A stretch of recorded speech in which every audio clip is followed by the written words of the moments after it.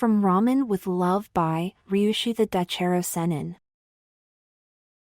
Chapter 18, One for Ramen and Ramen for All.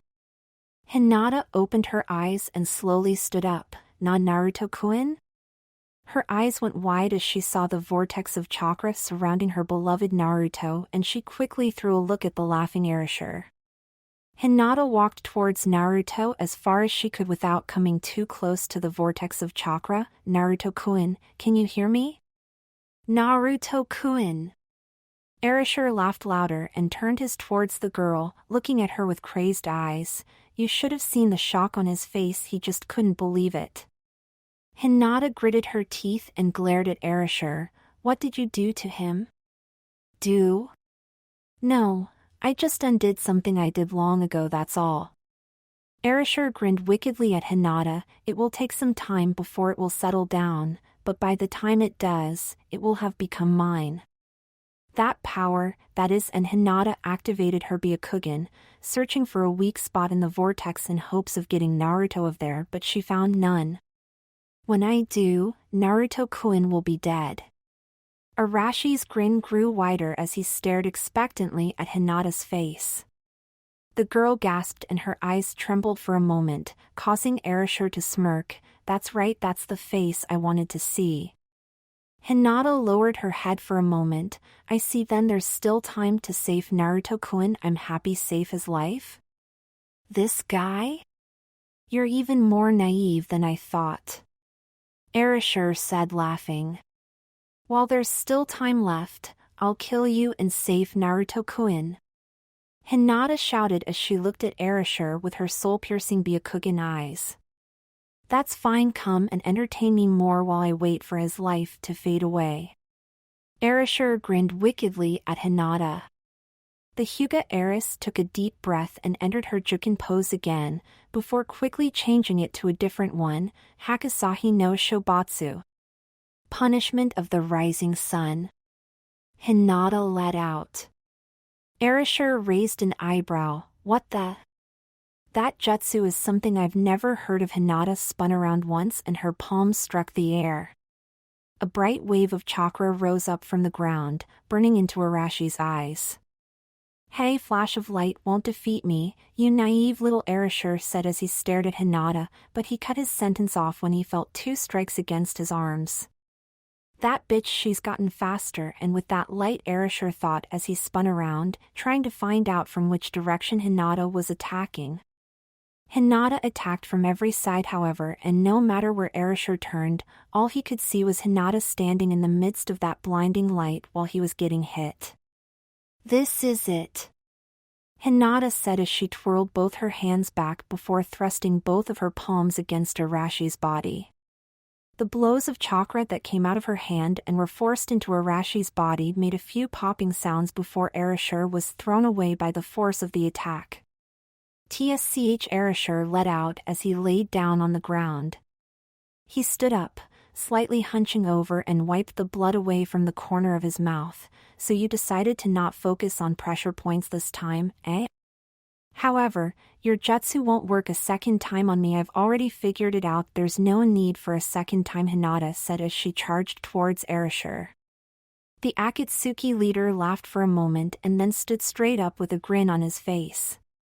Hinata thrusted her palm forward, continuing her attack on the Akatsuki leader, but this time Erasure easily evaded her moves. The Hyuga heiress threw attack after attack at him, but he simply kept evading all of them. "Now this is fun." Erasure grinned widely. "Come on, just try to hit me already.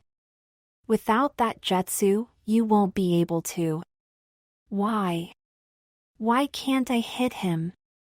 Hinata wondered as Erasure evaded her attacks. "My previous attacks should have torn up most of his muscles. Yet somehow, while you try oh so hard, allow me to explain to you what I've figured out about your previous attack." Erasure laughed as Hinata kept trying to hit him. "Eh?" Naruto pointed at the Kyuubi and stared at the demon with shocked, wide eyes. "Why, you're a woman?" The Kyuubi laughed. "How do you like this body?" I figured your resolve would weaken against a human female, so I assumed the form of a woman. Though, I didn't quite finish my makeup yet. Naruto twitched. You're a demon fox. Not to mention you're using a male voice to talk in a female body. How would that weaken my resolve? If you're going to pull a stunt like that, at least do it properly like I would. Well, the QB said and jumped up and down, the fox chest bouncing up and down simultaneously. I figured those would help a lot actually. Naruto twitched and then smacked himself in his face. I'm not Erosennin. More importantly, start using a female voice if you're going to stay like that. Then how about this? The QB asked. Naruto looked up and noticed QB had transformed into Hinata, only with way more revealing clothing, if they still could be called that. Naruto-kun, please look at me. Naruto twitched and pulled himself away from the Hinata-looking QB. What the hell? That won't work either. What? Isn't she one of the girls you like? The QB asked and chuckled. Of course she is. But you lack the cute part of Hinata that makes Hinata, Hinata. Naruto pointed dramatically at the QB, and as his eyes still twitched, he softly added, also there's the scary male demon voice as well. And this? The QB asked before transforming into Temari. You lack Temari's badass and caring big sister attitude. And this then?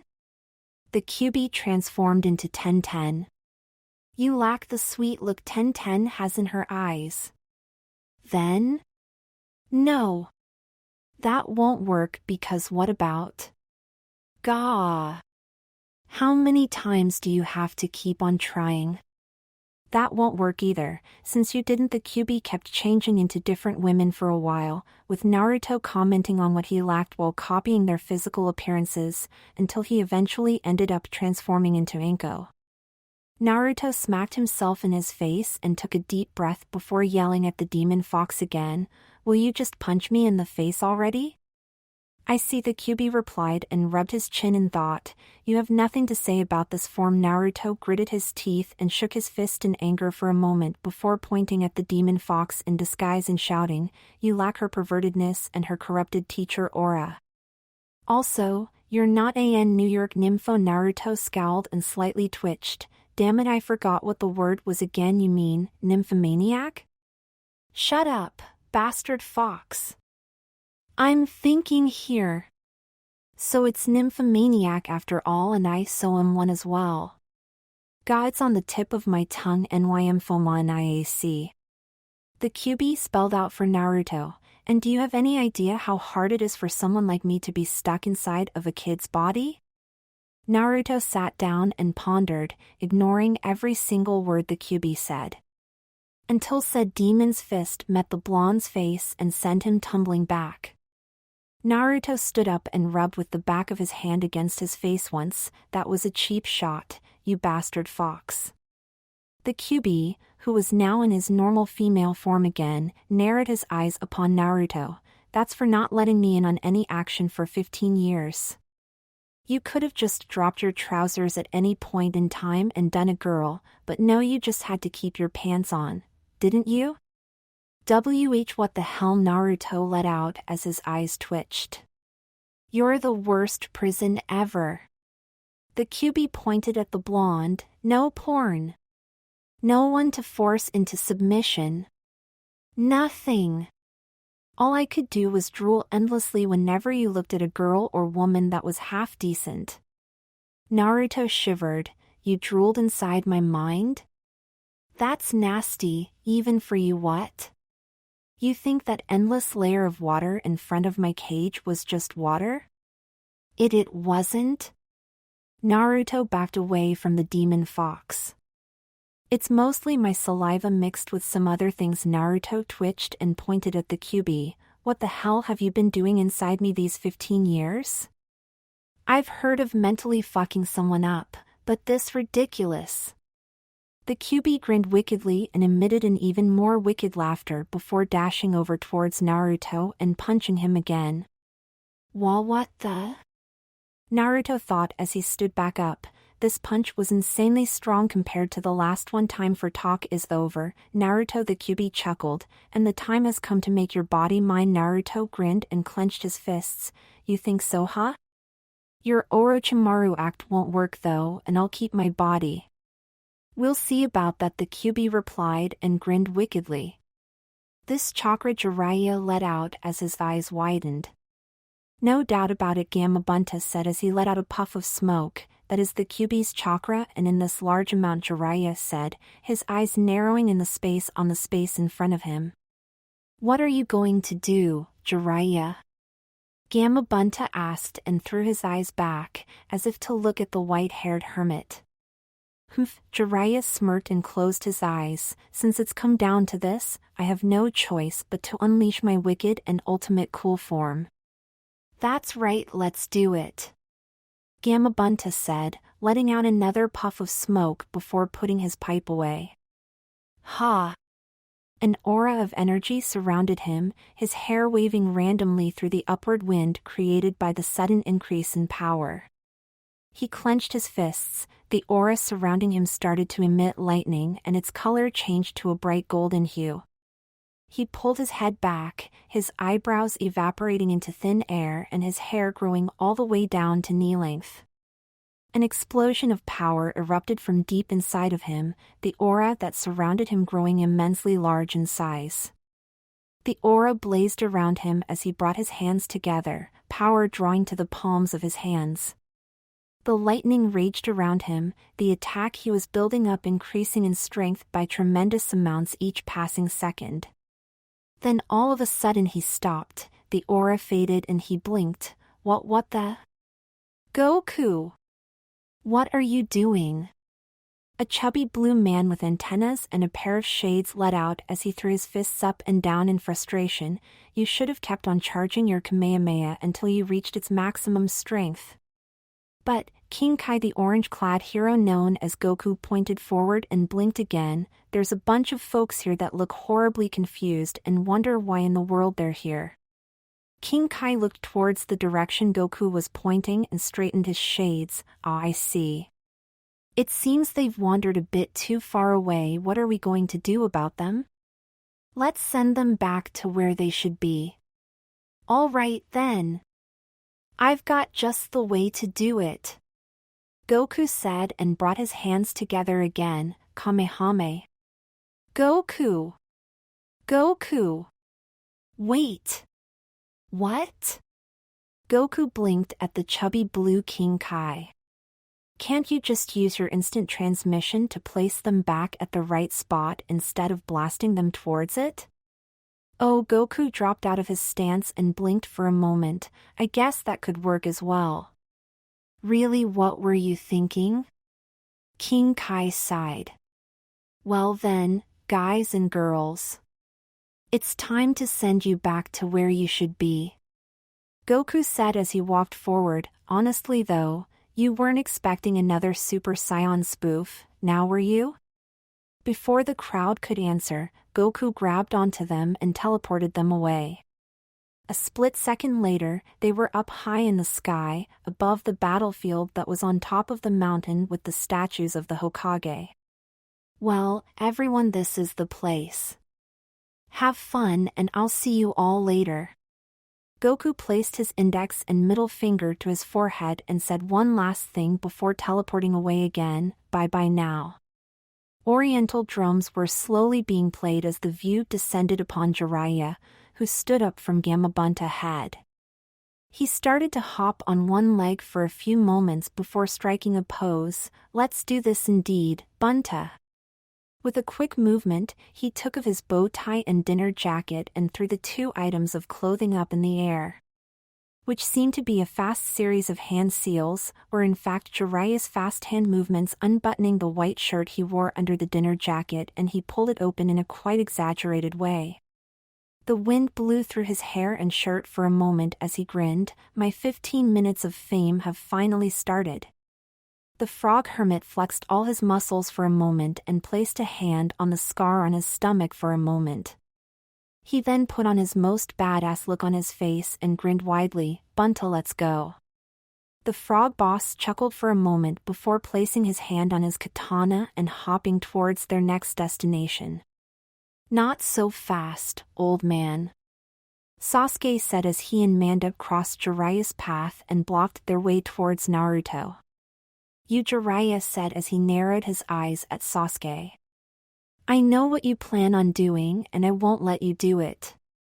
Sasuke said as he held his sword ready. Oh, is that so? Jiraiya raised an eyebrow at the young Uchiha.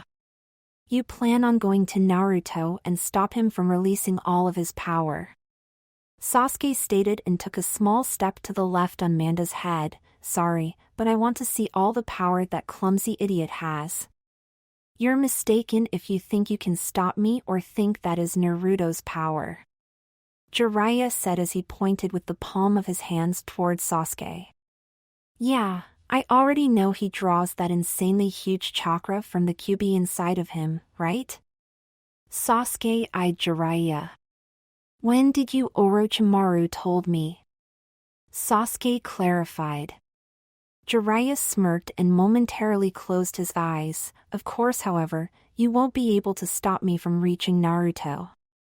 We'll see about that. Sasuke narrowed his eyes at Jiraiya and activated his Sharingan. Sorry, but these are my 15 minutes of fame. Jiraiya shouted with a wide grin on his face. Bunta. Give me some oil. All right. Gamabunta let out as he leaned on his hind legs, his stomach momentarily swelling. Oil? Sasuke let out as Gamabunta exhaled a large amount of oil and Jiraiya raced through a series of hand seals. Katan! Jiraiya turned around and smacked his rear end as Manda and Sasuke were being covered in frog oil. Kiss my ass if you think I'll waste chakra on shrimps like you know jutsu. What the hell, Jiraiya?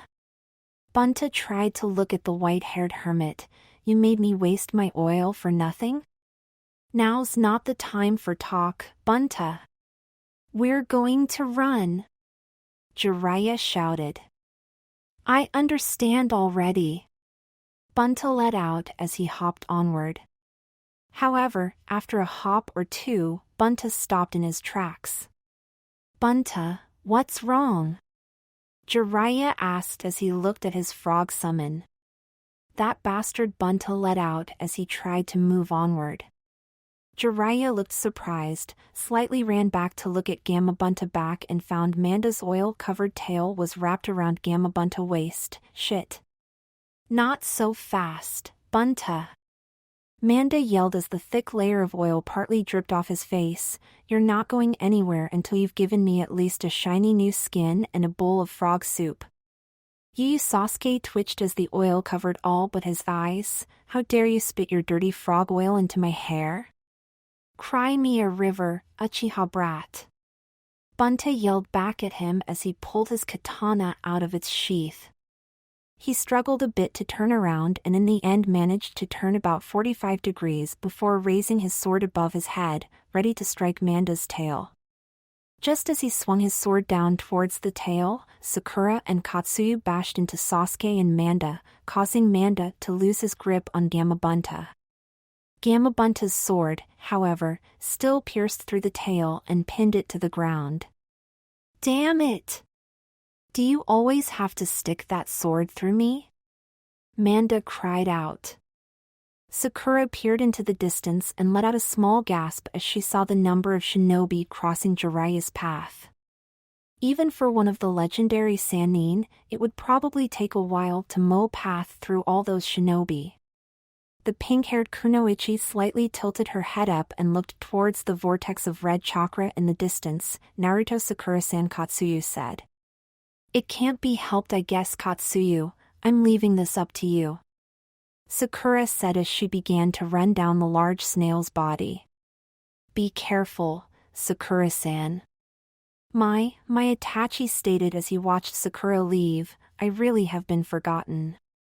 How unfortunate, like I'd ever forget about you, Uchiha Itachi. Sasuke said, his voice drowning in a tone of hatred. I knew it was too good to be true. Itachi let his head hang inside before he threw a quick glance at his hands. Very well, I still have some time to play with you, Sasuke. Meanwhile, the battle raged forth between Hinata and Erasure. Why can't I hit him? Hinata wondered as Erasure effortlessly dodged her attacks. The Akatsuki leader smirked at the Hyuga girl as he deflected and dodged her attacks, his eyes darting back and forth between her and Naruto. I must focus more, harder, faster, stronger for Naruto-kun's sake. For Naruto-kun's sake I will, Hinata thought, and her eyes flared with chakra. I will definitely kill you. There's no way someone of your level could kill me without the aid of someone like Naruto-kun. Give up and I'll spare you from living a life without your beloved. Erasure grinned wickedly at Hinata. She's actually pushing her limits further and further as the fight progresses. Her will to fight for that guy's sake, it's quite impressive. Never. Hinata cried out as her attacks slowly became faster and stronger. Very well then, Erasure replied, unnecessary injuries are a nuisance. I'd better finish this before she becomes good enough to actually land a few attacks. The Akatsuki leader raised his knee as Hinata charged forward with a punch, connecting it with her face before the punch ever came close enough to do any damage. Yuga! Hinata let out as her head shot back from the impact. Erasure didn't waste his momentum and grabbed onto the girl, pulling her towards him as he aimed with his knee for her stomach. The young Hyuga heiress coughed up some blood. Is that really all you've got? Pathetic, Erasure said before sending a powerful blow to the side of Hinata's head, sending her flying towards the vortex of red chakra. Hinata rolled over the ground a couple of times before coming to an halt only a feet or two away from the vortex of demonic chakra. I was going to finish you off before Naruto-kun so you wouldn't have to see his suffering, but right now I'll let you live long enough to hear every scream of agony and pain from him. Erasure shrugged and slowly walked back towards the gigantic wooden statue. Really, you should have chosen for the easy way out. I can't. Hinata pushed herself up from the ground, her arms and legs trembling and tears forming in her eyes. I'm sorry, Naruto-kun, in the end I couldn't do it. Hinata sniffled a bit before her arms couldn't hold her up anymore and she fell back down, tears slowly rolling down her cheeks. In the end I wasn't strong enough to save you. This person, I can't defeat him. Without your help, even though I know your life depended on me, I'm sorry. I thought that I could save you even if I had to give up my life to do so. I would do anything to trade places with you right now. I don't want to think about you dying. Hinata tried her best to turn around to face Naruto, and with a bit of effort she managed to look at the blonde, who was still trapped inside the vortex of chakra. 10 days ago you suddenly asked me out on a DD date. I was surprised, but really happy as well that night. For the first time I had a different kind of warm feeling in my chest. I'm sure it's what people call true happiness. For the first time, I was smiling and laughing with you. Naruto-kun, you held me in your arms and I could only pray to every deity in existence that you'd hold me like that forever. Then, a few nights after that, I gained more fond memories that I'd always cherished that time in. The club really hurt me, but in the end you were the one who got rid of my pain again. And yesterday's morning, I got my very first kiss from you. Even though there were some embarrassing moments, there's not a single moment that I spend with you that I do not treasure. Hinata reached out with her right arm towards Naruto as tears flowed freely from her eyes. I love you, Uzumaki Naruto. Before now, from now on and forever, I love you with everything I've got. Flashback no jutsu. Hinata, can you lie a bit closer to me? Ah. Oh, of course, Hinata replied and shyly scooted closer towards Naruto. Before she knew what happened, however, she was lying in Naruto's arms and blushing brightly. Naruto-kun? Tonight's really nice, but it's also quite cold. I don't want you to get sick, you know. Naruto replied as he stroked through Hinata's long bluish hair. The girl shivered out of happiness and laid one her hands on Naruto's chest. You like me doing this a lot, don't you? Naruto grinned widely. Hinata's face flared up and she slowly nodded. Why yes, it's so peaceful right now. Naruto grinned again. I hope that by the end of tomorrow I can say that again. Naruto-kun? Ah, that's right. It's already after midnight, Naruto stated as he helped Hinata sit up, it's already Valentine's Day. Yeah, I guess you're alright, and Naruto-kun, Hinata said as she looked away. Ano, Naruto and Hinata said at the same time. Naruto smiled, you first. And no, you can go first, Naruto-kun. No, I insist. Say what you want to before I do. I'd rather have Naruto-kun go first. Naruto smiled at her and slightly sighed as he closed his eyes. Then, it can't be helped. Hinata, close your eyes for a moment. Yeah? Why? Well, I'm not sure what will happen tomorrow, so I wanted to give you a Valentine's present no matter what. Hinata looked with wide eyes at Naruto as her heart started to race faster and faster. Well then, hurry up and close your eyes. Naruto smiled at Hinata and slightly leaned towards her. Why yes. Hinata quickly let out and closed her eyes, trying to make her heart slow down a bit in the meantime. Happy Valentine's Day, Hinata. Naruto said and gave Hinata a kiss on her cheek. Hinata's eyes shot wide open, and as she did, a bright red blush burned on her cheeks. End of flashback. No Jutsu. The Hyuga heiress trembled for a moment as the moments she spent last night with her beloved Naruto flashed through her mind. Her trembling stopped a moment later and she slowly pushed herself up from the ground again. That's right, there's no way I could give up any Naruto-kun? Erasure stopped in his tracks and turned around to take a look at the muttering Hyuga girl. Naruto-kun is the only person I love. There's no way I could give up on him. Therefore Hinata swayed from left to right as she tried to stand on her legs. Erasure blinked for a moment before letting out a chuckle and taking a deep breath. Stand up. Hinata froze for a moment, and by the time the Akatsuki leader's voice thundered through the air again, she pulled herself further up from the ground. Stand.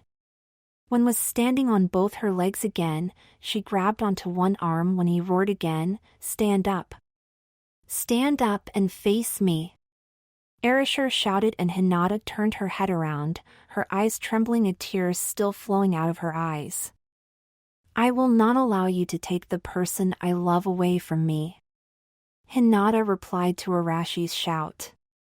The Akatsuki leader chuckled again and licked his lips. Nice, I'll enjoy obliterating that determination of yours while I kill you. Hinata charged forward, roaring as tears flowed from her eyes. Erasure mercilessly met her with the end of his fist and started to give her a relentless beating. After several punches, kicks and quite a bit of blood being spilled, Erasure grabbed Hinata by her throat and held her up in the air. I'll ask you properly again, you wish to die now or resist and wish die after Naruto's dead? Erasure asked as he tightened his grip around the Hyuga girl's throat. Hinata gritted her teeth and slowly rose her hands up, wrapping them around Arashi's wrists. Let go of me, so you chose to resist, huh? Unfortunate that you chose to suffer more. Erasure slightly lowered his head and narrowed his eyes at Hinata. Don't worry, it won't be long before Naruto. His eyes went wide when Hinata let out a single word as loud as possible. Jukin. You little bitch, I told you that your attacks are useless against me, Erasure said as he watched Hinata's chakra seep into his arm. Hinata smiled slightly. You really think so, huh? What the? Erasure let out as his arm began to form immensely large swellings in multiple places on his arm. He quickly dropped Hinata to the floor and stumbled back as his arm became big enough that all the veins in it were literally pulsing on exterior of it. Hinata supported herself with one hand and used the other to rub her sore throat as she watched Arashi's arm become larger than both of his arms combined. Jukin isn't a style that stops the opponent's chakra, it's something that controls it, Hinata stated and smiled slightly. You lose, uha. Erasure let out as a moment later his arm literally exploded, covering the surrounding area in blood, skin and muscle tissue and pieces of bone. Hinata slowly stood up again. Now I just have to finish him off while he only has one hand, ha ha ha ha ha. Erasure laughed and grinned wickedly at Hinata. Finish me off? Foolish girl. You can't kill me, I'm immortal. No one is immortal, I'll prove it to you, Hinata said as she stood back up on her feet. Definitely you'd wish, Erasure let out as a red glow surrounded him and flared dangerously for a moment before moving entirely towards the spot where his arm had previously been. Hinata thought she was going to be sick as the bone of his arm suddenly reappeared, along with all the muscles, blood veins, tenketsu and skin a few moments later. No matter what you manage to destroy of my body, as long as I even partly live, I will continue to exist. Erasure grinned wickedly at Hinata. In no way, how did you? Hinata was shocked to find Arashi's arm entirely back. Really, though you've done it now, I've got no other choice but to do this, Erasure said as he placed his freshly regenerated arm on his other arm and started to pull on it. Don't. Hinata quickly covered her eyes and flinched as she could hear a tearing sound coming from Arashi's direction. They're much better, Erasure said with a grin on his face as he casted the sleeve of his Akatsuki robe off.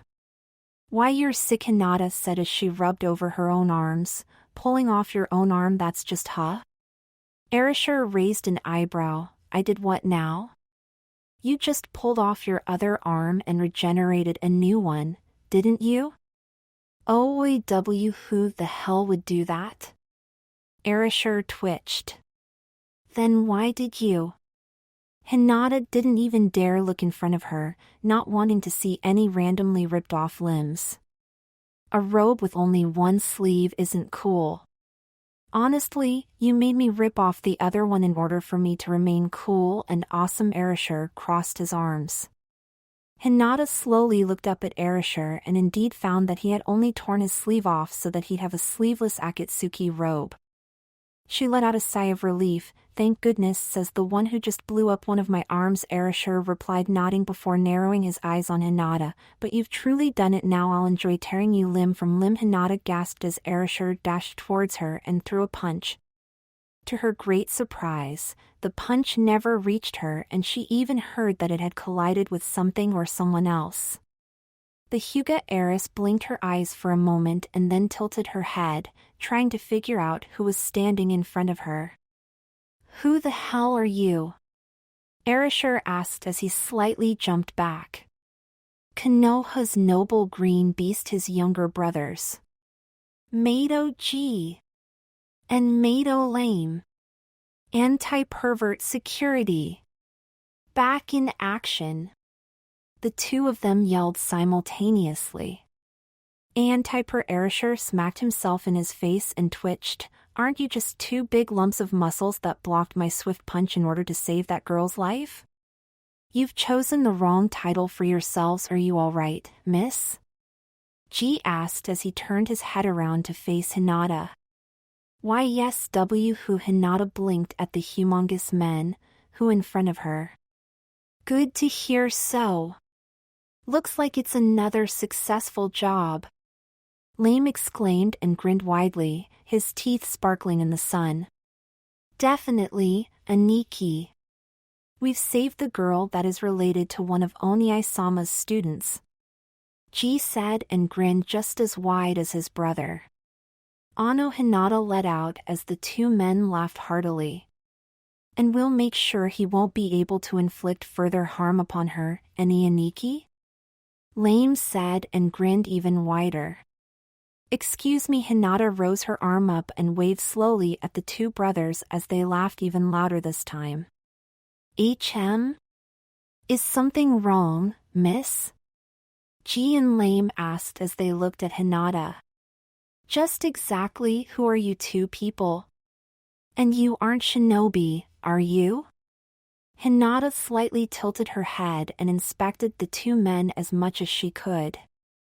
The Mato brothers' mouths hung open and they gasped at the Hyuga heiress for a moment or two. Aniki. Aniki. This young lady doesn't know who we are. Lame exclaimed as he clutched onto his brother. She doesn't know us even the slightest bit. How cruel. Our perfect comeback was in front of someone who doesn't even know us. Ji clutched onto his brother and both of them cried out loud, "Our grand comeback was a failure." TSCH Erasure spit on the floor and took a step forward. The two brothers instantly stopped crying and hugging each other.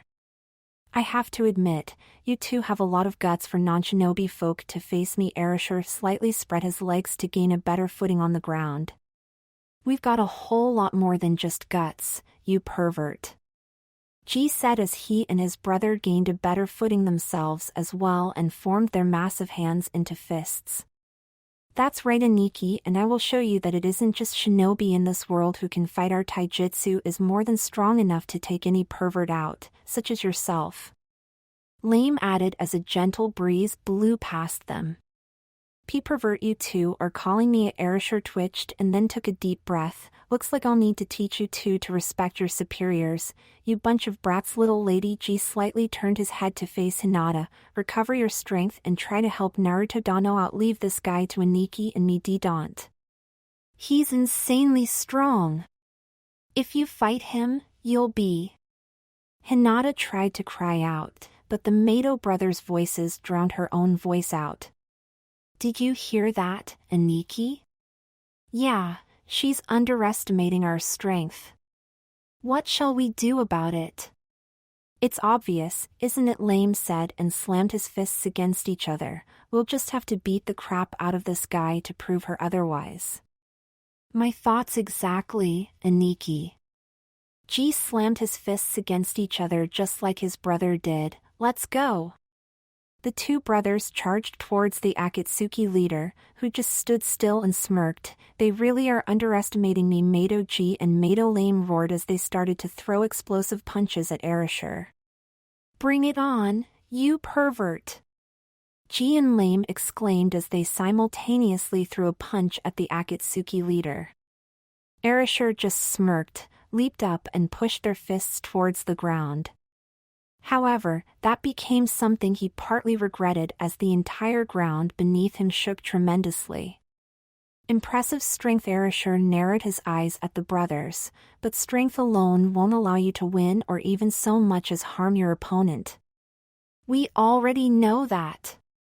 The two brothers spun around and flanked the Akatsuki leader, both sending another powerful punch at him, double Mato punch. Erasure ducked, but he could feel the impact of one fist against the other shake through his body nonetheless. These two really are powerhouses. However, that's all they are. Double Mato kick. Ji and Lame threw their legs up, both aiming a kick at his face. The Akatsuki leader quickly placed his hands on their legs and pushed himself up, kicking the two brothers in their face before launching himself up in the air. As Ji and Lame stumbled back from the hit, Erasure completely disappeared from their line of sight. He reappeared next Ji and kicked him towards brother before using Shunshin no Jutsu to do the same to Lame. The two brothers crashed into each other and Erasure flexed his muscles. "Strength alone won't bring me down in a fight. Speed is needed in combination with your strength. I should help them out, but right now, Hinata thought as she watched the two gigantic men stand back up on their feet. "Oi, this guy has a pretty nice kick, any Aniki?" Ji wiped the back of his hand across his jaw. "Yeah, looks like we can't be lazy this time," Lane replied and grinned widely. "Come, the longer you take to attempt to defeat me, the closer I get to my victory," Erasure taunted as he smirked at the two brothers. "Let's go!" Ji and Lame roared as they ran towards Erasure. Hinata slightly trembled as she watched the fight go on, partly because of the Mato brothers' punches being redirected towards the ground and partly because she was having trouble with sitting straight up due to exhaustion. At this rate, those two will die," Hinata thought as she watched Erasure take on the two giants without even breaking a sweat. "I've got to think of something. That guy, he must have some weakness. Hinata took a deep breath and closed her eyes, trying to analyze everything that happened in her battle against the Akatsuki leader. "He's too fast to catch. He leaves nothing open in his defense after performing an attack, and even if he gets wounded, he'll just regenerate. In other words, there's only one way to kill this person." Hinata opened her eyes and looked at Erasure again. destroy his heart using an attack that's unescapable no matter where he tries to run. But with his speed, such an attack would have to be insanely huge or just as fast. You two have impressive taijutsu, Erasure said as he effortlessly evaded Ji and Lame's attacks. However, any move that is unable to hit its target is useless. Damn. Lame breathed deeply in and out as they took a break from their assault. This guy sure knows how to run, and Nikki? Yeah, he's so slippery, it's not even funny anymore, Ji said, trying to regain his breath just like his brother. What's that? Tired already? You weren't even able to land a single punch on me. Erasure shrugged and grinned wickedly. You guys will kill yourselves at this rate. He looks like it's time to take out that Aniki? Ji grinned at his brother. It can't be helped, I'd prefer not using it to win, but right now I guess there's no other way. Lame grinned back at his brother and brother's teeth sparkled for a moment. What are you two mumbling about? Hurry up and come at me or I'll be taking my turn to inflict pain upon the two of you again, Erasure said as he clutched his fists. Let me tell you this, you red-haired pervert. Ji said and pointed dramatically towards Erasure. I'm telling you, I'm not. The Akatsuki leader rose his fist up in the air and twitched. We are indeed no shinobi, but there's one shinobi technique we do know, Lame said and pointed towards Erasure as well. Erasure stared icily towards the two brothers and raised an eyebrow. Bunshin no jutsu or any of the like won't save you from defeat. Let's do this, Aniki. All right, Aniki. Anti-pervert security. Lame exclaimed as both he and his brother bit one of their thumbs. Kuchios no jutsu. Ji exclaimed as the two brothers raced through the hand seals as fast as they could. Akuchios no jutsu. Erasure narrowed his eyes. What the hell could those imbeciles summon come forth? The two brothers shouted in unison as they both placed their hands on the ground. Aki-chan!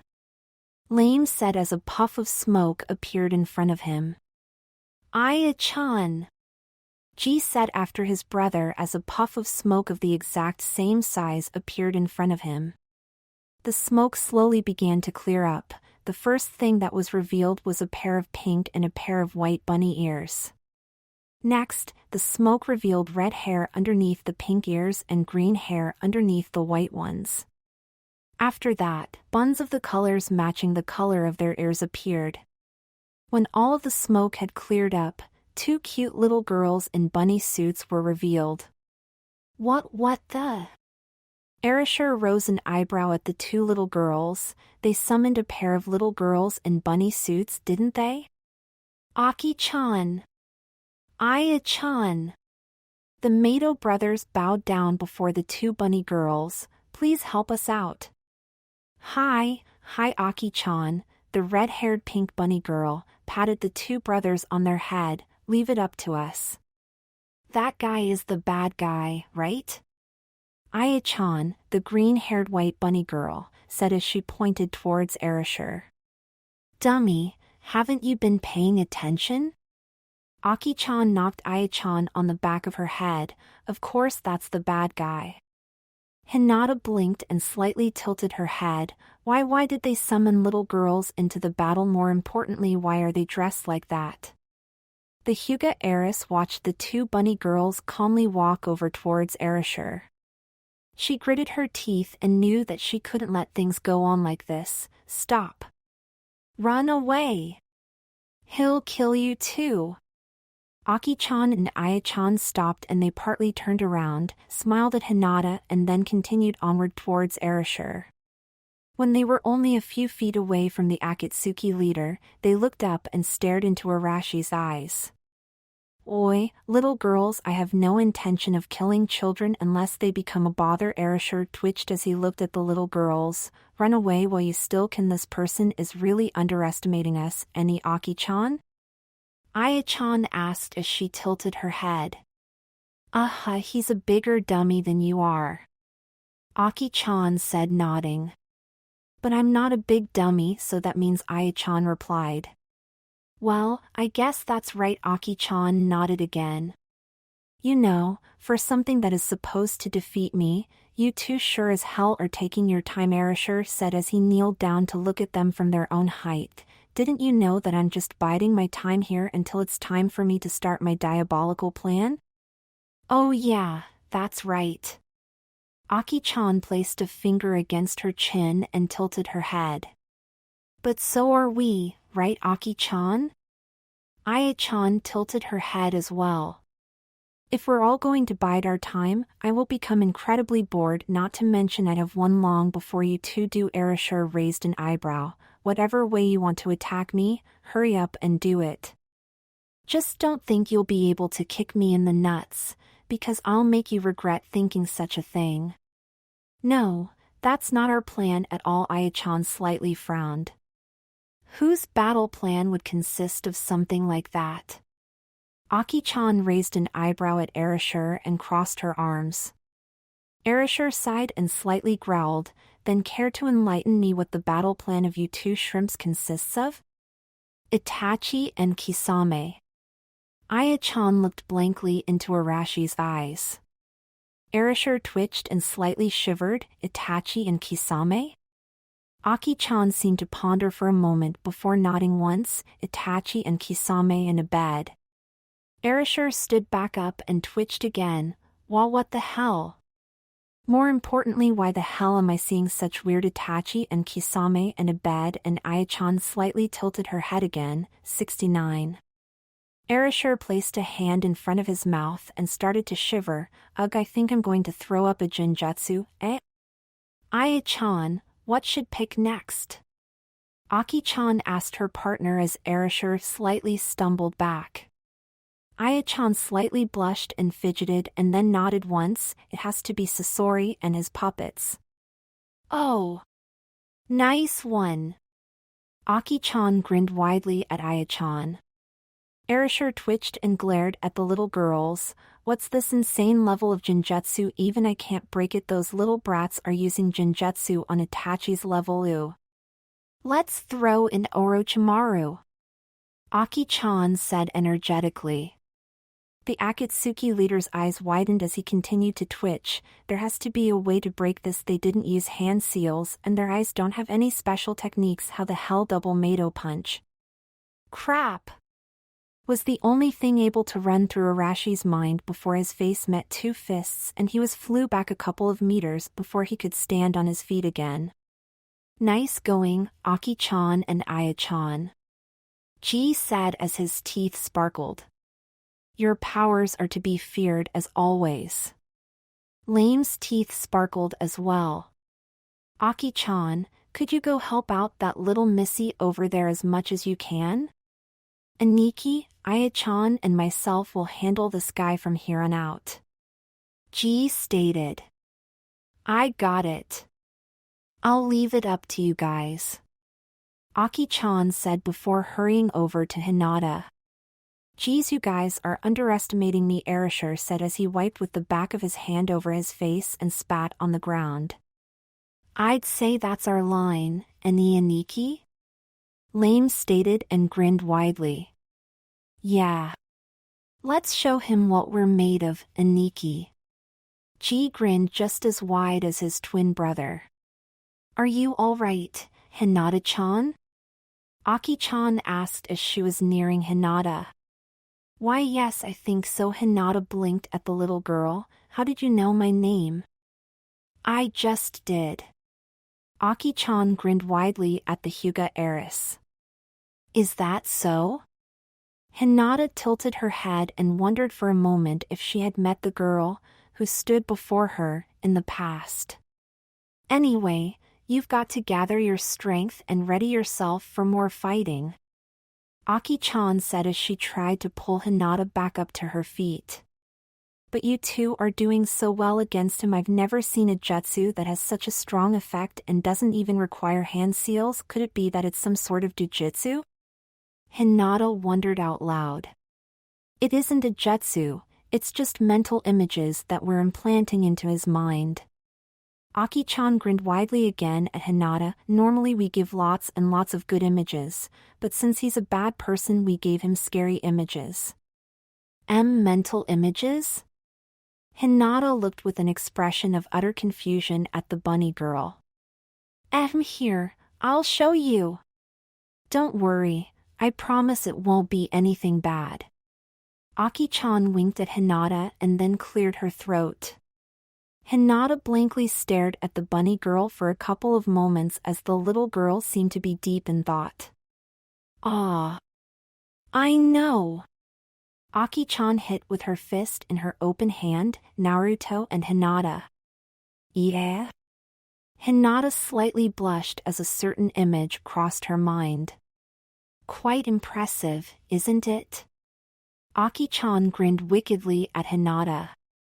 Why you, how did you? Hinata looked with wide eyes at the girl before her. Aya-chan and I are plot bunnies. It's what we do. Aki-chan flashed a smile at Hinata. Our creator forgot about us, so he kind of felt bad and gave us something to do here, even though all of it is just to stretch things out a bit. Eh? Hinata slightly tilted her head and blinked at Aki-chan.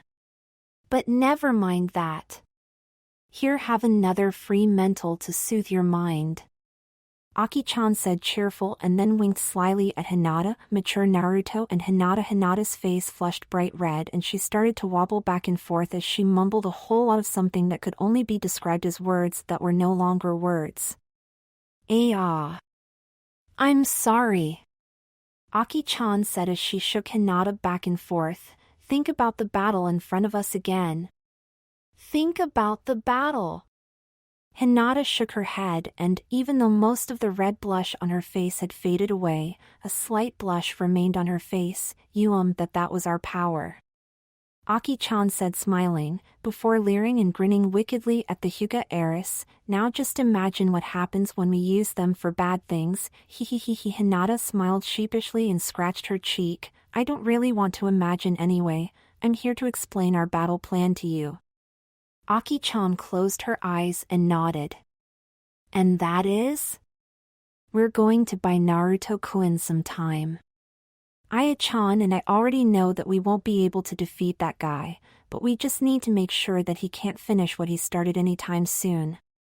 Aki-chan nodded again. It won't be long before you must take over for us and defend Naruto-kun for as long as possible. That being said, I'm off to help Aya-chan. Wait. Hinata let out as the bunny girl ran off to meet up with the others. Maya-chan, the other bunny girl, let out as she sat on the ground and pondered while the Mato brothers were punching and kicking the Akatsuki leader again. How's it going, Aya-chan? Aki-chan asked the girl. Aya-chan frowned. I'm running out of ideas. Either he's too strong or those two are too weak. We're not weak. The Mato brothers yelled in unison. Well, that's all right. We knew that it would be impossible for us to beat him. Aki-chan said, nodding. But, Aya-chan's scowl deepened. I wanted to at least kick his ass a bit more than this. Cheer up. Aki-chan patted Aya-chan on her head. Now come on, it's time to complete our assault. Do we have to? People are probably already getting mad for us suddenly appearing. We'd do best to get the hell out of here before they send a mob after us, all right. Let's do this then. Aya-chan said cheerful as the two bunny girls started to run towards the Mato brothers. Aniki!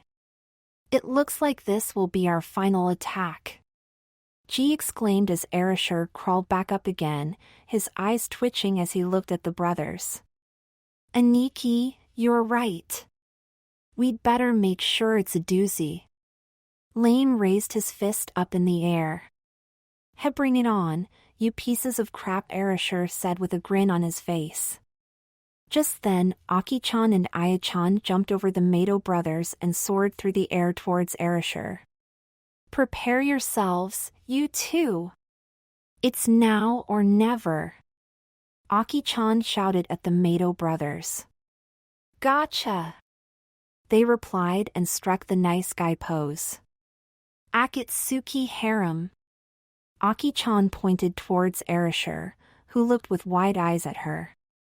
Aya-chan took a deep breath and then pointed towards Erasure as well, without the girl, whose name is still a mystery. Aki-chan and me.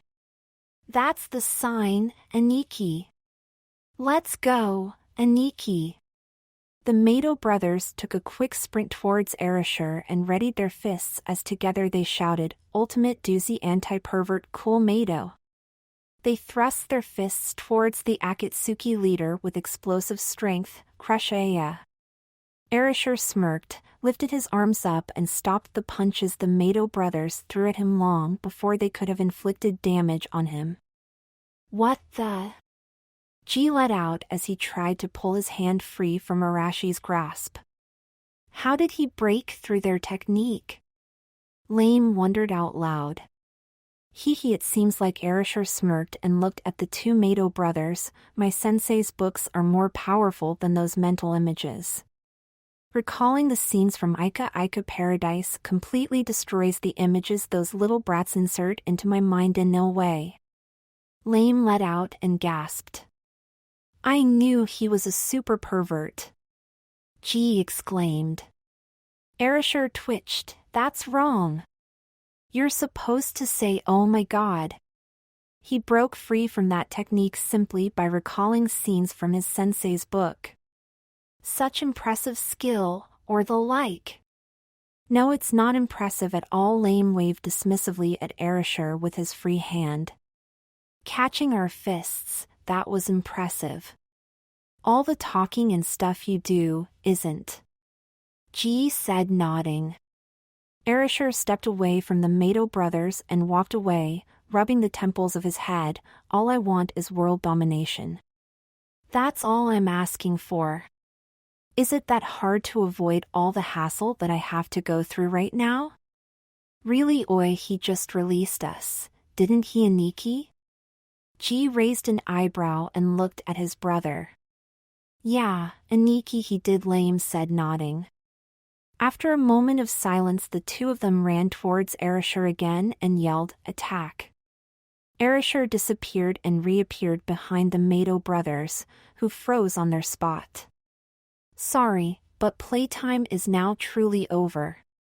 Erasure said, and the Mato brothers fell to their knees. Aniki, did you see him? G's eyes trembled out of surprise. Aniki, I didn't see him. Lame replied. I thought I could have some fun before entering the next stage of my plan, but I've been messing around too much. Erasure stated as he took a step forward. However, it looks like I can finally obtain my full power again. In other words, the massacre starts here, starting with the Akatsuki leader tilted his head and looked at the two bunny girls. You two little brats. Hey! What did we do to you? Aya-chan yelled at Erasure. Dummy, did you forget already? Aki-chan hit Aya-chan on her head. But even so, Aya-chan frowned. Why us first? The talking ends here. Erasure said as his hands shifted through a couple of hand seals. There's no real point for me to stall anyway. I can just kill all of you and complete my plan. Aniki. That guy's going to. Lame said as he turned around to look at the bunny girls. I know. G replied. Sorry for the wait, Erasure said as he rose his arm, lightning surrounding it and shooting from one point on his arm to another. The moral god of death has come to take your lives. Aki-chan. Aya-chan let out as she clutched onto the other girl. I know, mission complete. Aki-chan replied as she placed a hand on Aya-chan's head. Right-ten, Erasure said, and for a moment the lightning surrounding his arm disappeared. Haishur no Jetsu. Technique of abolishment, lightning shot off his arm, wavered in the air for a moment before racing towards the two girls. Know if we can help it, any Aniki? G exclaimed as he and his brother dashed past Erasure. We'll protect them. Because we're the... Lame exclaimed. Anti-pervert security. The two of them shouted as loud as they could as they threw themselves in front of the lightning bolts. The impact of the lightning bolts caused an explosion that sent the four of them flying off into the air. Erasure let out as the Mato brothers and the bunny girls disappeared into the distance. It looks like those little brats were able to manipulate my technique to help them escape. Well, I'll let that slip for the time being. Hinata stood back up and took a few deep breaths. She knew she wouldn't last long, but she also knew that she'd had to protect Naruto with everything she had. Erasure tilted his head and looked at Hinata. And then there's you. I'm still a kind man, so I'll ask you one more time. There's nothing to be asked, Hinata replied as she narrowed her eyes at Erasure. More importantly, why did you suddenly change in behavior? The reason is quite simple. Erasure smirked and closed his eyes. He opened them a moment later again and stared straight into Hinata's eyes. I'm tired of restraining myself and let lowlifes such as yourself think they can be on par with me. Hinata took a few deep breaths again. In other words, you're acting tough in hopes of intimidating your opponents, am I right? As expected of a Hyuga, even arrogant when they barely have strength left to stand up straight. Erasure smirked and closed his eyes again. But like I said, I'll ask you one more time. Run away and save your own life from certain death, or stay to protect your beloved Naruto-kun and face that certain death. I'm not going to abandon Naruto-kun, Hinata said as she shifted into her Jukin pose. I'll fight for my most precious person until my last breath. Tsch Erasure let out. Face your death then, foolish child. The Akatsuki leader flashed over towards Hinata, grabbed onto her throat and rose her up from the ground. Hinata tried to wrap her hands around Arashi's arm again, but a blow to her stomach from Arashi's fist prevented that. Even though I can regenerate my arm as often as I want, don't think I enjoy losing it, Erasure said as he tightened his grip on Hinata's neck. The Hyuga heiress let out a gasp and tried her best to think of something to get her out of this situation. Don't worry, I won't strangle you to death. Erasure reassured her. I'll give you a fate far worse than that. I'll poison you with the power that had been sealed inside your Naruto-kun and watch you slowly wither away. Naruto-kun, I'm sorry, in the end I couldn't protect you after all, Hinata thought as her sight slowly faded away. Erasure looked towards his feet as he felt a cold breeze run past his leg. He released Hinata from his grip. The young Hyuga heiress instantly gasped for air, and he flashed away just before a fierce wind reached the spot he had been standing on. Geez, I ask you to take care of Naruto, and this is how you end up? Really, next time I should just go myself. Hinata looked up at the girl who was now standing in front of her, her four blonde tails slightly waving in the wind. Temari-san? Save your breath. It looks like you could use it, Temari said as she looked over her shoulder at Hinata. Be careful, this person isn't your average opponent, Hinata said between breaths. Temari looked over to the vortex of red chakra and at Naruto, who was stuck inside of it, before she looked at Erasure. I take it that's your doing. And what if it is, little lady? Erasure took a step forward. Let me tell you, Temari snapped her fan open and placed it in front of her. Those who hurt the people I care about are repaid the pain 100-fold. Such desire to fight, I like it, Erasure said as he flexed his muscles. Let's see if you can entertain me. Make no mistake, though I'll definitely kill every single one of you. Quit talking big and start showing what you're made of, Temari said as she threw her fan slightly up and caught it with a single hand. The Akatsuki leader smirked and then flashed out of sight. Temari let out as she waved her fan once, gusts of wind immediately rising up from the ground and creating a barrier of wind around Temari and Hinata. Erasure stopped and reappeared a couple of feet in front of the barrier of wind, smirking at the sight of the two girls inside of it. Pretty impressive defense. Hinata Temari looked from the corners of her eyes at the Hyuga heiress. Hurry up and give me a quick heads up on the situation. Why yes. Hinata said as she looked up towards the wind mistress and gulped. As you can see, he's insanely fast. Not only that, but he seems to have quite an arsenal of techniques at hand. Also, he's able to use his chakra to regenerate entire body parts. Hinata paused for a moment, momentarily thinking about if there was something else. He plans to extract Naruto-kun's hidden power, which will kill Naruto-kun in the progress. I see. Is that all? Temari asked as she looked towards Erasure again. Probably, Hinata replied and looked away. He's trying to do the same to Naruto as those Akatsuki bastards did to my little brother, Temari said, and took a small step forward. I won't let them go as far with Naruto as they did with Gaara. Ha-ha-chew. Gaara sneezed and then rubbed with a single finger under his nose. Did I catch a cold? Oi, Kimimaro said. Gaara looked up and blinked up for a moment at Kimimaro. You just sneezed all over my face, Kimimaro stated and pointed towards his own face. Gaara looked at Kimimaro's face and nodded. That I did indeed. What do you plan on doing about it? Kimimaro narrowed his eyes at the Kazekage. Have the costs of this counseling session? Gaara said and looked about. Kimimaro looked at the couch he was sitting on and then at Gaara again. Damn it all. Temari-san, Hinata said and slowly stood up again. Just rest and regain your strength, don't worry. I won't let him kill Naruto. Temari stated. But, he's probably completely above your level as well. At this rate, Hinata scowled and looked with worried eyes at Temari. Temari turned her head so she could face Hinata and grinned at the girl. That didn't stop you from protecting Naruto, now did it? Hinata gasped and then smiled softly at Temari. That's right, then give him a beating that he'll never forget. Hinata said and slightly smirked at Temari. Be sure to leave something left for me though.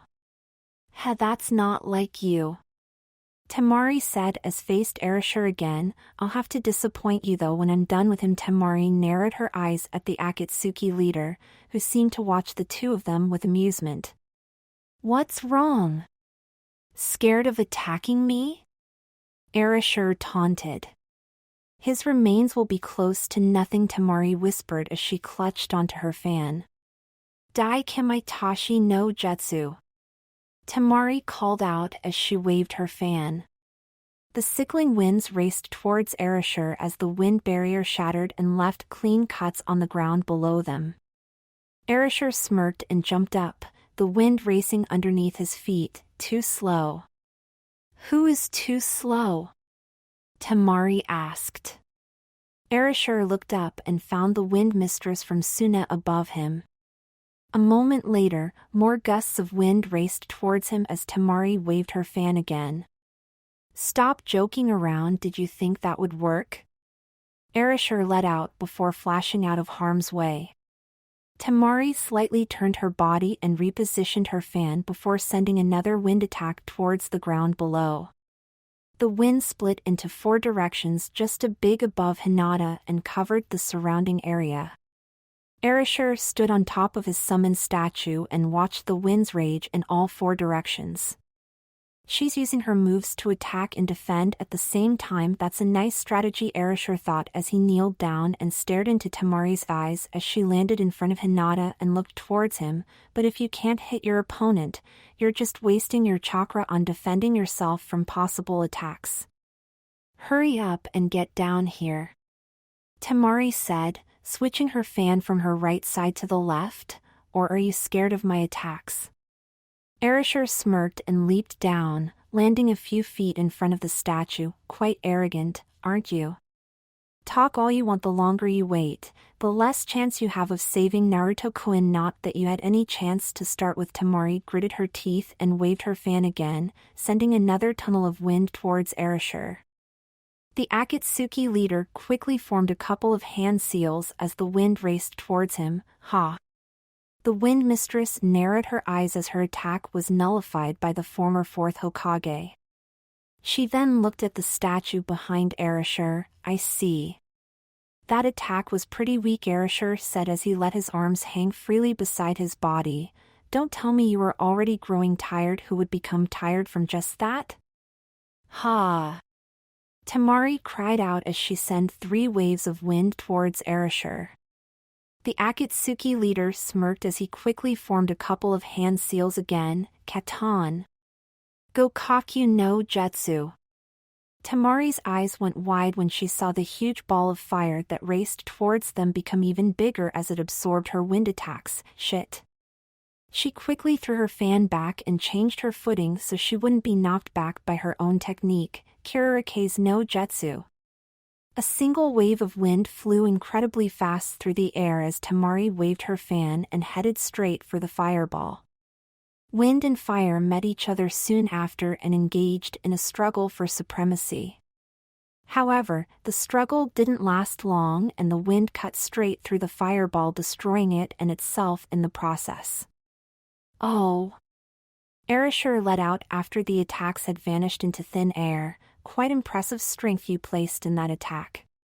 Well, it's still before the Akatsuki leader could finish his line. More blasts of wind were heading his way. He flashed to safety, but Temari kept relentlessly attacking him and thus Erasure was left with little choice than to dodge her attacks for the time being.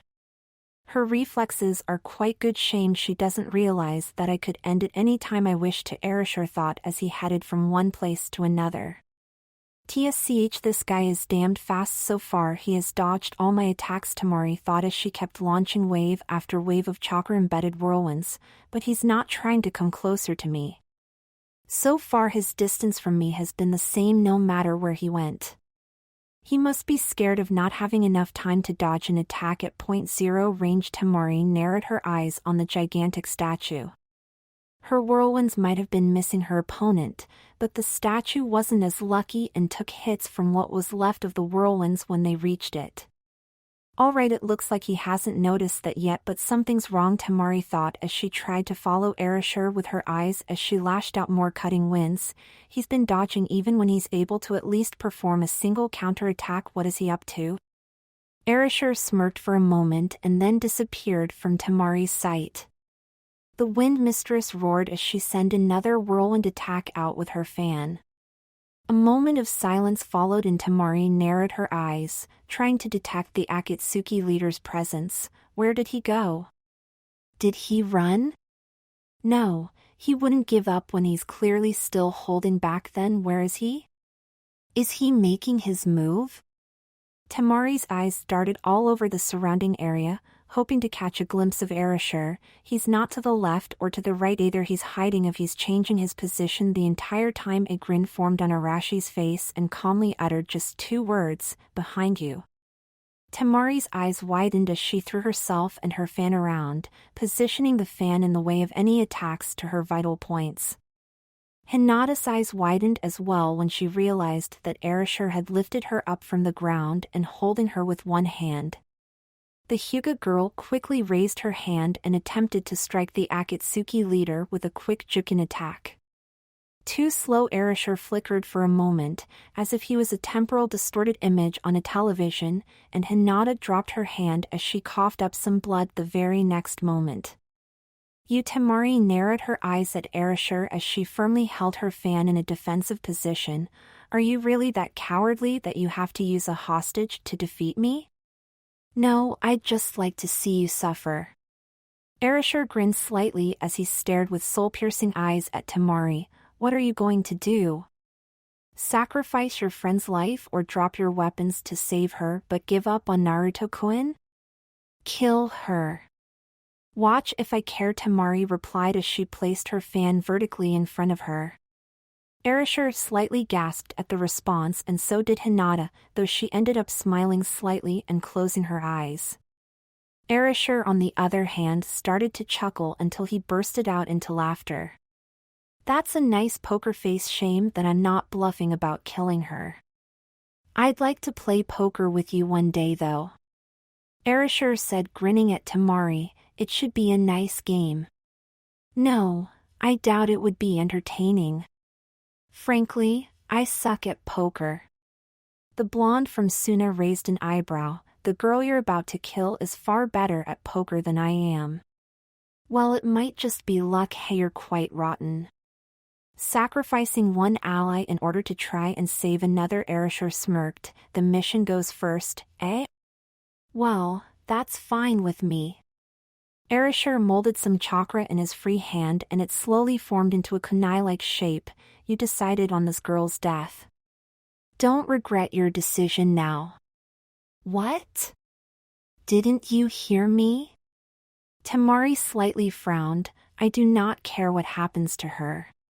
She's just a bother to me anyway. Has so much for comrades. Erasure let out as he raised the chakra kunai up to Hinata's throat.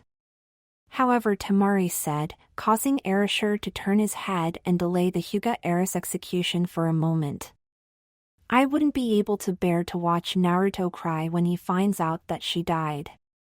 Temari said and pointed towards Erasure. Sorry, but I won't allow you to kill her. Hinata's eyes shot open and she let out a slight gasp as she stared at Temari.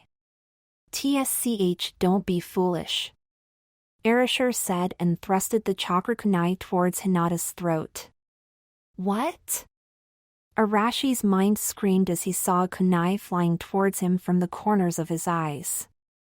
Reacting to his instincts, the Akatsuki leader dodged and dropped Hinata on the floor, leaving her with only a small cut near her throat. Damn, I missed. Temari said as her kunai landed a couple of feet further down the road. You little bitch, Erasure cursed as he twitched and glared at Temari. What's wrong? Temari snapped her fan open, pissed off because someone figured out you'd be arrogant even when moving in for a kill? Arrogant? Aren't you the one who's arrogant when it comes to me? Erasure questioned. How did you figure out that I wouldn't strike swiftly? Sorry, Temari said as she bit her thumb. I'd just like to see you suffer, was it? Same mistake won't happen twice. I'll end it right here and now. Erasure said and accelerated towards Temari. You won't even have the chance to use a summoning technique. The blonde from Suna quickly stroked with her thumb across her fan before waving it with all her might. Kuchios. Kirikiri mai. No hand seals, but a summoning technique won't stop, Erasure thought as he dashed through the waves of wind, forming hand seals along the way. However, he quickly took notice that the wind he was running through wasn't an average wind attack as the wind started to assault him faster than his demonic chakra could regenerate his wounds. He flashed out of harm's way and took a deep breath as the winds raged on. Tsch, that wind was dangerously fast, Erasure thought as his wounds closed and his body healed itself once more. Looks like the summon was summoning forth a special wind. Temari smirked and slightly lowered her head. It's over. Why isn't she doing anything? Erasure raised an eyebrow as he watched Temari not even bother throwing another attack or look at him. An earth-shattering howl answered that question for him. The Akatsuki leader gasped and quickly spun around to face the statue he had summoned earlier. Wind raged over the statue, making cuts in the wood on various places. Chakra of the statue seeped out and instantly repaired the damage, but the wind just kept on assaulting it. Arashi's eyes widened and then he quickly flashed over towards the statue. Temari lifted her head up when the cries suddenly faded and she blinked for a moment in the direction of the statue. Her eyes widened when she laid them upon Erasure, who was standing in front of the statue with one arm raised and pointing towards her as he held a white creature by its neck. Why, you who would have thought you were able to summon a spirit of the wind? Erasure said. Lightning sparks rotated around his hand as he tightened his grip on the poor creature. I'm even more surprised you managed to sneak him past me. They say wind spirits and their contractors have a spiritual link. Let's see if that's true. The Akatsuki leader further tightened his grip around the creature's neck and Temari closed her eyes, slightly lowering her head. And? Does it hurt? Erasure grinned wickedly. I'm sorry, Temari whispered. I'll make sure to make him pay for the suffering he's causing you right now, ha. Erasure let out and, a moment later, the wind spirit disappeared into thin air. Temari looked back up again and readied her fan. Let's go, you bastard. One moment, Erasure said as he lowered his arm. Allow me to ask you one question. You can ask me while you try to dodge this. Temari roared as she launched a whirlwind towards Erasure. The Akatsuki leader easily dodged the attack and raised his shoulders up and down. What do you hope to achieve by destroying the Genryukyu Fujin? It's obvious you'll need it. Temari stated as she threw another attack at Erasure.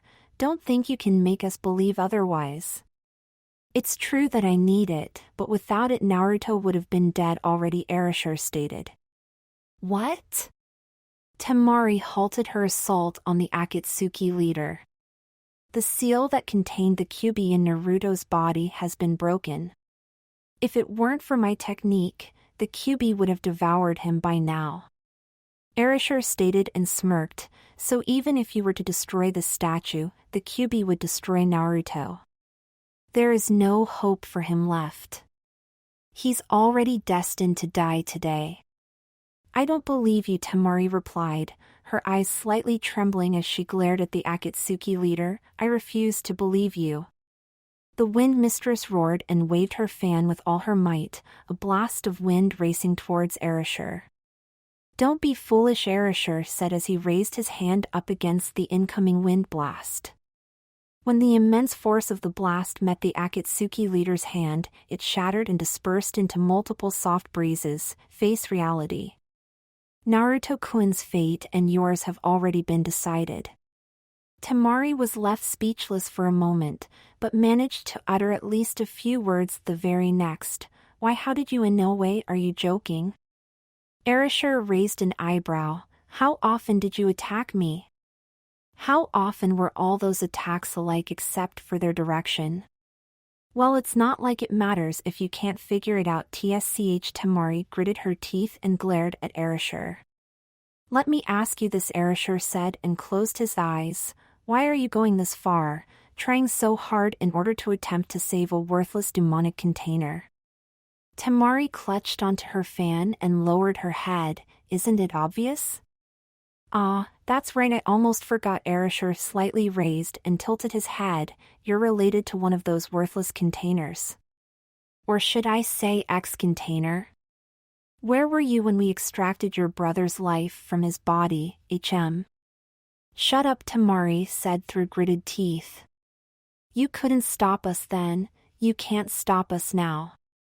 Erasure took a step forward. The only difference between this time and back then is that there won't be some senile old hag that sacrifices what's left of her life in order to make sure one of them lives on. Didn't I tell you to shut the fuck up? Temari asked as she started to tremble. Answer me. The Akatsuki leader took another step forward. Why sacrifice your life for someone who is destined to one day release the beast that will kill thousands? Because I fell in love with him, damn it! Temari shouted, glaring at Erasure. As long as I'm able to see him smile, as long as I'm able to talk with him, as long as I am able to hold him. Temari-san. Hinata let out as Temari trembled and took a few deep breaths. What the hell does it matter? He might or might not do one day if I'm able to love and cherish every moment I spend with him, huh? Temari yelled as loud as she could. If you truly wished for that, you wouldn't be yelling that at me. Actions speak louder than words, remember? Erishur smirked. Unless you've forgotten, it is truly only a matter of time before you have lost this battle and your so-called love. Tamari gritted her teeth and slightly trembled again until she suddenly stopped. Geez, you sure as hell are an annoying guy. I don't particularly like you either, but you don't hear me complaining. Erishur shrugged. I'll give you one more chance to either run or attack me. You can figure out the outcome for yourself. Quit your useless rambling, you bastard, Tamari said, her chakra flaring up. I'll make you regret ever intending to inflict harm upon Naruto and Gaara. Then hurry up and do it. We haven't got all day, now do we? Erishur let out a loud, maniacal laughter. Hinata, Tamari said as her chakra started to rise up more and more. If you can, I suggest you move back quite a bit, eh? Hinata let out. I won't be able to guarantee your safety in your current state from this point on, Tamari said as she glared towards Erishur. Just how long are you going to stand there building up chakra? Erishur raised an eyebrow. If you take much longer, I could hold a tea ceremony. I'll have to apologize to Hokage-sama when all of this is over. Tamari shouted at Erishur, who simply smirked at her. What's left of the main street of Konoha when I'm done with you? Tamari narrowed her eyes at the Akatsuki leader as her chakra covered her fan. Now, won't be a whole lot. HM? Erishur blinked at the wind mistress as gusts of wind from every direction surrounded her and her large fan. When the wind slowly started to pull some of the lighter parts of her surroundings, including the Akatsuki leader himself, towards Tamari, Erishur smirked. Pretty impressive chakra. You even managed to affect the Kyuubi's chakra ever so slightly. Don't think pure power is just going to take me out. Set upon the heavens, Tamari said in a whisper. A moment later she waved her fan up towards the sky. Futon, Kazuryuden. The gusts of wind intertwined and formed a long dragon. The extra wind created by the dragon alone started to make cuts on its surroundings. Erishur grinned widely and then started to laugh maniacally. All that chakra and the best you can do is form a dragon with wind? That's nice. Now just try to hit me. If you can, that is. Tamari roared and waved her fan, sending a wave of wind along with the dragon towards Erishur. The dragon lowered itself to just above the ground, tearing up anything that came in its vicinity. Moments before the dragon reached Erishur, the Akatsuki leader flashed away and landed on the roof of one of the nearby buildings. Had that technique could do some serious damage to me if it hit me, Erishur commented and then narrowed his eyes at the dragon. Tamari moved her fan again and, from the center of the dragon's whirlwind body, a second head launched itself towards Erishur. A moment later, the entire dragon was after the former Hokage again. Looks like she decided to leave the sealing technique alone. Good, my little talk worked as expected, Erishur noted as he moved out of the dragon's way again. Tamari gritted her teeth as she commanded the wind dragon to go after Erishur again.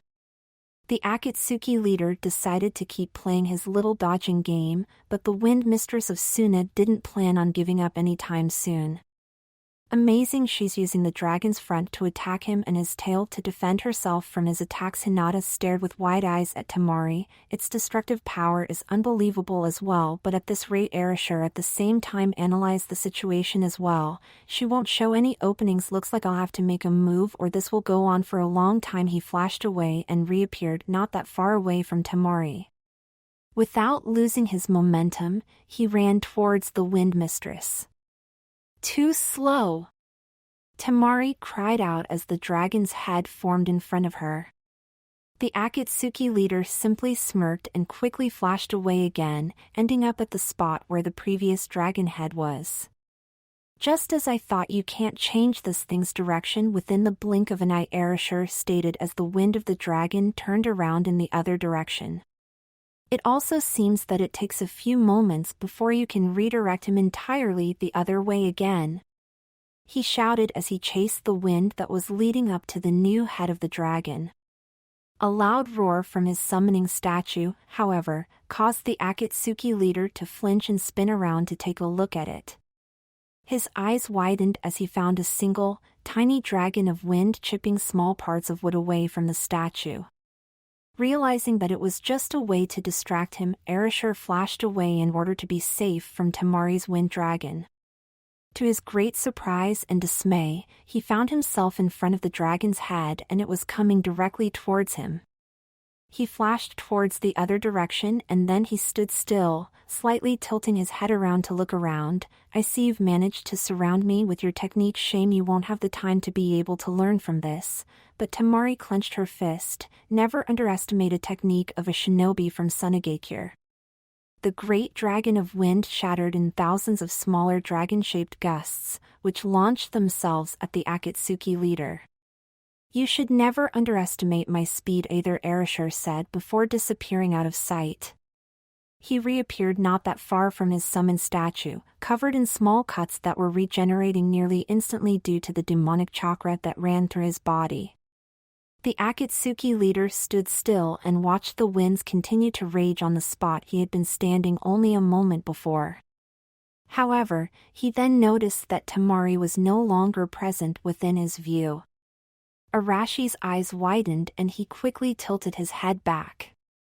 There, up in the air, he spotted Temari high above her attack that continued raging on the ground. "Erasure!" the wind mistress yelled.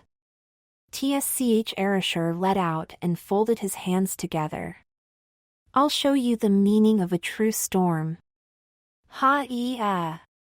Temari roared as she swung her fan with all her might, sending a single horizontal wave of wind towards her own attack on the ground. Erasure gritted his teeth and quickly began to form a series of hand seals. All remained silent as the wave of wind traveled down towards the previously released jutsu, with Temari slowly following it from behind.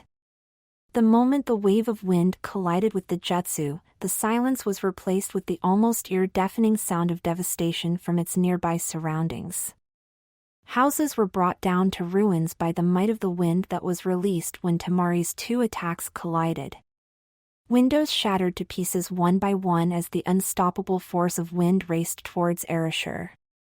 Enormous clouds of dust rose up from the ground as Temari landed in the wake of her attack's destruction, covering the entire main street of Konohagakure. "It's over." Temari snapped her fan shut and strapped it onto her back. "Katon!" Temari's eyes widened as those words reached above the high-speed winds that left nothing but ruin in their wake. "Karyuden no Jutsu!" Erasure roared, a three-headed dragon of fire rising up above the clouds of dust.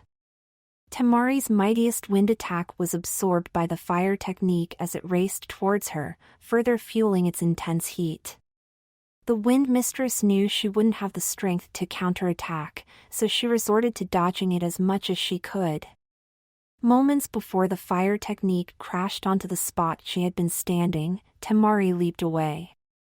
However, the explosive force of Arashi's fire technique was strong enough to send her flying far away. "Temari-san!" Hinata let out and used the little strength she had recovered to jump towards Temari. The Hyuga girl caught the wind mistress in her arms, but couldn't avoid being affected by the explosion of heat and wind. The two of them crashed onto the ground and rolled around a couple of times before coming to an halt. Hinata and Temari breathed deeply in and out as they laid on the ground, facing the wall of fire left behind from the fire technique. "What did you do that for?" Temari asked Hinata. "I wouldn't be able to bear to watch Naruto-kun cry when he finds out that you've died to protect him," Hinata said, smiling softly. Temari let out and closed her eyes. "Let me tell you one thing, eh?" Hinata let out and blinked at Temari. The wind mistress looked over her shoulder at the Hyuga heiress behind her. "It's not that I hate you. It's just that I know you see I love Naruto at least just as much as I do, and that makes us rivals." Temari-san, now's not the time to talk about this though, Temari replied as she pushed herself up from the ground. "That guy is still trying to kill Naruto." Hinata placed her hands on the ground and pushed herself slowly up as well. We'll fight him together. Temari looked over her shoulder straight into Hinata's eyes as she was standing on her feet again. For Naruto-kun's sake, the Hyuga heiress said. Yeah, Temari replied, and her fan back off her back and snapped it open. The wall of fire in front of them split in half, creating a pathway through the middle. First a shadow walked forward through the path, and slowly the shadow turned into the person known as Erasure. You placed some impressive thought and force into that attack, Erasure said as the flames rose up further. Good job. However, Erasure stepped forward from the wall of flames. This is where it ends. Don't count on it, you bastard. Temari grinned at Erasure as she held her fan ready. This time, we'll bring you down. We won't give up as long as Naruto's life is at stake. Hinata said as she struck her Jukin pose. There's no need to act tough, I know already, Erasure said as he looked at the two girls. He pointed at Temari. You used every single ounce of chakra in that attack. And you barely have strength left to stand after your fight with me. Your lives end here, little girls. The Akatsuki leader said as he pointed at Hinata. Naruto wouldn't die if he were in our position, Temari replied. That's why we won't die either. Hinata added to the Wind Mistress' reply. A fool's logic, Erasure commented. Bring it, Erasure. The two girls said in unison. Had the Akatsuki leader let out and raised his hand up in the air, you won't even be able to entertain me. I hope death treats you kinder than I did. Lightning struck his hand as he brought it back down again, however all of a sudden he just froze. He looked up and noticed a snake sinking its fangs into his arm, several others doing the same to his legs and other arm. I impossible, my just what were you planning on doing to those lovely girls? I doubt Naru-chan will like it when his lovers are turned into ash.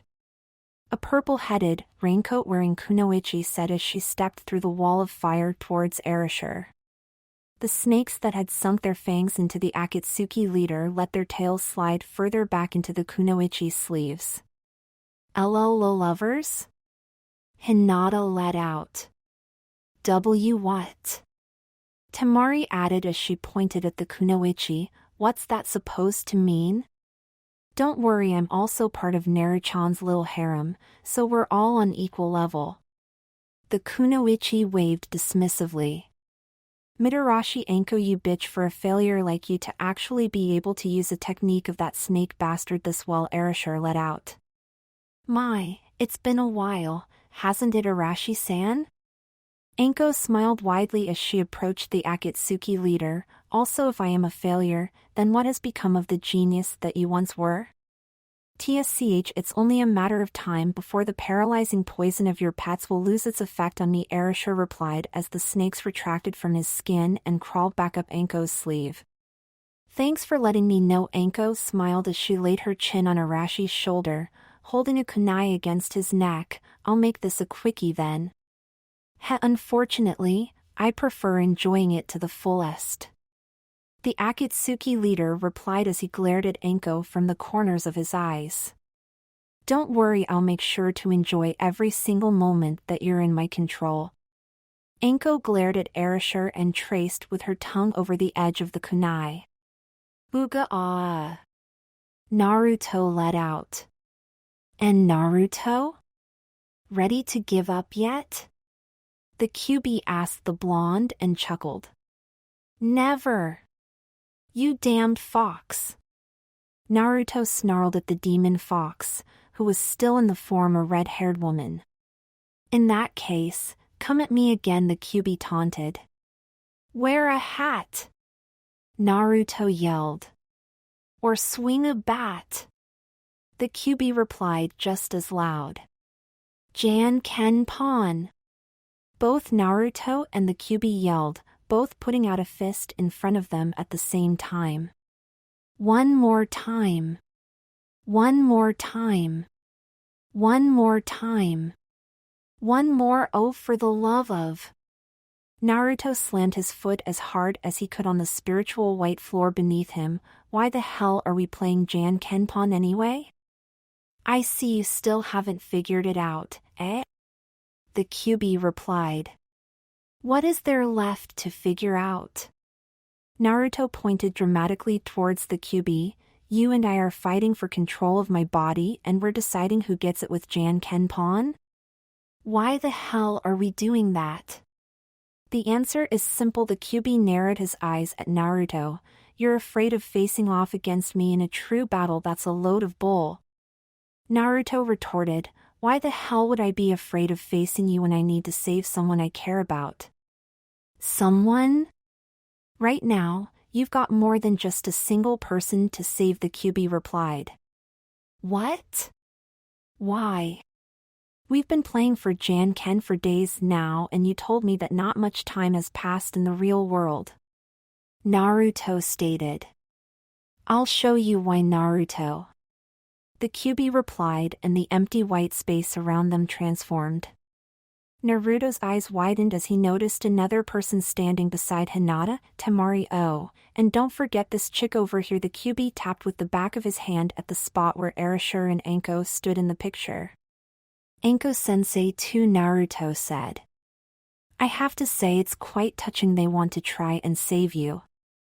They're also giving me some extra time to break your mind. How considerate of them, don't you think so too, Naruto? The QB asked and chuckled some more as their surroundings turned white again. I won't lose to you. Naruto clenched his fist and pointed towards the demon. I'm not afraid of you either. I'm going to beat the crap out of you and save everyone from the Akatsuki. Oh. The QB let out, seemingly amused as he chuckled again. Don't underestimate me, you bastard fox. Naruto replied as he glared at him. You really think that talking like you're more than a mere morsel for me will scare me? The QB questioned as he took a step towards Naruto. You talk big, but deep down inside you're afraid to face the demon that has slaughtered the largest part of your village's army. The demon that forced the leader of the village to sacrifice himself, not to kill the demon, but lock it away in a child. The demon. The QB momentarily closed his eyes and opened them a second later. Who will take your life? Naruto gritted his teeth as sweat ran down his spine. The nine-tailed demon fox was literally radiating intent to kill him. Don't be foolish, you damned fox. Naruto clenched his fists. I won't die as long as there's someone important to me that I need to protect. Answer me this, Naruto. The demon fox pointed at the blonde. Why do you wish to live on? Naruto slightly gasped and blinked at the QB. I guess being imprisoned for 15 years doesn't do your ears any good, right? It's not that I didn't hear you before. I want to hear you say it again, the QB replied. Yeah, sure, you just keep telling yourself that. Naruto stared blankly at the QB. Just answer me already. The QB twitched as he glared at Naruto. I'm going to protect the lives of everyone that I hold dear, and I won't let a bastard fox like yourself get in my way. Naruto replied and pointed towards the QB. In reality it's you who's scared of fighting me head on, isn't it? That's why you try to psychol mess with my mind. I already told you what type of fight this is. I'm not going to repeat myself, the QB replied and slightly tilted his head. And if you truly wish to protect their lives, why won't you just hurry up and die already? What? Naruto let out. What good can I do for them if I die? You know just as well as I do what my power could do. I want revenge for being imprisoned, and the person who imprisoned me is threatening the lives of the people you care about. Put two and two together now. Even someone like you should be able to do that. And what about the time after that? Or the one after that? There's no way you'd dedicate your life to protecting the people I care about. Naruto retorted. Don't worry about them. 15 years of imprisonment give rise to certain desires. I'm sure they'll enjoy it as well, the QB replied. Naruto twitched and shivered as he pointed at the QB. Why, you Ororo Kitsune. Don't you dare lay a finger on them. Double arrow? Well, whatever, the QB said and shrugged. I can feel your anger come, let it overcome your fear for me and face me. If you want to fight me that badly, then hurry up and fight me, you cowardly fox. Naruto yelled at the demon. Unfortunately, this realm is influenced by your emotions. The Kyuubi slightly grimaced. As long as you fear me, every attack I will try to perform on you will turn into something ridiculous as a game of Jan-Ken-Pon, but when I just got here you punched me, and Naruto blinked at the Kyuubi. When do you think it was that you began to fear me, brat? The Kyuubi asked. I'm telling you, I'm not afraid of you. Naruto retorted. Deceive yourself as much as you want. But you know that there's a part of you that's scared to face me. When do you think that part was created? You mean, that when you punched me back then? That's right. Your mind processed what you were up against, and the emotion of fear that was created as a cause of it was so overwhelming that it limited our fights to something less harmful for your mind. Then I'll destroy that fear along with you and save everyone. This a battle you won't be able to win, fox. Naruto replied as he stood up straight. Is that so? The Kyuubi smirked and waved his hand. A wave of chakra raced towards Naruto and knocked him back.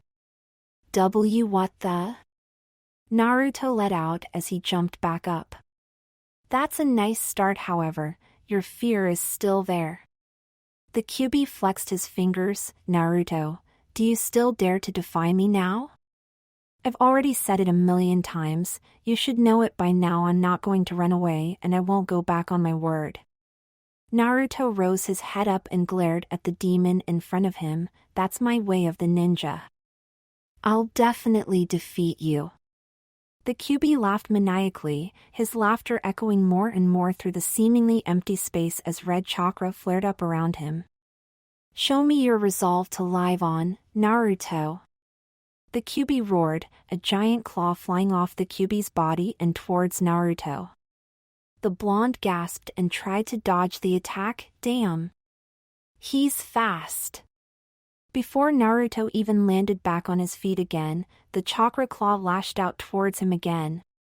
Damn it, I won't make it like this. Naruto let out and threw his arms in front of his face. What the? Naruto let out and lowered his arms when there was no impact. You dickless bastard, the Kyuubi let out and turned his head around. Naruto slightly tilted his head and saw a blonde man standing beside him, with one hand placed on Naruto's shoulder. Yandame. The blonde turned his head towards Naruto and smiled at him. Believe in your strength, Naruto. What are you talking about? Of course I believe in my strength. Naruto replied. If so, why didn't you use your techniques to defend yourself? Yandame's smile seemed to turn into a smirk. But I can't use ninjutsu or jinjutsu in this realm, right? Naruto asked. Anything is possible here. Remember, this battle is one of the mind and not of the body. Yandame replied and nodded once, though, your body probably won't last a whole lot longer if this keeps up. You've said enough, you little annoyance. The Kyuubi unleashed a wave of chakra and Yandame cringed. Yandame! Naruto let out as the fourth Hokage gritted his teeth. It's a battle of the mind. Naruto, show him your desire to protect the ones you love, Yandame managed to bring out before groaning in agony. Silence, fool, I've had more than my fill of your useless ramblings, the Kyuubi said as he glared at the fourth. Yandame grinned at the Kyuubi. You're scared of the power his emotions towards others might bring, aren't you? They were your downfall once and they will be your downfall once again. Enough. Go back where you came from, you half-dead idiot. The Kyuubi roared and parts of Yandame's body slowly shattered and faded away. Fight for your loved ones, Naruto. It's the one thing that makes a man powerful enough to take on even the most powerful of demons. Yandame said before completely disappearing again. You idiot, you're my hero, don't go around saying such corny lines. Naruto shifted his position slightly and clenched his fists. How I'm glad you agreed that his ramblings are for fools. The Kyuubi grinned at Naruto. No, I don't like the way he said it, but I know what he's talking about. Naruto raised his head and stared into the demon's eyes. The people I care about, they're fighting as hard they can to save me. I'm going to fight as hard as I can to make sure they're safe as well. And how do you plan on doing that? The Kyuubi raised an eyebrow. You lack the strength to defeat me. I won't just defeat you, Naruto replied as his chakra flared up around him. I'll pick you apart and strip you from all your strength. All talk and no action, back up your words, brat. The Kyuubi lashed out towards Naruto with another chakra claw. Taju Kage Bunshin no Jutsu. Naruto cried out before jumping away. The space of white now mostly turned orange as an seemingly infinite army of Kage Bunshin made their appearance around the Kyuubi. Several were destroyed due to the Kyuubi's attack, but thousands more remained standing. Let's go, Kyuubi! The real battle starts here. Naruto and all of his clones said in unison as they rushed towards the Kyuubi.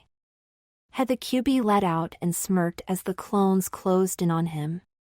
Erasure leered at Anko from the corners of his eyes. Is that so? Without wasting a single moment, Anko lunged the kunai at the Akatsuki leader's neck. Mere moments before the tip of the kunai would pierce through Arashi's skin, the Akatsuki leader had disappeared from Anko's grasp. Just in time, eh? Anko slightly turned around. Erasure managed to raise a smirk at the snake using kunoichi. Your poison is already being purged from my body, but it's still hurting you and slowing down. Anko stated and smirked at Erasure. All it takes is Erasure cut his sentence off and flashed away again, just a few seconds before a wave of wind reached the spot he had been standing. Time it's 3 against 1, you won't be able to take us all on in this state. Anko said and sent her snakes out towards Erasure once again when she saw him again. We'll see about that, Erasure replied just before he disappeared again. Where did he go? Temari let out as her eyes darted around her surroundings. Her answer was given to her in a rather unpleasant form as Erasure gave her a blow to her stomach. Temari let out a gasp as she hunched over, but she didn't allow the Akatsuki leader to escape again and grabbed onto his arm again. Hinata saw her chance and moved to Temari's aid as fast as she could. However, Erasure anticipated her move and prepared himself to counterattack. Mere seconds before Hinata's attack would reach him, the Akatsuki leader raised his leg up in the air and parried the Hyuga Era's attack. Not wasting his momentum, the former 4th Hokage spun around and slammed his shin against the side of Temari's head. The blonde girl from Sunagakure staggered back, releasing Erasure from her grasp. The Akatsuki leader molded 2 chakra kunai, one in each hand, as his foot reached the ground again. A moment later, he sent the 2 kunai flying towards Anko, who had sent her snakes out again towards him. Shit! Anko let out and quickly dodged, causing her snakes to be knocked off their track as well. Erasure placed a hand on the floor, pushed himself up from the ground and leaped away from a charging Hinata. He landed not too far away from Anko with a grin on his face. It's almost entirely gone. Thanks for letting me know. Anko replied as she launched her snakes at the Akatsuki leader again. Erasure dodged again and instantly spun around as he formed a series of hand seals. Katan. Gokaku no Jutsu. No way. Temari said, her eyes widening as she saw the wind attack that she managed to sneak in, being absorbed by the grand fireball, and the ball of fire quickly headed towards her direction. Hakushu Kaiten! Hinata cried out as she jumped in front of the fireball and rotated around as fast as she could, nullifying the fire attack. Erasure took a small jump and molded 2 more chakra kunai in his hands as Anko's snakes raced towards him. How useless, Erasure said as he threw his kunai at the lower two snakes, piercing through their reptilian skin and pinning them onto the ground. As he landed on the ground, the other two snakes had reached him. However, the Akatsuki leader effortlessly grabbed onto them just behind their heads, and that nullifies your poison entirely. Don't underestimate me, you bastard. Anko replied as four snakes speared out of the sleeve of her other arm and raced towards Erasure. Make no mistake, Erasure said before disappearing from sight when the snakes came too close. You have no chance to capture me as long as I can see those snakes, he added when he reappeared in front of her. He's fast. Anko gritted her teeth and glared at Erasure. And you have no way of moving freely with those snakes bound to the ground. Erasure smirked. Am I right? Anko let out a cry as she raised her leg up and tried to kick the Akatsuki leader. He effortlessly caught her leg, however, and slightly tilted his head. We'll continue playing soon enough. First, I've got to make sure the little mice don't interrupt us grown-ups. Anko's eyes widened as Erasure disappeared again. She sent her 6 remaining snakes towards Hinata and Temari in hope of catching the Akatsuki leader there. The purple-headed Kunoichi let out a gasp as Arashi's fist connected with her stomach. That means you have to be a good girl and wait your turn, Erasure said as Anko fell down on her knees. Hinata, this isn't the time to be standing around, Temari said as she tried her best to run as fast as she could towards Erasure. Let's go. Why, yes, Hinata replied and quickly followed her blonde love rival. Erasure turned his head around and looked over his shoulder at the two girls coming towards him. Fools, he momentarily closed his eyes, and when he reopened them, both Hinata and Temari froze on their spot. Their eyes trembled as they stared back into Arashi's eyes. Countless small cuts and tears appeared in their clothing, the cloth itself being stained by the red of their blood. Impossible, he didn't even move, Temari thought as she fell back and landed on the ground a moment later. The wind mistress slightly moved her head and saw Hinata fall beside her with eyes that must have been at least just as wide as her own. She could tell that the girl from the Hyuga clan was still alive by the fact that she trembled uncontrollably, but other than that they both were unable to utter a single word. Now then, as for you, Erasure turned back to Anko and lifted her up by her chin. The fun is just about to begin. Anko's eyes darted towards the two snakes that were pinned onto the ground for a moment before she looked at Erasure again. Aw, why don't you pull those two back? Is it too painful, or are you just unable to do that yourself? Erasure smirked. Hey, Anko smirked back at him. Sorry, my snakes just find sharp things as much as a turn-on as I do. The Akatsuki leader rose Anko further up by her net vest and pushed her back until the chakra kunai slowly began to tear through the snakes. Anko winced in pain as the blades cut through her snakes. Erasure then punched her hard enough to send her flying, and thus the blades ripped the two snakes in half as the purple-headed Kunoichi fell down on the ground. Sorry, I just don't think it's all that of a turn-on. The two snakes seemed to vaporize and disappear into thin air as Anko clutched onto her arm and stood back up. TSCH, and here I was thinking you'd enjoy pain. I think you're messing up my enjoyments with merino abikis. Erasure shrugged as he walked towards Anko. Then again, I have changed. I'll show you what I like these days. Anko licked her lips. Bring it on. Erasure flashed over towards the purple-headed Kunoichi and punched her in her stomach. Don't be so cocky. You're a woman after all. Anko gritted her teeth and returned the favor by punching, even though it wasn't nearly as powerful. Erasure in his stomach. That's the worst word joke I've heard in ages. The Akatsuki leader's knee connected with Anko's chin before she received another punch in her face, knocking her back. Really? I thought it had a nice punchline. The special jounin quickly regained her footing and charged back towards Erasure. Stop making stupid jokes. Who said that was a joke? Erasure replied as he dodged a punch Anko threw at him. You Akatsuki guys are sad bunch of, Anko said as she kicked against the side of Arashi's head. But our smiles are for free. Erasure replied and grinned widely at Anko as he grabbed onto her lower leg. What the? Anko gritted as she tried to pull her leg free from Arashi's grasp. Except for Itachi's smile, you've got to pay him a whole lot before he'll smile for you. Erasure added as he released his hold on Anko's leg, causing the jounin to fall down on the floor. Oh, just shut up already. Anko let out as she quickly jumped back up and charged towards Erasure again. The Akatsuki leader smirked as red chakra gathered in the palm of his hand. Itachi sneezed and slightly twitched. Curse you, Itachi, Sasuke said as he glared at his older brother. Thanks. Itachi rubbed underneath his nose. I bet one of my fangirls is talking about me again. It's hard being famous. Tell me about it. I'm the more famous one out of the two of us, Sasuke replied. Sasuke, you won't believe how mistaken you are. I've been with more women and have had more women after me than you've seen naked in Orochimaru's lab. Itachi closed his eyes and held a rose in front of his face.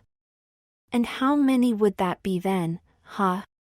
Besides, why the hell are you carrying a rose around? Sasuke shouted. Because it's part of my character description to be a badass pretty boy, Itachi replied as he looked at Sasuke. Character description? You mean like the one in the bingo book? I doubt it reads badass pretty boy. Sasuke twitched as he stared doubtingly at Itachi. Something like that here. Itachi flicked a piece of paper out of his pocket and held it out in the direction of Sasuke. This is my character description. Hesitantly, the young Uchiha Avenger took the piece of paper and warily opened it, finding a picture of Itachi on the paper along with a block of text. Maniac who killed his entire clan, save his little brother, likes green tea for some reason that will never be explained, is insanely fast at forming hand seals, has a fetish for Pocky? Sasuke read from the note, looking oddly at his brother after reading the last line. Itachi shrugged and Sasuke went back to reading. Blah blah blah. Did some part-time voice acting. Blah gigolo? Too much information. Sasuke twitched before he continued reading the note. Ah, here it is. Though insane and a maniac, Itachi looks and acts like a badass pretty boy in order to get the fangirls off my ass and prevent them from asking for more Naruto Sasuke moments. See, I'm supposed to be a badass pretty boy, Itachi replied and narrowed his eyes at Sasuke. I did the pretty boy part, now it's time for the badass part. What the hell does this mean? Naruto Sasuke moments? Sasuke lowered the note and blinked at Itachi. More importantly, you made this up just now, didn't you? No.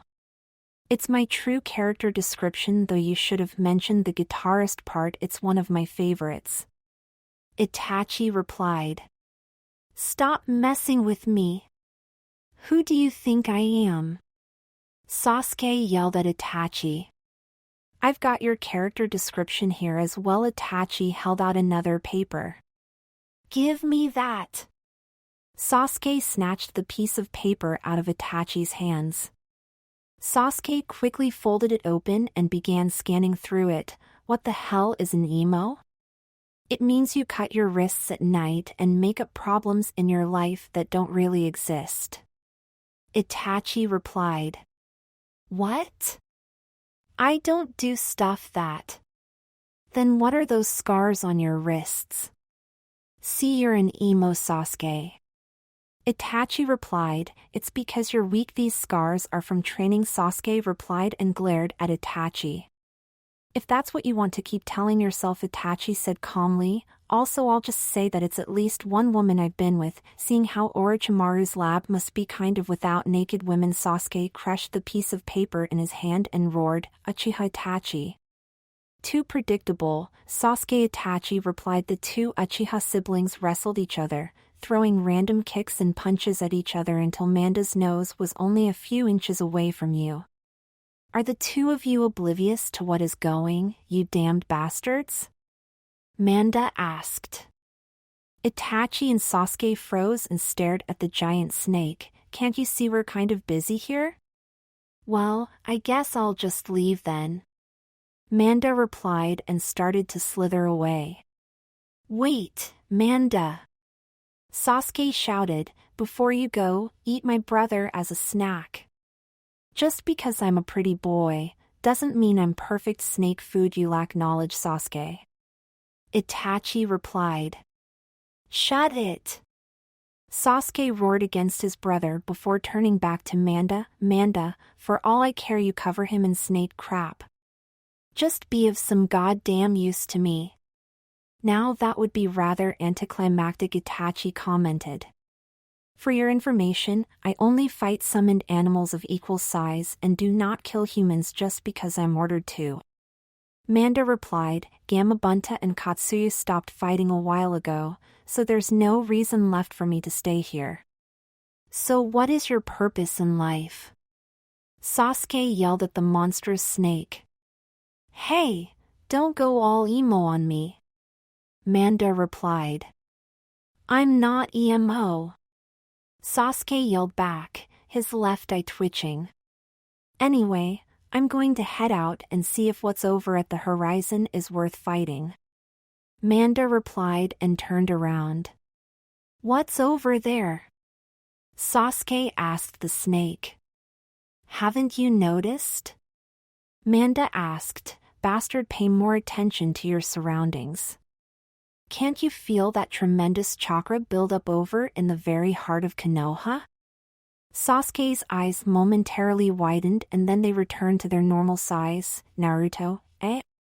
That demon's chakra, he's using way more than he did 2 years ago. That's right. That's the Kyuubi's chakra. Itachi stated, and Sasuke slowly turned his head around to face his brother. Like the big snake said, you're lacking, Sasuke. Everyone from Konoha has noticed it already and are desperately trying to push all the fighting here over towards that place. Itachi turned his head around to face the direction of the demonic chakra vortex. Us remaining members of Akatsuki will prevent that from happening. A few have managed to head towards that place, but in other words, the plan you lunatics came up with has already failed. You won't be able to capture the Kyuubi that resides within Naruto. Sasuke replied, interrupting his brother's little speech. No, you're mistaken. No matter when they arrive, as long as they have to face off against that man, they won't stand a chance. Itachi replied and looked at Sasuke from the corners of his eyes. What do you guys plan on doing with the Kyuubi once you've extracted it from Naruto's body? Sasuke questioned and narrowed his eyes at Itachi. Quite simple, really. We just want to make ourselves the most powerful shinobi in the world and then use that power to screw up the economy in each of the hidden villages so we can buy those villages and gain a monopoly in the shinobi industry. From there on out, we'll take over the world. And it's all completely legal by the laws of trade. Itachi said in one breath. No, really, what are you guys planning to do with the Kyuubi? Weren't we in a fight of life and death where I beat the crap out of you and leave you wondering why you're still weaker than me just a little while ago? Itachi asked in return. Yeah, we were, Sasuke replied. Itachi coughed and looked at Sasuke, who looked questioningly back at him. What? The murderer of the Uchiha clan raised an eyebrow at his younger brother before slightly jumping back. Ah, that's right, Sasuke said and cleared his throat. Uchiha Itachi, Sasuke said in his deepest, darkest voice, I have come to end your life. PSSST Sasuke, the line is I've waited a long time for this moment. The moment where I will kill you. Itachi whispered. It is? Sasuke asked and Itachi nodded once in reply. I've waited a long time for this moment. The moment where I will kill you. Sasuke said and pointed with his Kusanagi sword at Itachi. Sasuke, I'll admit that you have grown, but you still lack hatred. Itachi replied and slightly shifted his position. I won't show you any mercy, even if you beg for it. Sasuke's Kusanagi lit up with chakra and was soon surrounded by a various amount of lightning bolts. You're still too naive, Sasuke. Itachi replied, two Kage Bunshin appearing beside him. I am Sasuke slightly twitched, damn it, seeing three of you made me forget my line. Itachi looked around for a moment and then whispered, you shout I am gay really loud. I am gay. Sasuke shouted and all that heard him fell silent. Itachi couldn't help but chuckle slightly along with the rest of the nearby Akatsuki members for a moment. Sasuke twitched and clutched tightly onto his sword's hilt. I am going to kill you. Itachi! The Uchiha Avenger roared as he charged towards his brother. Looks like you've finally remembered. Itachi replied as his clones charged forward towards Sasuke. Gaara starred towards the other battles, watching how everyone tried to do their best against the Akatsuki and their henchmen. That chakra, no doubt about it, it is Naruto's. The Kazekage thought as a gentle breeze blew through his hair. Oi, are we done yet? Kimimaro asked. Everyone is fighting to save this village, and Naruto, Gaara thought as he watched everyone fight. Sabaku no Gaara, I asked you something. Answer me. Kimimaro said as he rose up from the sand couch. Gaara's eyes rested at one green-clad young man, who was currently pushing himself to his limit as he did against Gaara a long time ago. The Kazekage remembered that fight all too well, because it was the first fight where he had to actually break a sweat in order to win. There was, however, one thing that was imprinted into his mind from that fight that will never leave him. The moment the judge took a short break in his sentence when he announced the winner of the match had caused Gaara to turn around from his way back to the upper waiting area. There he saw Rock Lee standing on his legs and with one hand raised as blood flowed down over his crushed arm and leg. That image haunted Gaara's dreams during a lot of the nights he was actually able to sleep. He wondered what had caused the boy to stand up. Why he still wished to fight even though he was no longer able to use his arm and leg and no longer conscious. After a while, Gaara realized that it was because humans are able to go beyond their limits if it's to protect something important to them. He already knew this for some time, but never realized that that something could be something that isn't another human being. Right now, the Kazekage was doubting whether he'd be able to push himself beyond his limits if he really needed to in order to save his comrades. Answer me. Kimimaro repeated himself once again, this time standing only a few inches away from Gaara. Yeah, I'll answer you. Gaara replied as he turned back around to face Kimimaro. I can't just keep biding my time, I have to finish this guy off somehow and aid the others. However, Gaara slightly twitched as he eyed Kimimaro. My power, then hurry up and answer me. Kimimaro said. You are a pathetic person with a fetish for snakes. The only reason why you dedicated your life to Orochimaru was because you wanted to become like him. Gaara replied and stared into Kimimaro's eyes. What? Kimimaro glared at Gaara and a moment later his ribs shot out towards Gaara. The Kazekage managed to jump back and he raised his arm up, pointing it towards Lee at the other end of the battlefield. There's one way, HM? That I'll be able to send you back to the underworld. Gaara pointed the palm of his hand at Kimimaro instead of towards Lee. I'll have used everything I've got. So be it then, I'll kill you and aid Orochimaru in whatever he desires next of me. Kimimaro said as he started to move towards Gaara, drawing out a katana of bone from his shoulder. Sorry, Gaara stated, and sand shot towards Kimimaro. I think we'll spare everyone from such a sight. The sand slowed down the beast of bones a bit, but he was still advancing. Your sand won't be able to stop me this time. Gaara slightly narrowed his eyes and, with a rapid motion, closed his hand, Sabaku Q. Kimimura's movements stopped. The sand held him tightly in his position even though he tried to force his way through. The cursed seal crawled its usual path over Kimimura's body. I see you've progressed quite a bit. However, this pressure won't be enough to stop me forever. Allow me to ask you something. Gaara said as he slightly rose his arm up, the sand-encased Kimimura being lifted up from the ground. Do you remember my ultimate defense? Of course.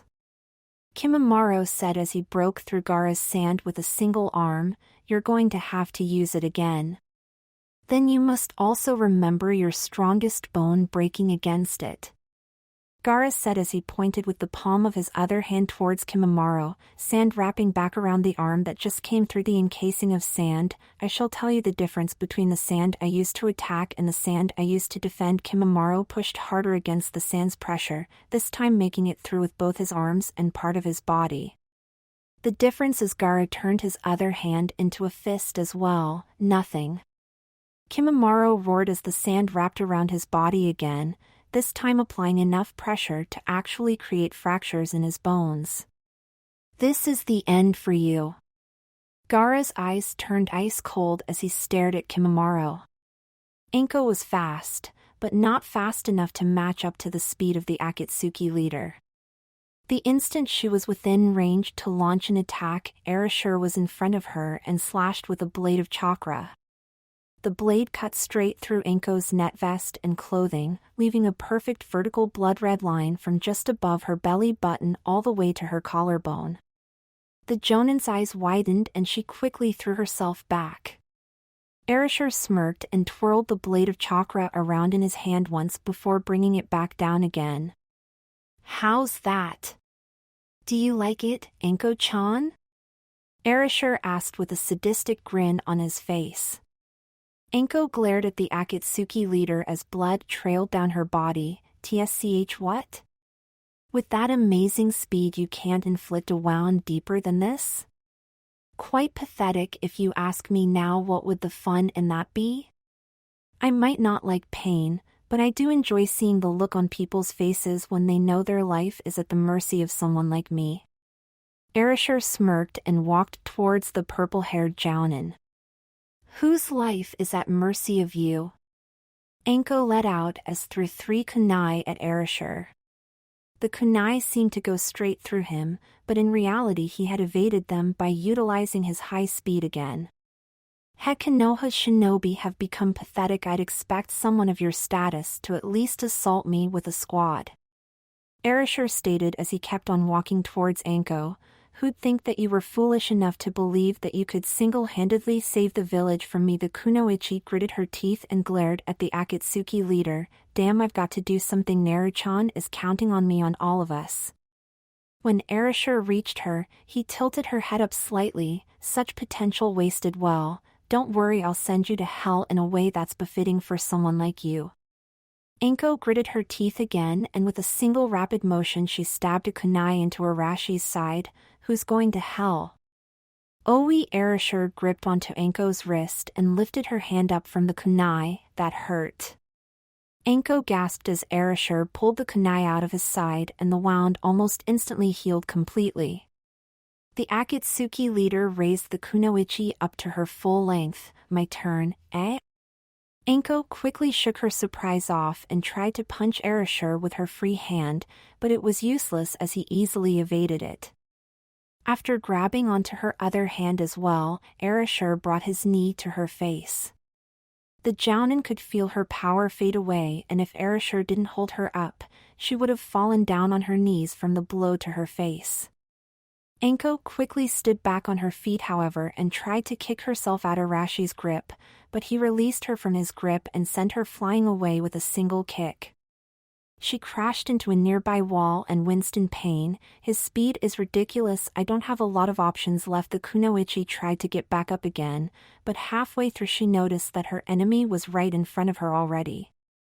Poor little Anko-chan, you're just as foolish as those two girls over there. Erasure motioned towards Hinata and Temari. Just because they have something they wish to protect, they think they can defeat me. How naive. Anko glared, folded her hand with Arashi's hand and called out as loud as she could, Ninpu. Dual snake daster. Before she could finish her line, she gasped for air and bent over, coughing up a bit of blood. Erasure twitched and pulled his hand free from the kunoichi's hold as she fell down onto the ground. Did you think you'd be able to take me out with that technique? I've spent enough time with Orochimaru to know what he has taught his very first apprentice. He. Anko slightly tilted her head up and glared at the Akatsuki leader. Almost had you despicable, giving up on your life to save a village that is doomed to perish one day anyway, Erasure replied and spat on the ground. Who said I was going to give up my life for the village? Anko said with a smirk on her face as she pushed herself back up again. HM? Erasure raised an eyebrow and took a step back as Anko rose up. I'd give my life for him. After all, I've got to do something in order to apologize to him about being such a big tease. Anko said, grinning. Him? Erasure repeated and looked over his shoulder. Don't tell me you mean yeah. Anko's grin widened. I'm talking about that cute guy called Naruchan. I wonder if he'd cry if I die for him. He probably would, just because he's that kind of guy. TSCH each and every one of them, Erasure muttered as he turned his attention back to Anko. Why?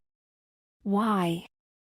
Anko repeated and smirked. It's because of a corny reason. Really, he's the first guy that has been able to make my heart pound in a different way.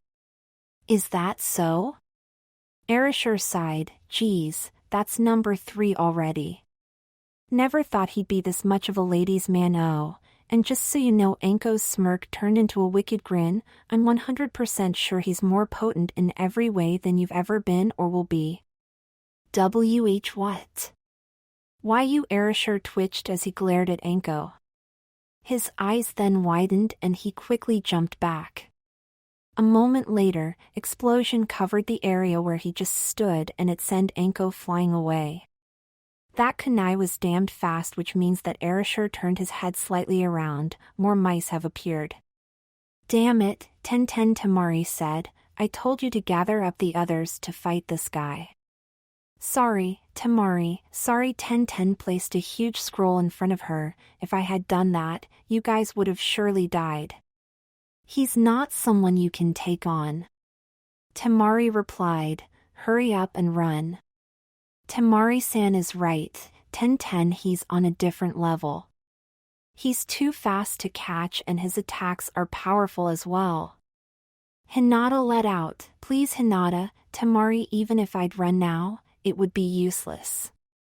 Ten smiled softly at the two girls. He has already seen me. You threw that kunai pretty damn fast. Erasure said in a loud and clear voice. But do you honestly believe you can keep up with my speed? Ten turned her attention towards the Akatsuki leader. Who knows? There's only one way to find out. Aren't you the confident one? Erasure stated as the vortex of chakra surrounding Naruto flared up. Looks like it's almost time. The wind that the vortex created blew violently through Tenden's hair, and the weapons mistress threw a glance at Naruto before looking straight at Erasure again. I want to ask you one thing. The Akatsuki leader raised an eyebrow. And what would that be? Ten narrowed her eyes and glared at Erasure. Where is Nimur-kun? What did you do with him? Erasure looked surprised at the weapons mistress, and both Hinata and Temari let out a gasp. I completely forgot about him. He's not here, so Temari thought with her eyes wide open. Erasure smirked and let his shoulders hang. That guy answer my question. Ten commanded. I'd normally say make me, but you wouldn't be able to do so in a million years. All right, I'll tell you, Erasure said, and his smirk grew wider as he crossed his arms. That guy is dead. I killed him.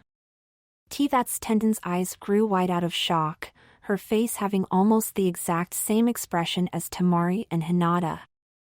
A lie, it has to be a lie, Tamari muttered, tears swelling up in her eyes as both sadness and anger fill her entire being. He's lying, there's no way. The wind mistress gritted her teeth and closed her eyes as a couple of tears slipped from her eyes. I swear, you will pay. And Nimerkuin Ddd Hinata trembled out of shock, not even able to say much else.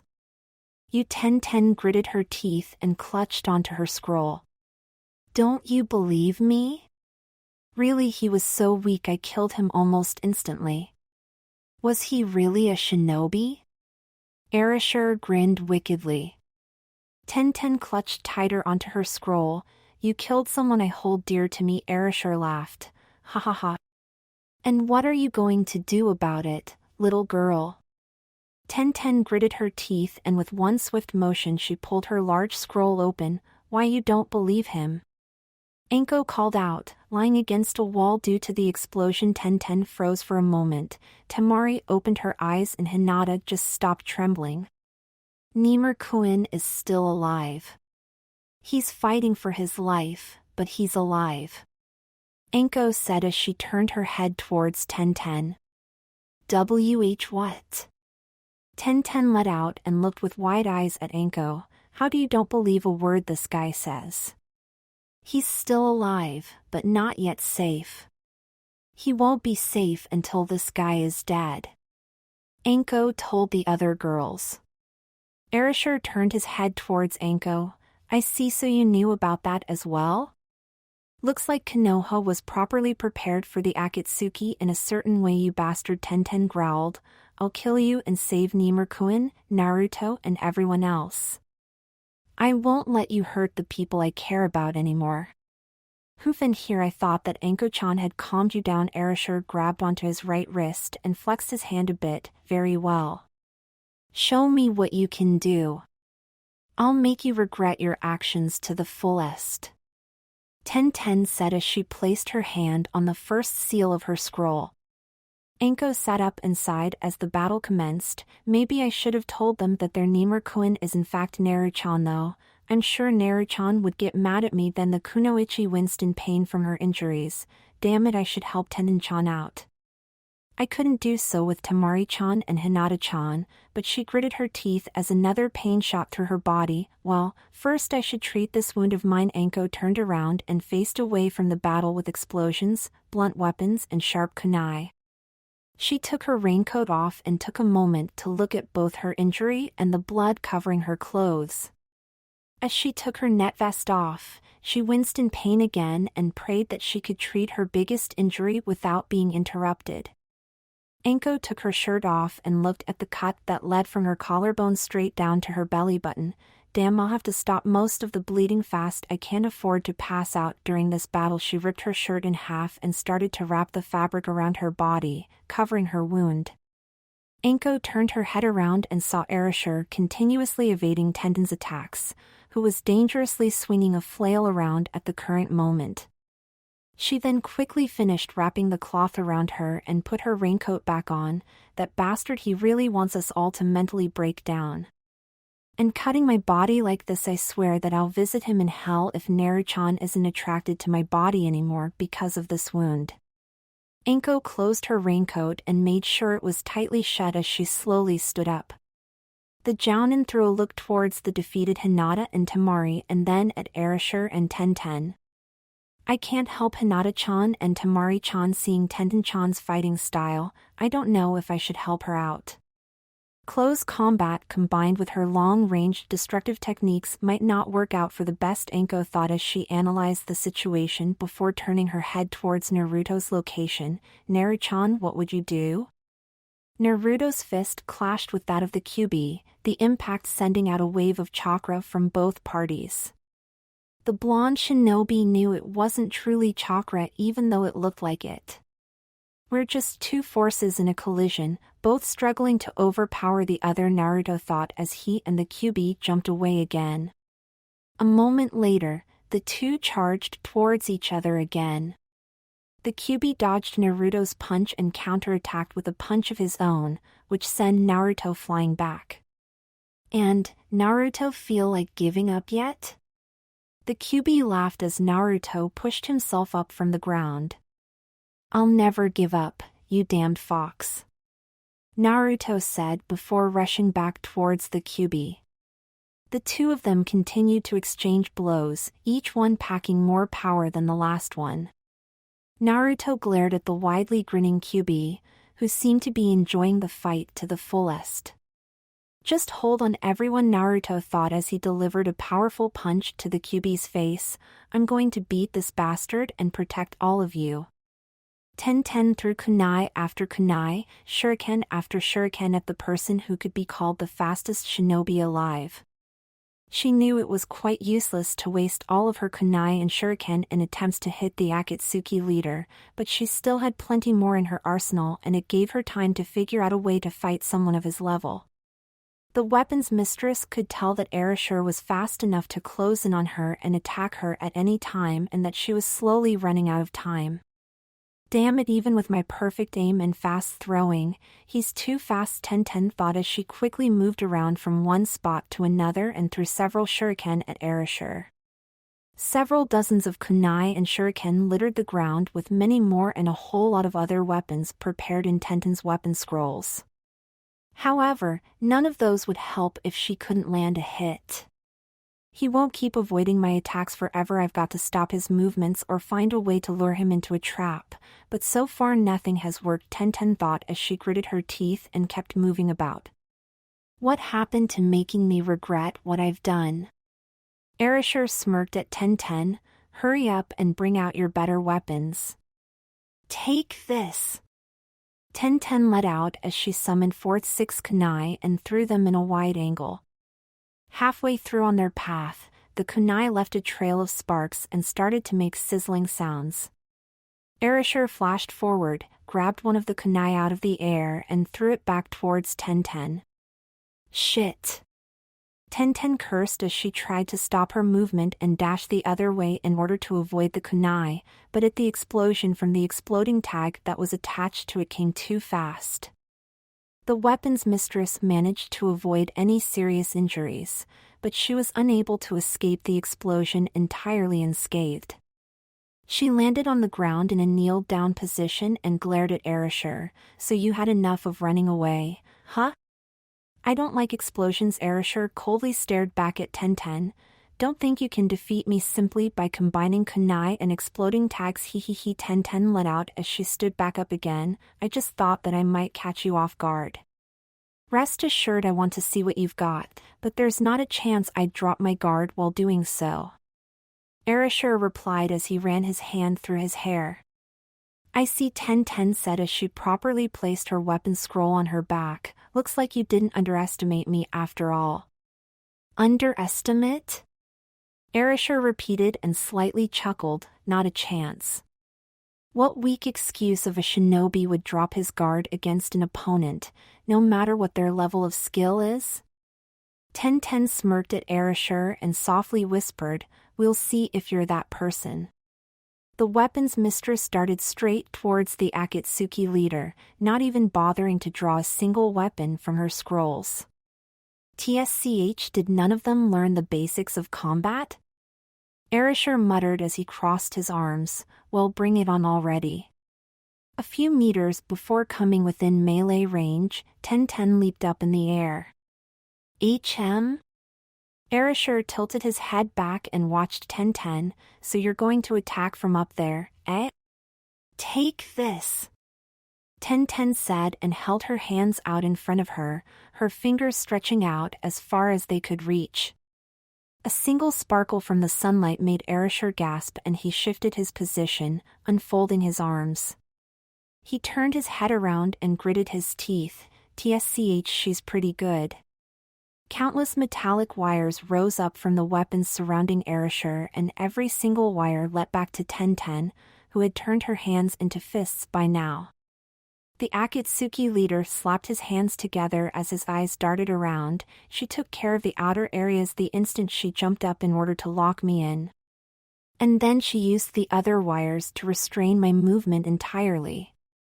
Not bad, but Tenten ran chakra through the wires, solidifying and strengthening them enough for her to perform a handstand on the ends of all the wires combined. "Looks like I've caught you." Ten smirked as she moved one hand off the metallic wires, supporting herself entirely with her other arm, and reached for weapon scrolls. This is the end. Really now? Erasure raised an eyebrow as he ran through a series of hand seals. Take this! Ten yelled as she snapped one of her weapon scrolls open. Right-ton. Erasure said calmly as he finished with his hand seal sequence with the rat hand seal, Reijiki no Jutsu. Lightning struck the wires that surrounded the Akatsuki leader and surged up towards Ten. Ah! Ten let out in pain as the electricity hit her, the wires instantly losing their solidified state, and the cage of wires collapsed around Erasure as Ten fell down from the sky. The impact on the ground had the young weapons mistress coughing up blood, and smoke rose up from her body. I must congratulate you. You managed to hide the initial wire cage from my sight and managed to raise the wires inside the cage fast enough to hold me down.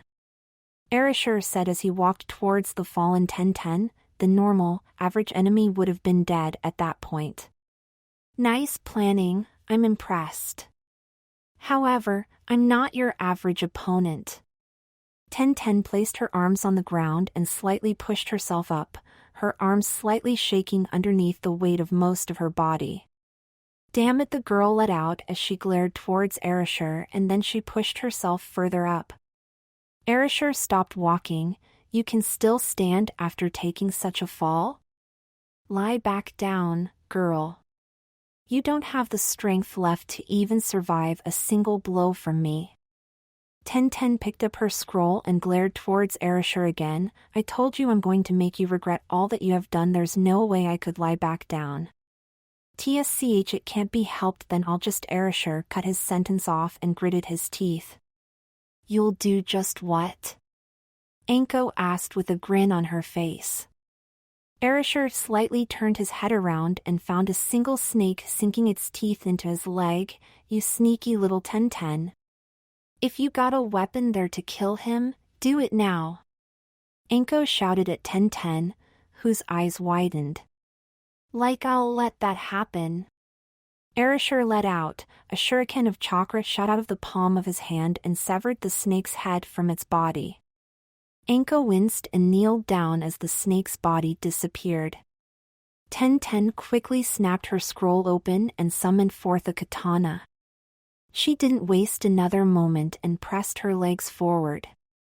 This is for what you did to Nimur-kun and Naruto.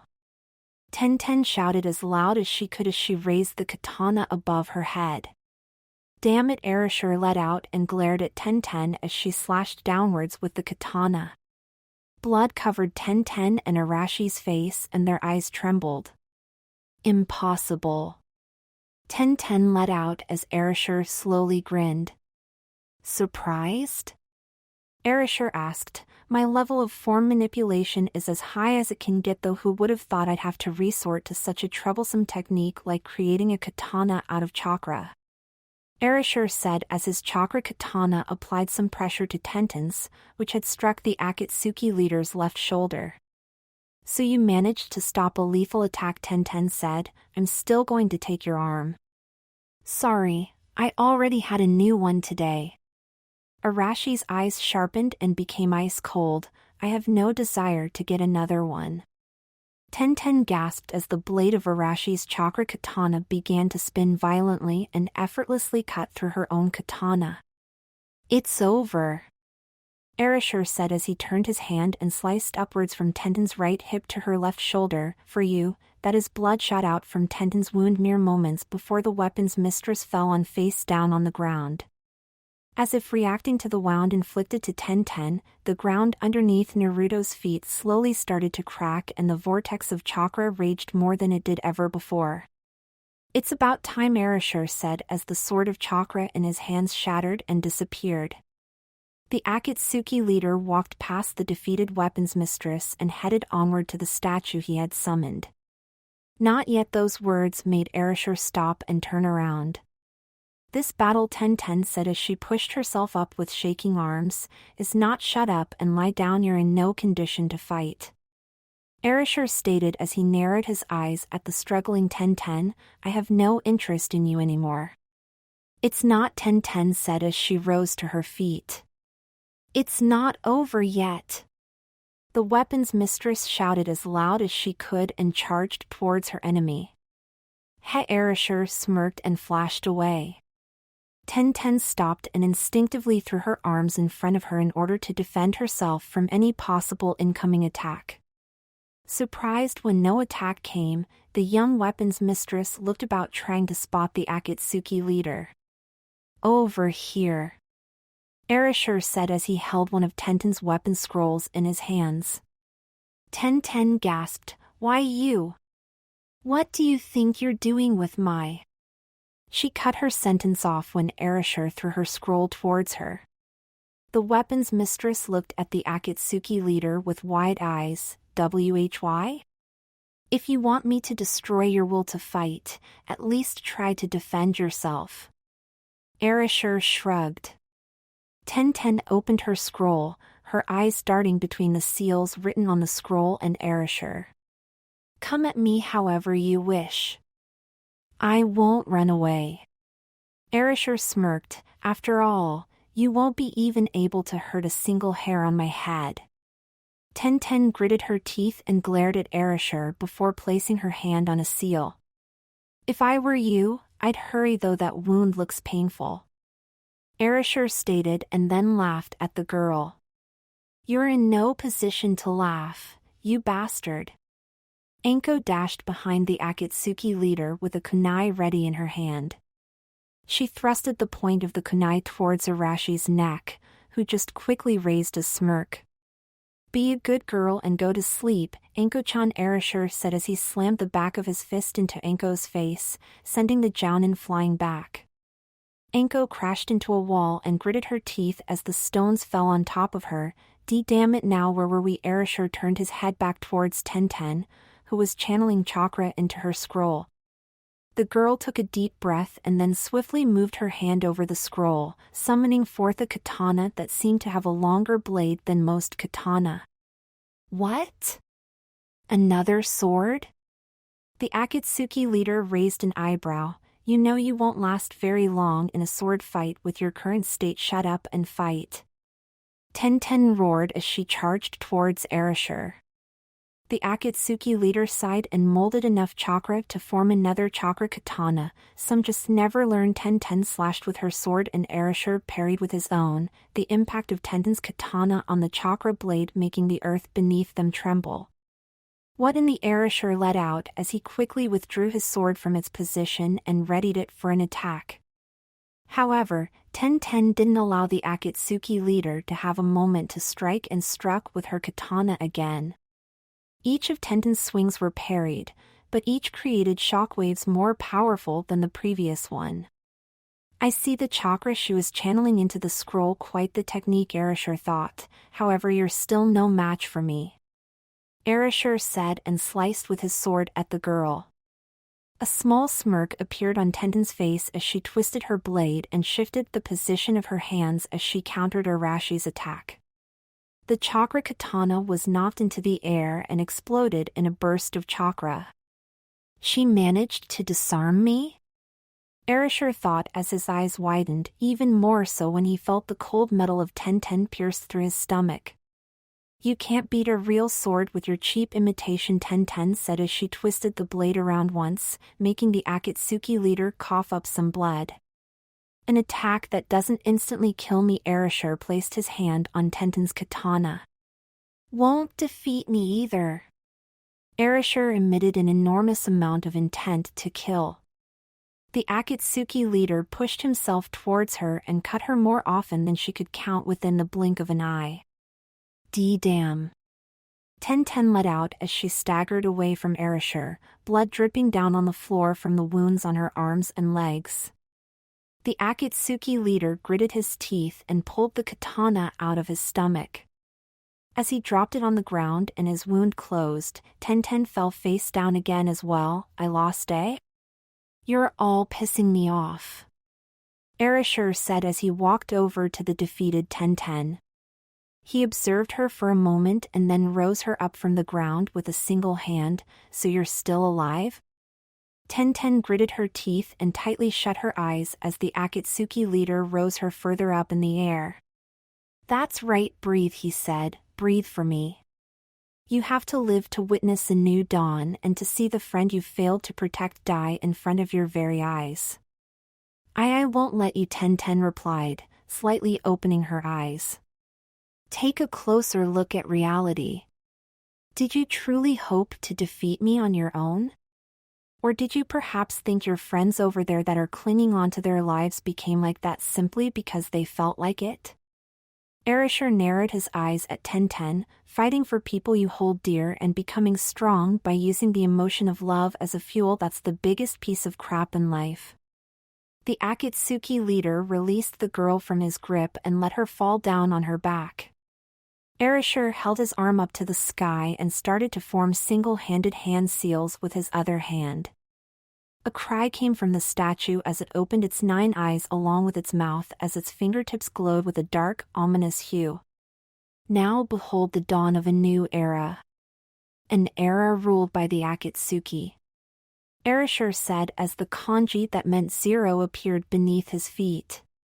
Jiraiya bashed his way through countless of nameless Akatsuki henchmen. Each of them were determined to stop the one who was called one of the legendary Sannin and, with their medical needs backing them up, they seemed to be a near-infinite army of shinobi standing in the frog hermit's way. Nevertheless, Jiraiya fought his way through each and every single shinobi that attacked him. Only a bit further he thought as he threw a shinobi towards his comrades. Jiraiya quickly laid his eyes upon the blonde and pink-haired girl that had both been dragged into the same battle as the frog hermit. He had managed to divert the general attention of the shinobi away from the 2 girls and onto him, but some still crossed the path of the 2 kunoichi. Jiraiya smashed his elbow into the face of a shinobi that tried to attack him from behind. Sakura and Ino had made it past the final lines of enemy shinobi and were rushing towards the main battle scene in order to help their friends. The hermit knew that he too had to hurry to save his young apprentice from his former student and that those 2 kunoichi wouldn't last very long if said former student got serious. Jiraiya bashed bunch of shinobi away and charged a Rasengan in his hand. Suddenly, he and every shinobi around him just froze on their spot. Even Sakura and Ino, who had been running as fast as they could to help Naruto and their other friends, stopped in their tracks. A shiver ran down Jiraiya's spine as he looked up towards the sky.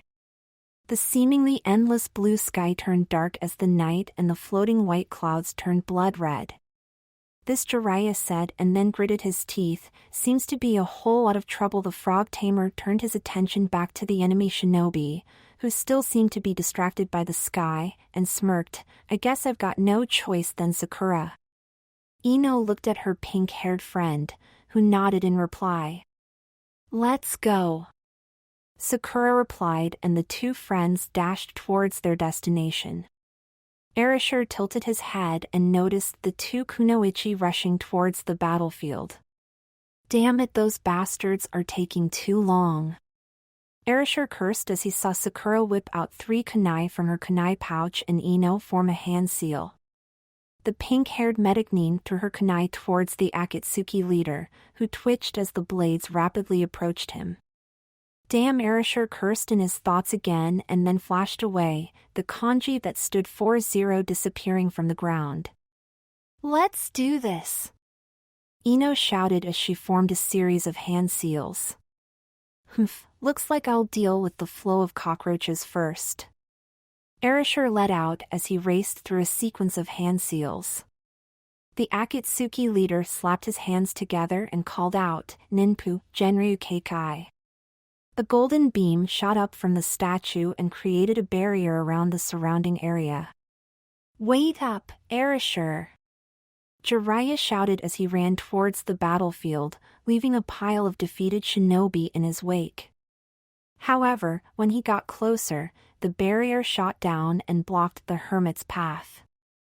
Slamming into the force field, Jiraiya slightly twitched, and no way. My 15 minutes of fame are up? I didn't even have my epical master versus student battle. Shinshin no Jutsu. Ino let out as the Akatsuki leader was about to dash towards their direction. The jutsu stopped Erasure in his tracks, but he tried to keep moving forward nonetheless. The blonde girl from Konoha gritted her teeth as she tried to restrain the Akatsuki leader. Shinshin no Jutsu? Sakura slightly twitched and sweat dropped on the back of her neck. Oh, shut it. Ino let out, like you're original when it comes to creating names for new techniques. I actually don't think up names at all. Sakura waved dismissively at Ino. Sakura! Ino yelled, stop wasting time and help everyone.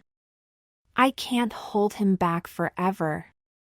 The kunoichi's emerald eyes sharpened and she nodded before dashing towards Tenten. Gotcha.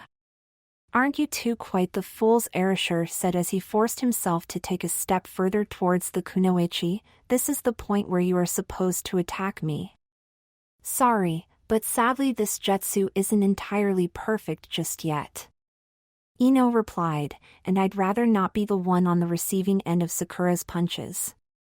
TSCH using an incomplete jutsu against me. Erasure gritted his teeth and his muscles tensed. Sakura's healing techniques started to heal Tenten's largest wounds. I'm sorry we're late, Tenten. Don't worry about it. The weapons mistress managed to raise a faint smile at the medignine. Think you can give me some information on this guy while I'm treating your wounds? Sakura asked with a serious look on her face as she slowly moved her hands over Tenten's body.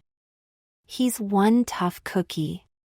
Tenten slightly laughed, coughing up a bit of blood. We'll need as much strength as we can get to beat him. Please don't say anything unnecessary like a joke. Your body is still in a serious condition. Sakura stroked a pluck of hair out of her face. You've lost quite a lot of blood. Temari and Hinata, I think they took some big hits, but I'm probably in worse condition than they are. Tenten stated. Sakura nodded. Just let me worry about them. Just rest and be ready to help us in battle soon. I'll kick his ass for what he did to all of us, even Naruto and Nimerkuin. Tenten said before closing her eyes. Sakura threw a quick glance at the raging vortex of demonic chakra with Naruto in its center. Naruto G's Jiraiya said as he kicked a hole in the ground near the barrier, which instantly filled up the hole and shielded off the small entrance it created. Barriers aren't really my thing, and this is one damned good barrier. I have to do something fast. The frog tamer eyed the situation inside the barrier. If only I had Orochimaru's knowledge on barriers. The snake Sannin sneezed out loud. This is troubling, Tsunade said as she eyed the black sky. Indeed it is. Orochimaru blew his nose clean in a tissue. If I catch a cold, Sasuke-kun's perfect body might get sick as well. I'm not talking about that. Tsunade twitched and pointed up towards the sky. I'm talking about that ominous sky above us. Oh. Orochimaru tilted his head back and stared at the sky for a moment. I see, this is bad. Tsunade eyed the rest of the battlefield before turning her attention towards Orochimaru again. So since our summons stopped chasing us and started flirting with each other, and because more pressing matters have risen. Orochimaru raised a grin. Let's end our battle, Tsunade. I couldn't agree more. Tsunade raised her fist up in the air. Orochimaru twitched and slightly backed away. You know, I didn't mean it like that. I meant that we should change our focus onto the Akatsuki before settling matters between us. Tsunade lowered her fist. You're right. I'm not going to allow Naruto to die. Saving him comes before kicking your ass. I wouldn't say you'd be able to kick my ass, but Orochimaru shrugged and then ran off. I've got jutsu to rip off that Arashi's soon-to-be dead body. The jutsu-obsessed snake Sannin ran past Gaara and Kimimaro and stopped, raising an eyebrow at seeing his former vessel's body having transformed into a giant sand teddy bear. Kimimaro, sorry, but you have to stop playing with Kazekage-kun. We got other things to do. Orochimaru stated as he crossed his arms. Yes, Orochimaru-sama. However, Orochimaru-sama Kimimaro said as Gaara patted the sand on Kimimara's stomach before adding more sand to it. Gaara crushed my bones into tiny, tiny pieces and, since it's taking me a lot to recover, he decided to turn me into a giant sand teddy bear. Orochimaru stared speechlessly at Kimimaro for a moment.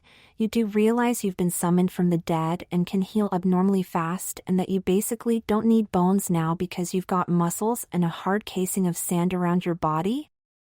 But Orochimaru-sama, I'm nothing without my bones.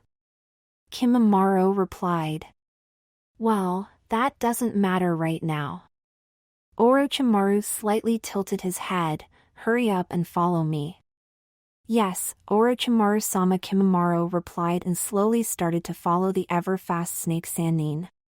Gaara rubbed his chin in thought. I completely forgot about needing to rescue Naruto. The Kazekage slapped his hands together and sand rose up underneath his feet, lifting him up into the air. Then it's about time to rescue him. Meanwhile, not too far away from the Kazekage, a certain young Avenger was throwing the millionth tantrum in his life. Damn it, Itachi! Sasuke yelled, you cheating bastard! Get out of that aura that makes you invulnerable. Sorry, Sasuke, I've got work to do, Itachi replied as he sat down on the ground. You liar! You knew I was going to kill you and you chickened out. Sasuke replied. Those are some awful accusations. It wasn't me who allowed myself to enter this state. Itachi replied. Sasuke gritted his teeth. Why you unfortunately, the others weren't as fast as me. Itachi moved his eyes to the right, but refrained from turning his head around. They caused our leader a bit of trouble. Sasuke slightly turned his head, looking towards the barrier that surrounded pretty large part of Konoha's central area. If I kill this leader guy, will you fight me again? You won't even make it through the barrier. Itachi closed his eyes and sighed. Well, if you have the patience for us to finish killing your old friend, Naruto-kun, then I'll kick your ass again, say something that will make the fangirls squeal as I leave and have you go emo on us all again. Damn it, for the last time. I'm not emo. Sasuke yelled. Emo, emo. Sasuke is an emo. Itachi said in a monotonous voice. Shut up. Shut the hell up. Sasuke yelled. Or what? You're going to cry and cut your wrists in front of my eyes? Itachi replied, eyeing the Uchiha Avenger. Sasuke clutched onto his hair and started pulling it out as he gritted his teeth.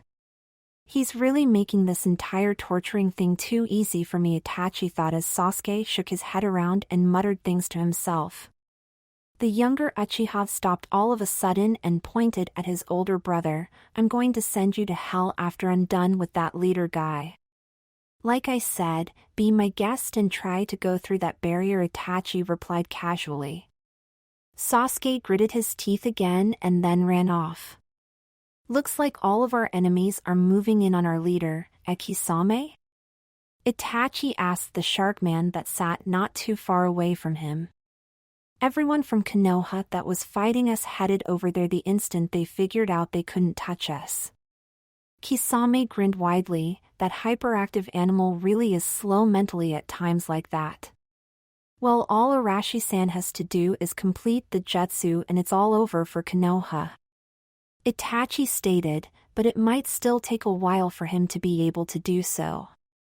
Resistance inside that barrier, eh?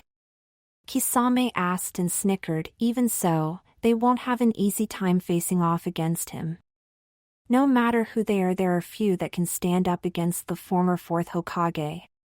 TSCH let out as he kept pushing himself onward. You are quite persistent. I could say the same of you. Ino gritted her teeth and glared at the Akatsuki leader. If you think buying time to rescue your friends is going to save your lives in this battle, then you are sadly mistaken. Erasure replied and forced another step forward. The one who is mistaken is you. Ino said and took a deep breath. We'll beat the crap out of you for hurting those who we care about. Again this kind of crap, huh? Erasure narrowed his eyes at Ino. I don't know the details, but anyone who hurts my dear Nimur-kun isn't going to live to tell the tale. Ino replied, and you also are trying to kill Naruto, right? Sorry, but he's one of Sakura's best friends and a friend of mine as well. There's no way we'll allow you to do such a thing. Ha! Ha ha ha! Erasure laughed and closed his eyes, trying to restrain his laughter. What's so funny? Ino felt her muscles tense underneath the pressure Erasure applied to her through the jutsu.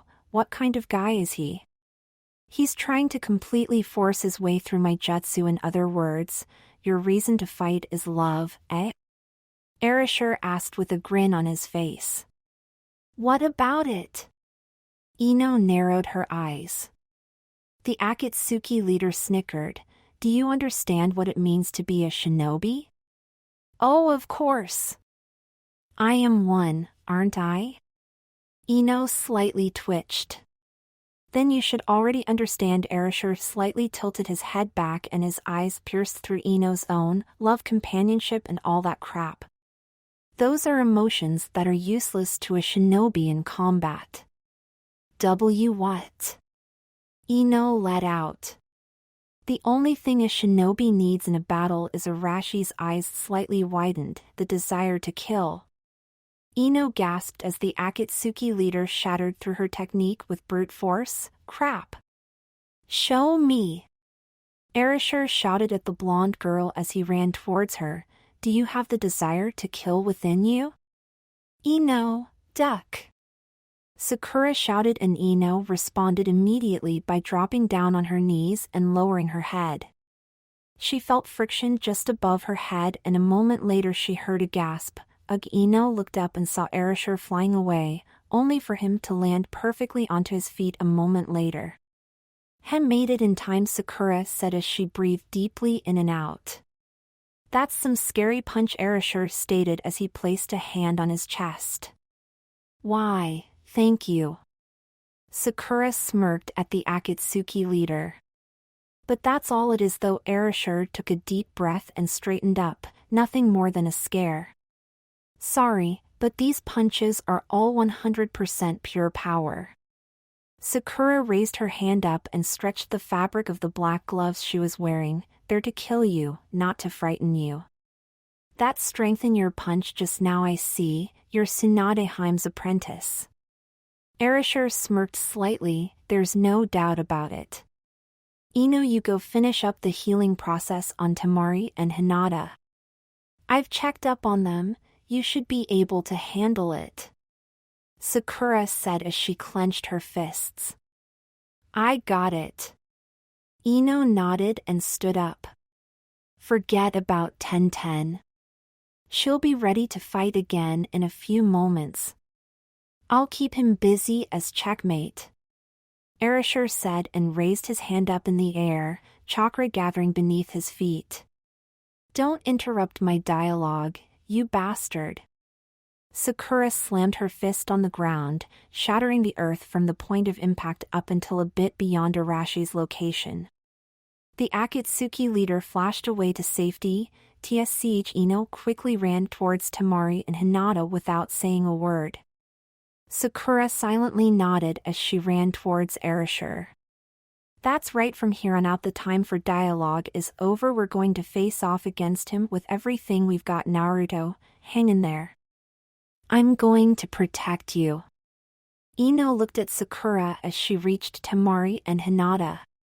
The pink-haired Kunoichi didn't let the Akatsuki leader have single moment of rest as she threw punches left and right without end. Temari, how are you feeling? Ino asked when she turned her attention to the blonde from Sunagakure.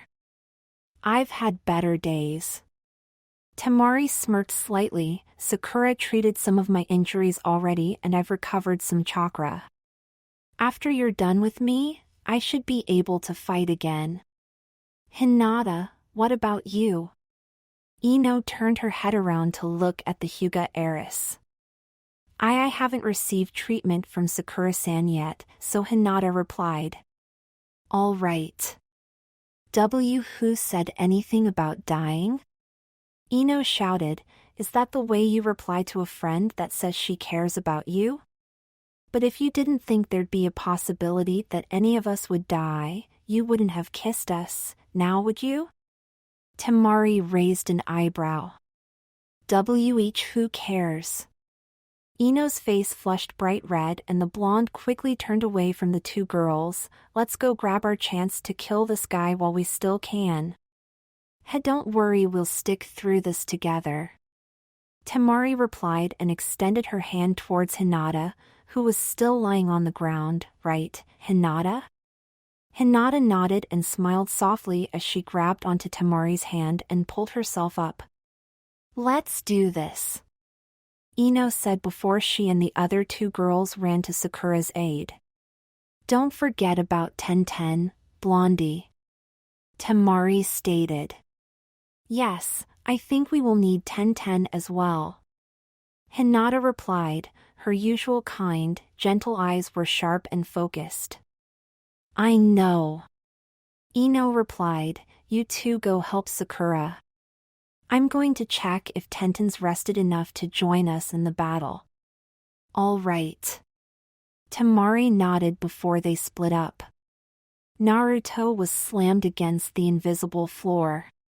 The blonde quickly rolled away and jumped up just seconds before the Kyuubi crashed down onto the floor as well. He rushed to face the demon, readying his fist halfway through his run. However, when he actually managed to hit the demon fox, he got a clean blow to his stomach in return. The two combatants split up for a moment before charging each other again. Naruto had lost track of time long ago, but he knew that he and the Kyuubi had been relentlessly fighting each other for what to him felt like days. He realized all too well the truth behind the entire fight between the blows he exchanged with the Kyuubi. Each punch became heavier, each kick more devastating, and yet neither of them was able to deliver the other the final blow that would kill them. Give up, brat! It's only a matter of time before we'll both lose. The Kyuubi roared. I will never give up. Naruto slammed his fist into the Kyuubi's face. Then I will make you give up and beg for mercy. The Kyuubi roared as his arm extended, wrapped Naruto's legs and threw him up in the air. Never! I will take back control of my body and save everyone. Naruto replied as he created some Kage Bunshin and launched them towards the demon fox. If you want to live that badly, then you'll have to kill me first. The demon fox replied and launched a beam of chakra towards Naruto, destroying the clones along the way. I know that already. Naruto yelled as he dodged the beam and continued his attack. The two of them both wanted to live no matter what. Both of them was willing to kill the other in order to do so. No matter how many attacks it would take, neither of them would give up. Attacks that would have been fatal were nothing at all simply because of their desire to live. In the end, the one who will stand on his feet will be the one who has killed and completely destroyed the other. That's right, in this battle, there will be no defeat or victory. Just one that will live and one that will die. Naruto thought as he exchanged blows with the Kyuubi, and I'm the one who's going to live. Damn, if only I knew a way to get through this barrier. Jiraiya cursed, but I'm no Orochimaru. No, even so, there has to be a way to get through it before it's too late. You're pathetic as usual, Jiraiya. Yeah, barriers just aren't my. Jiraiya cut his sentence off and turned around, pointing at the white-skinned man behind him. Orochimaru. In the flesh. Orochimaru said as he licked his lips. Ugh, and disgusting as usual. Jiraiya slightly twitched and then tilted his head back. Wait, if you're here then that means Kakuku. Orochimaru chuckled and grinned widely. You. Jiraiya glared. I won't forgive you for harming Tsunade. I didn't know I was harmed. Tsunade, who appeared from a bit behind Orochimaru, said. Oh! Tsunade! You're alive! Jiraiya blinked, then why is he? Because I can't leave something like this to you amateurs, Orochimaru said as he walked towards the barrier. Tsunade? Jiraiya raised an eyebrow. Everyone's heading this way to stop the Akatsuki. Tsunade stated. Jiraiya, even though we're enemies, I'd like to see Naruto-kun in the Akatsuki's possession as much as you do. Orochimaru said as he crossed his arms. Now then, let's take care of this barrier. What do we need to do? Jiraiya asked. First we need to see how strong it is. Orochimaru nodded once. And how do we do that? Tsunade raised an eyebrow. I can do that. Give me a few seconds, Orochimaru replied. His tongue crawled out of his mouth and grew in length as it lapped over the barrier. Jiraiya blinked and shivered for a moment. I see Orochimaru's right eye twitched as his tongue went back into his mouth. Orochimaru, what does your freakishly long tongue say about his barrier? Jiraiya asked. Orochimaru clenched his fist. It's over 9,000. What? 9,000? Jiraiya let out. Wait, let me try that again. Orochimaru said and lapped with his tongue over the barrier. Orochimaru, what does your freakishly long tongue say about his XXX? Orochimaru clenched his fist. It's over 9,000. What the hell do you two think you're doing? Tsunade yelled, and what's with the self-censorship? Stop fooling around and destroy this barrier. Barrier? Jiraiya repeated.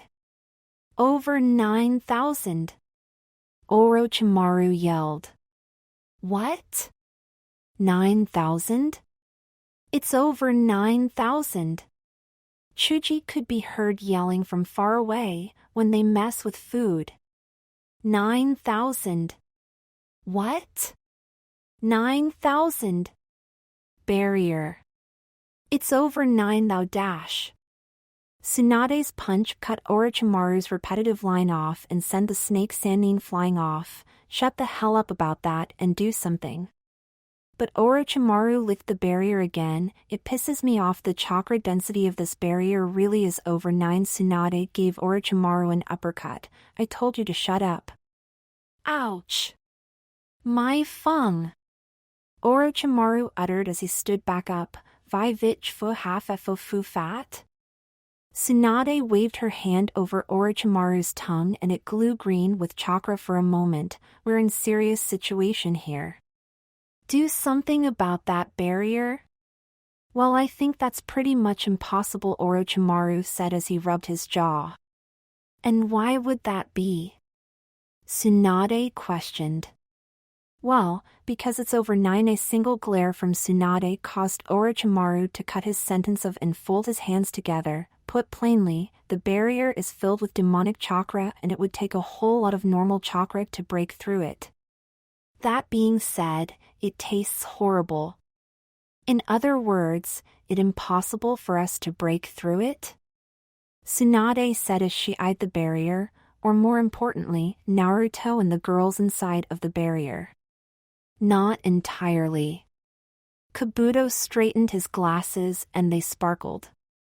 You. Since when are you here? Tsunade let out. Yes, it seems I have been forgotten ever since this chaotic battle truly began, but I am still around. Kabuto's glasses sparkled again. Konoha's forces along with Sasuke-kun and the resurrected Kimimaro-kun should be here soon. Please direct all of them to attack this barrier and we might stand a chance. Right, Orochimaru-sama? They sparkled twice. Shino, who appeared next to Kabuto, said. Huh? Kabuto let out. The glass dash shade sparkle is my copyrighted move, Shino replied as his shade sparkled. When this all is over, I will see you in court. Orochimaru chuckled. Well, it would be easier if those girls destroyed the Genryukyū in the center, but I doubt they'll be able to do that. I see. Tsunade took a deep breath. Sakura! Destroy that big ugly statue in the center and we can help you out. We're going to try to force our way in from the outside soon. The pink-haired Kunoichi smirked as she slammed her fist down on the ground. Looks like you're in trouble. Erasure smirked back at her. Yeah, I'm in trouble. I guess I have little options left. Then the Akatsuki leader dodged 3 incoming kunai, especially with your friends being able to fight again. Sakura, he's injured. This our chance to take him out. Ino shouted. So they found out, eh? Erasure narrowed his eyes and kept moving about. A razor-sharp wind passed by him as he formed a hand seal. Injury or not, the Akatsuki leader said as Ino shot a blast of mind energy at him. He spun around, dodging Ino's attack, and then he parried an incoming Jukin attack from Hinata with his leg. Out of the 5 of you, only one was able to properly injure me. Erasure kicked Hinata away and jumped back as he formed a series of hand seals. But that alone won't save you, the Akatsuki leader exhaled, a sea of flames coming out of his mouth. The girls shielded their faces with their arms and tried to dodge the fire attack, only barely being able to do so. Sakura was the first to press herself up from the ground again and charged towards Erasure. She punched, but the Akatsuki leader simply knocked her arm down and smashed his elbow into her face. Ten tried to stab Erasure with her katana, however he flipped back and escaped the point of her blade. My injury is already recovering. Temari jumped up into the air and sent a whirlwind towards the Akatsuki leader. He quickly raced through some hand seals and countered her attack with a fire technique, and once I've made sure the 5 of you are unable to bother me any longer, Hinata charged in with her Jukin attacks, but Erasure dodged them and brought a swift kick to her face. Naruto-kun will die and I will win everything. Ino sent another mind blast at Erasure, and this time he was unable to dodge it. He groaned but quickly regained his composure and fast enough to catch Sakura's wrist before her fist made contact with him. Hinata's next attack was stopped in the exact same way. When both girls tried to simultaneously hit Erasure with their free hands, the Akatsuki leader jumped up and kicked them away, launching himself backwards as well. When he landed, Temari's fan crashed right in front of his feet. The kick that followed from the Wind Mistress sent him spinning away. Oi! Ten called out to Erasure when he fell down on the ground. The Akatsuki leader jumped up and turned his head quickly towards the direction in which Tenten's voice came from. How do you like this? Ten smirked as she proudly presented the Genryukyū statue, covered in explosive tags. Tsch, Erasure let out as he narrowed his eyes. Ten jumped off the statue and formed a single hand seal midair, score 1 for the good guys. When she was at an adequate distance away from the statue, the exploding tags exploded.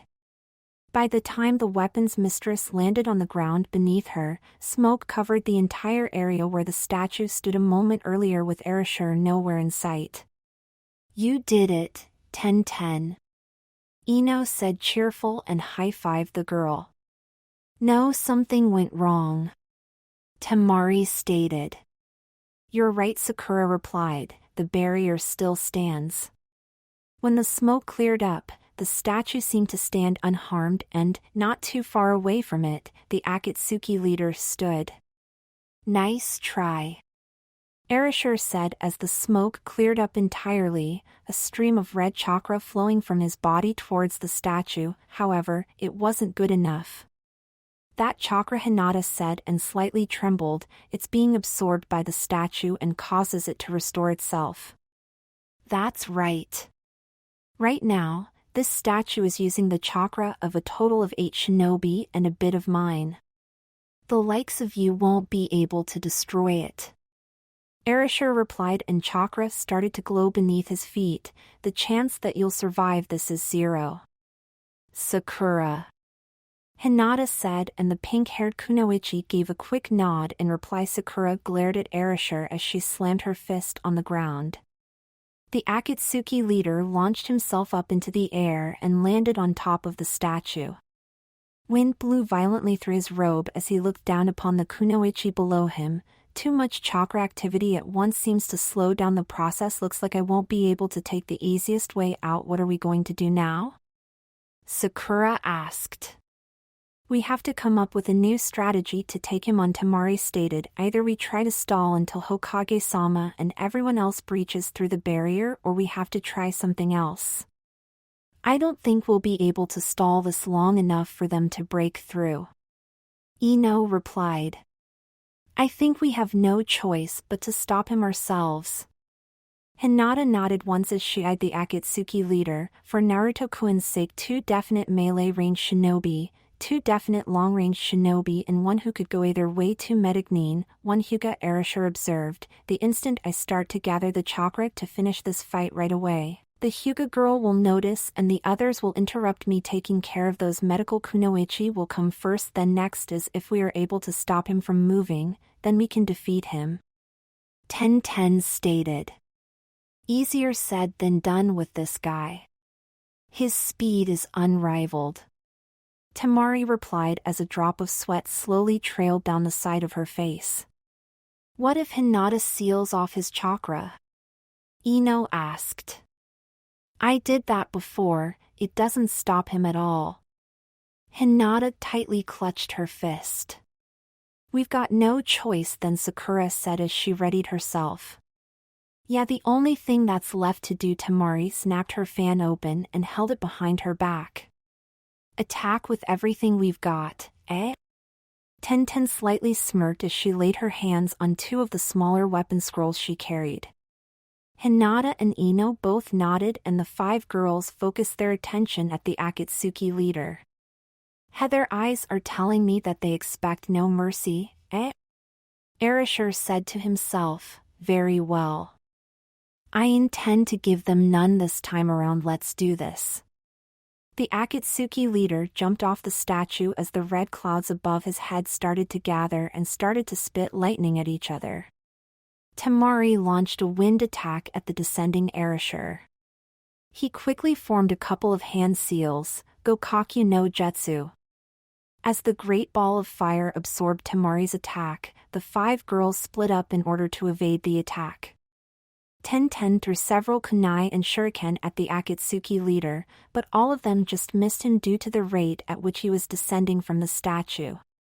Sakura was the first to meet up with him at the bottom of the statue with a shattering punch. Erasure caught onto her arm before her punch reached him, and he brought a knee towards her stomach. However, the pink-haired kunoichi noticed the attack and smashed her other fist onto his knee. After she obliterated the bone his knee, Sakura quickly grabbed onto him with both her hands and tossed him away. While flying through the air, Erasure popped off and sent out lightning in every direction. Sakura and the other girls only barely managed to dodge the lightning. Kage Bunshin? The Akatsuki leader appeared behind her. It's not a Kage Bunshin, it's a Reiku Bunshin. The Metagnin's eyes widened seconds before a kick sent her flying away. HAAA. Hinata let out as she thrusted her palm forward. Erasure knocked the arm off its course and threw a kick at the young Hyuga heiress as well. He was surprised to find his kick blocked by Temari's fan, and was even more surprised when Temari herself planted a kick in his face a moment later. As the Akatsuki leader staggered back, Hinata charged forward again and she threw another Juken-style punch at him. I've got you! Erasure let out as he grabbed onto Hinata's arm and pulled her towards him. Not so fast. Ten shouted a split second before 3 of her kunai hit Arashi's upper arm, releasing Hinata from his grip. Hack Rocketju Hinata let out as she shifted her battle stance. Erasure pulled out one of the kunai that was stuck in his arm, but the moment he tried to move forward he was blasted away from his side. "Nice work, Ino," Ten commented. He. "I know." Ino grinned widely. The Akatsuki leader quickly pulled out the other two kunai as well and threw them towards Hinata. However, a well-timed wave of Temari's fan caused the weapons to fall on the ground. Sakura ran towards Erasure again, who quickly formed a couple of hand seals. Doton, Doryuhiki. Erasure let out and a large, wide wall of earth and clay was created in front of him. Sakura easily punched through the wall, but was unable to anticipate the punch that Erasure threw back at her. The Medicnine covered quite some ground through the air before Hinata caught her. Erasure dashed forward at incredible speeds, passed by Hinata and Sakura and headed straight towards Ino and Ten. The weapons mistress managed to pull out a scythe from her scrolls and pull off a single vertically slice before the Akatsuki leader reached them. He somersaulted through the air, evading the slice, and kicked Ten away before throwing a lightning-fast kick at Ino. As the two girls were knocked away, Erasure turned around and blocked the incoming attack from Temari's fan with a single punch. The Wind Mistress gasped as he spun around and threw another punch at her. She managed to block it with her fan and snapped it open just before Arashi's second punch reached her. Before she knew it, the Akatsuki leader was on her other side already and brought a kick to her stomach. As the Wind Mistress hunched over in pain, Erasure spun around again and delivered another kick to her head. Hinata charged towards him, but Erasure reached her before she reached him and knocked her away. The girls stood up again and kept on fighting the former fourth Hokage. For them, giving up was not an option, no matter what might happen to them in the progress. Thus the five girls desperately fought on, trying to defeat the man who threatened the life of someone they held dear. Unbeknownst to them, there was someone watching the entire fight between them and the Akatsuki leader. The girl who worked at her family's ramen stand, Ichiraku Ayame, was shivering in fear as she watched the girls take on Erasure. She was too scared to move, afraid that if she did move, that she'd be found and instantly killed. At the same time she wanted to do something instead of idly standing by as the girls pushed themselves to their limits. Ayame felt tears flowing from her eyes as she watched the girls, who were doing something that she couldn't do. "Damn it, not yet," Sakura let out as she pushed herself up from the ground and charged towards Erasure again. Ayame closed her eyes and bit on her lip as the sounds of combat overwhelmed her. At this rate, Ayame thought as she held her eyes tightly shut, at this rate. Erasure laughed. "Aren't you all quite persistent?" "We won't stop standing up until you're defeated," Hinata said, taking on her Jukin pose again. "I will not allow you to take him away from us," Temari said and gritted her teeth as she ran towards the Akatsuki leader. "Even if it costs me everything I have, you will regret hurting the people I care about." Ten raised her weapons and headed for Erasure along with Temari. "We won't ever give up on saving Nimurkuin and Naruto's life." Ino formed a hand seal as she stood up again. "Because he's someone we all truly love," Sakura glared at the Akatsuki leader before dashing towards him as well. "You won't ever be able to defeat the five of us." The girls shouted in unison. Erasure simply smirked as the girls continued their assault. A few moments later, the girls were pushing themselves up from the ground again. "Fighting in the name of love, what a load of shit," Erasure said as he stood in the center of the girls. "Death has come for you, little girls. Rest assured that I'll keep you all alive long enough to see Naruto-kun suffering, however." "Saints, stop it!" Ayame yelled as she ran towards Erasure. The ramen girl breathed deeply in and out when she ran onto the battlefield. "Please just stop it already so you were still around, you traitor." Erasure turned towards Ayame. Don't kill them. Why are you doing this? You promised me that you wouldn't hurt anyone, including Naruto, and yet tears rolled down Ayame's cheeks. Naive child. There's no reason for me to keep true to my words. The Akatsuki leader replied. Please, all you wanted was the demon inside Naruto, right? Just take it, return Naruto to us and leave us alone, Ayame pleaded. Return Naruto-kun? That kid will die the instant we extract the Kyuubi. Erasure stated, causing Ayame's eyes to widen. The Akatsuki leader turned his attention back towards the girls, who had stood up once again in the meantime. Now where was I? Yes, it's time to kill them. Ayame stepped in front of Erasure with her arms spread wide. I won't allow you to do that. And what would you do against me? Erasure questioned as he kept walking towards her. Ayame bit her lip, but didn't move out of the Akatsuki leader's way. You're a bother. Erasure landed a single blow to Ayame's stomach. She fell down on her knees and coughed up some blood as Erasure kept moving onwards. The Akatsuki leader stopped walking as Ayame clutched onto his leg. I said I won't allow you to kill them, everyone. Now! Sakura shouted, and the 5 girls launched another assault on the Akatsuki leader. Fools, Erasure let out as he quickly formed some hand seals. Raitun, Dai Reijiki no Jutsu. A web of lightning struck the girls, making them scream in agony before they finally fall back down on the ground again. Don't. Ayame clutched on tighter to Arashi's leg. TSCH, looks like you've got a death wish as well. Erasure said and kicked Ayame with his free leg. The girl coughed up some more blood as the Akatsuki leader grabbed her by her throat and rose her up in the air. With his other hand, he punched her away and made her crash into a wall. By the time she fell down, Erasure had reached her again and was towering above her body. They say the most inner ring in hell is reserved for traitors. Be a good girl. The Akatsuki raised his hand and a small blade of chakra formed in it, and confirm it for me. Naruto was panting heavily. The ongoing fight between him and the Kyuubi seemed to last an eternity. Right now, the two of them had a small break in their fighting.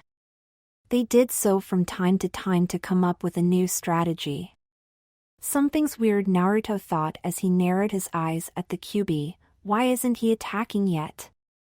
Your time is up, Naruto, the Kyuubi stated. Like hell it is.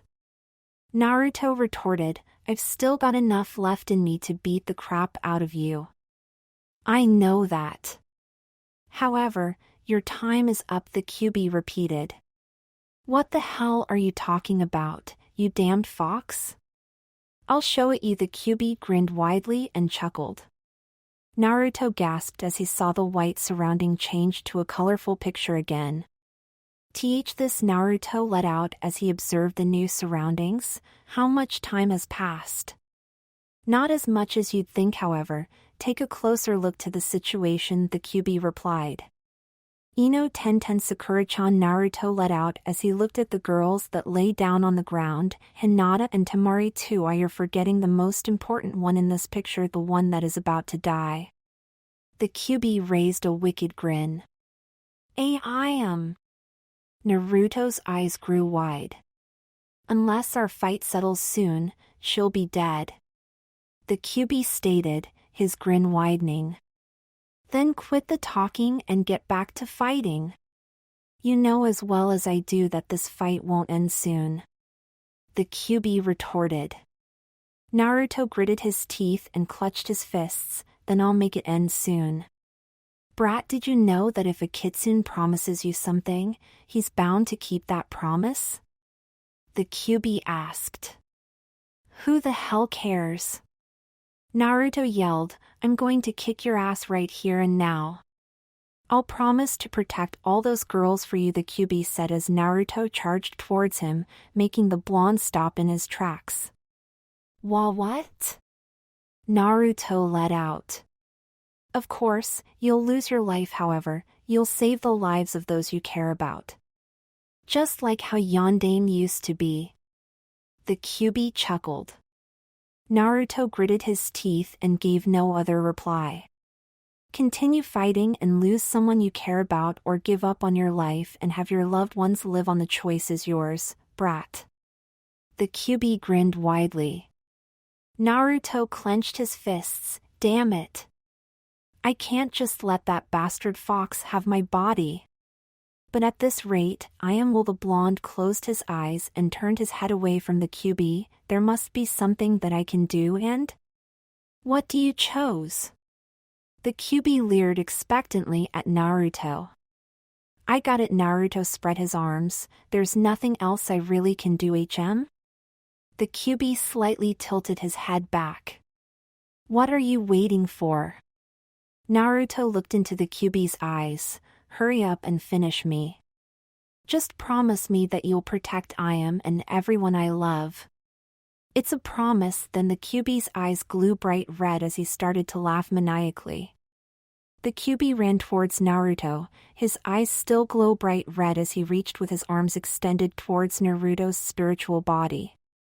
Naruto let out and slightly grinned just mere seconds before the Kyuubi reached him. Erasure thrusted his chakra blade towards Ayame's throat. Halfway through his thrust, he froze. The chakra pressure in the air rose up such high amounts that it felt like the gravity of the planet had increased. Sweat slid down the side of Arashi's head, a grin forming on his face. The girls, who lay face down on the floor, gritted their teeth as they pressed themselves up from the ground again. What the hell is this? Ten let out as the pressure of the chakra almost pressed her back down to the ground. Arashi's grin widened as he turned around and he started to laugh. The girls turned around as well, following Arashi's gaze to the origin of the increased chakra pressure. Naruto-kun? Hinata let out. Erasure laughed louder and started counting the tails behind the boy in orange. 1, 2, 3, 4, 5, 6, 7, 8, 9, 9 tails. The tails whipped violently at their surroundings, as if ready to destroy anything that crossed its path. Erasure stopped laughing and grinned widely again. Welcome back, Kyuubi no Kitsune. The boy in orange opened his eyes. Two soul-piercing, crystal blue eyes staring straight into the blood-red ones of the Akatsuki leader. Who the hell are you calling Kyuubi? The boy grinned widely. My name is Uzumaki Naruto. Arashi's eyes widened as if he had just seen a ghost. I am possible. Naruto clutched his fists and the glass shards that lay scattered across the street shattered. And as for you, I will make you regret ever even thinking about harming my loved ones. Chapter 19, From Naruto with Love. How Erasure gritted his teeth and slightly trembled out of anger. How were you able to come back? The Kyuubi should have surely. Naruto grinned widely. Who knows? You won't ever find out, at least. Flashback no jutsu, what are you waiting for? Naruto looked into the Kyuubi's eyes. Hurry up and finish me. Just promise me that you'll protect Ayame and everyone I love. It's a promise. Then the Kyuubi's eyes grew bright red as he started to laugh maniacally. The Kyuubi ran towards Naruto, his eyes still glow bright red as he reached with his arms extended towards Naruto's spiritual body. Naruto let out and slightly grinned just mere seconds before the Kyuubi reached him. The blonde raised his hand up towards the Kyuubi's chest as he closed in. The Kyuubi's eyes widened, but it was too late. A sphere of rotating blue chakra struck his chest and forced him back as Naruto shouted, like hell if I'd give my life up to the likes of you. As the Kyuubi staggered back, Naruto roared and another sphere of blue chakra, this time rotating much faster than the last time, struck the Kyuubi's body. Rasengan. The sphere of chakra exploded and the violently rotating chakra sent the Kyuubi flying back. The demon fox bounced off the ground several times when the rotation of chakra came to an end and Naruto leaped up into the air. I'm going to become Hokage. I won't bring a bigger danger into the world simply for the sake of getting rid of another one.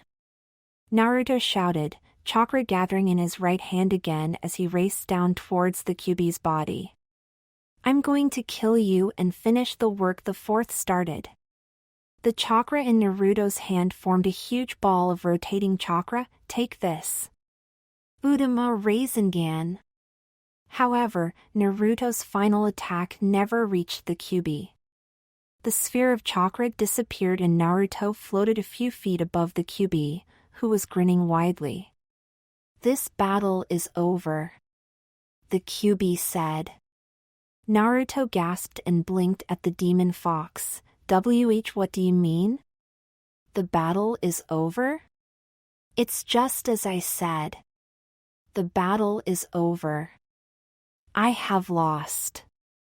You have won, brat. You're actually admitting defeat? Naruto was shocked. Of course the Kyuubi's grin widened. That was a nice strategy you had there. Deceiving and then delivering a final blow. You seem to be just like a kitsune. Naruto glared at the Kyuubi, not liking the way the demon worded that last sentence. Listen, brat. We don't have a whole lot of time, but there still is some time. I have to tell you some things before you return to the real world, but before that I will answer any question you might have. This is probably the last time we'll talk. The Kyuubi glared at Naruto.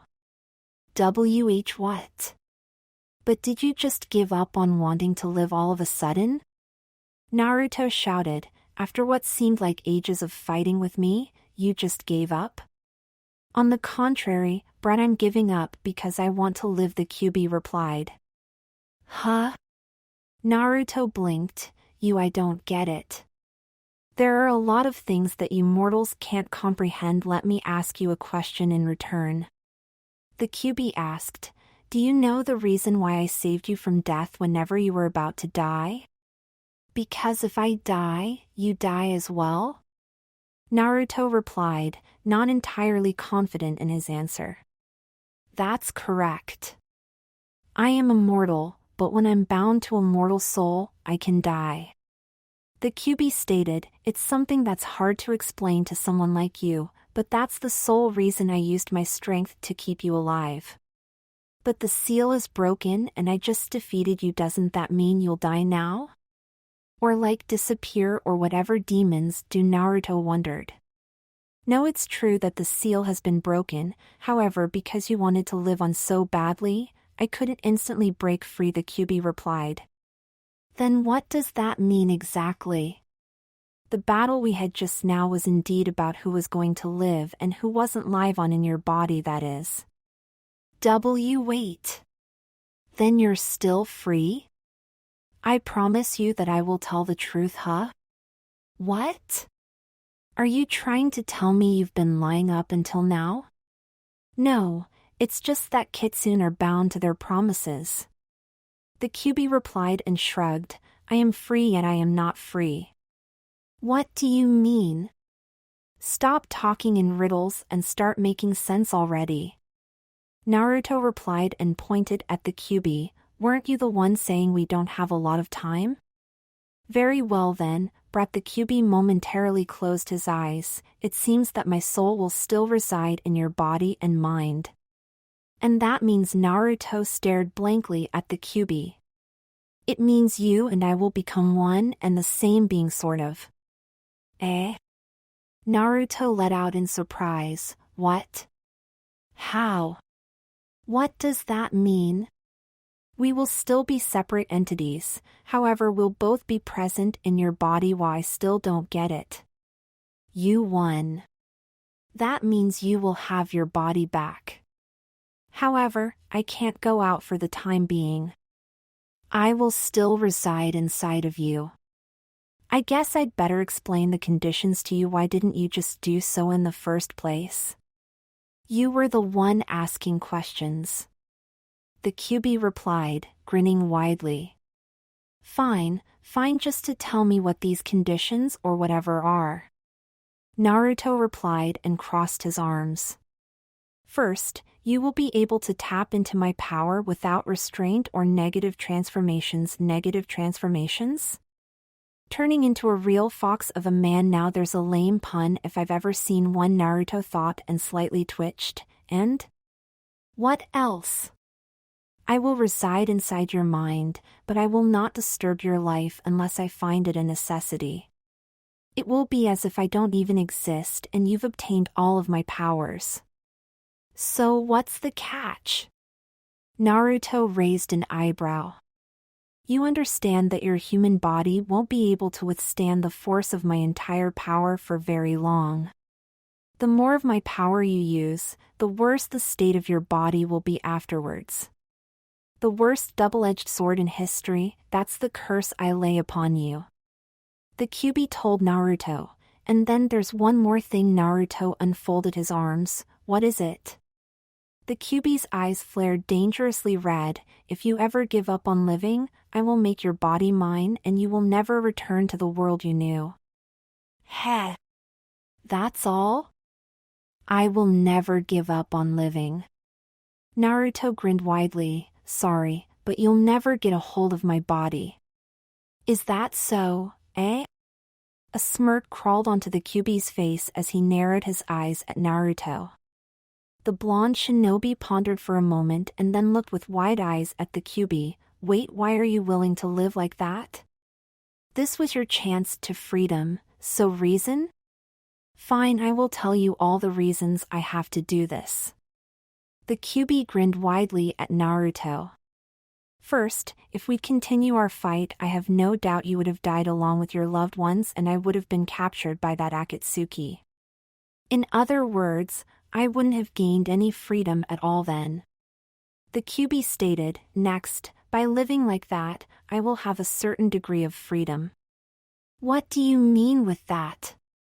I thought you said I wouldn't even notice you being there, and all. Naruto raised an eyebrow. Even so, I'd feel what you'd feel. I'd see what you'd see. Far more than I've did the past 15 years. In other words, I will once again live and have some freedom. Also, I have no doubt I will kill people this way. You are shinobi a terror, all the Kyuubi stated. I guess Naruto slightly frowned at the thought. And finally, the most important reason of all, the Kyuubi grinned wickedly. You've heard the rumors, haven't you? When a single tail on my body was swung, mountains would crumble and flood would consume the land. What about that? Your final reason is because that is true? Naruto blinked at the Kyuubi. No, my final reason is. The Kyuubi started to snicker. Your final reason is? Naruto wondered out loud when the Kyuubi took some time to snicker. While my maximum power should be beyond belief if used in your body. The Kyuubi laughed maniacally. And Naruto stared blankly at the Kyuubi. The grin on the face of the demon fox grew wide as he narrowed his eyes at Naruto. I want to see it. My power pressed to its maximum limit. Eh? That's your final reason? Naruto let out, slightly surprised. Unfortunately, it will take a while for you to do that, but even a portion of my power should be overwhelming. Kyuubi's grin widened. I still don't get it. Why should your power increase if I'm using it? Naruto wondered. Why do humans make Jinchuriki?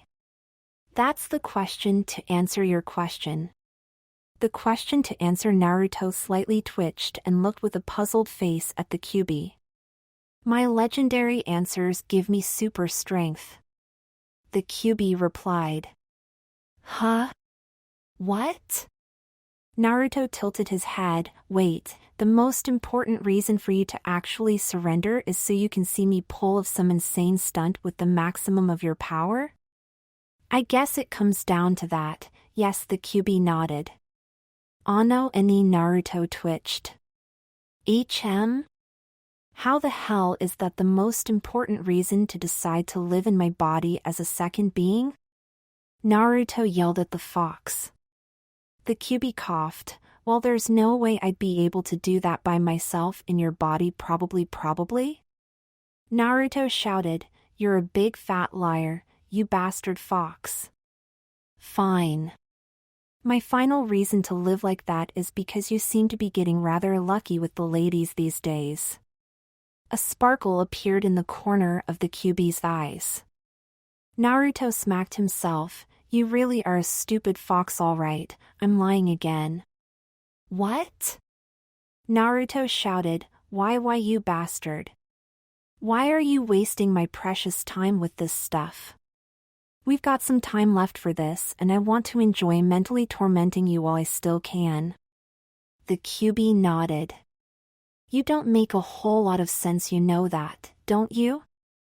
Naruto twitched. The Kyuubi grinned widely. Well, I'll be honest then. I somehow find that hard to believe, Naruto replied as he narrowed his eyes on the Kyuubi. In order to live on and have a chance to have my own body when the current dangers no longer exist in the world. The Kyuubi stated. Current dangers? You mean the Akatsuki? Naruto wondered out loud as he tilted his head. Not just them. Right now there are enough shinobi to seal me inside something or someone again. The Kyuubi grinned wickedly. I remember that day 15 years ago all too well to attempt something like that again for the coming 100 years. Naruto slightly smirked. So I'm actually helping you to survive by living a long life, eh? I don't know what will happen in the future, but this will do for the time being. The Kyuubi replied and grinned. Patience is something one needs in order to be the victorious one in the very end. Naruto silently stared at the Kyuubi and then nodded. I guess that's all I need to know to make sure you never kill thousands of people again. The Kyuubi grinned wickedly. I was right, you've got the cunning of a fox. Well, that's why you should be able to do this. Naruto grinned back at the Kyuubi. If you think I'm an idiot, you're really stupid. Time's up. The time for you to kill Erasure has arrived. The Kyuubi replied, his eyes glowing bright red as his chakra started to leak out towards Naruto's body. Remember everything I've told you. If you are reckless, you will either kill yourself or lose your body to me. I'll be the demon inside your mind for all eternity. Now go and show the world what destruction my power can bring. Uzumaki Naruto. Hearing the demon fox calling his name made the blonde shinobi gasp, and it sent a feeling of nausea through his body.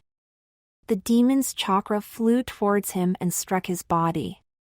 From that moment on, the white walls surrounding him faded away, and the scene of Konoha's main street and his enemy trying to kill his beloved Ayame returned before his eyes.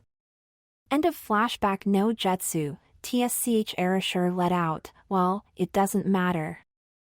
Naruto's grin widened. If that's really what you think, why are you just standing there? Weren't you going to kill me and take the Kyuubi's powers?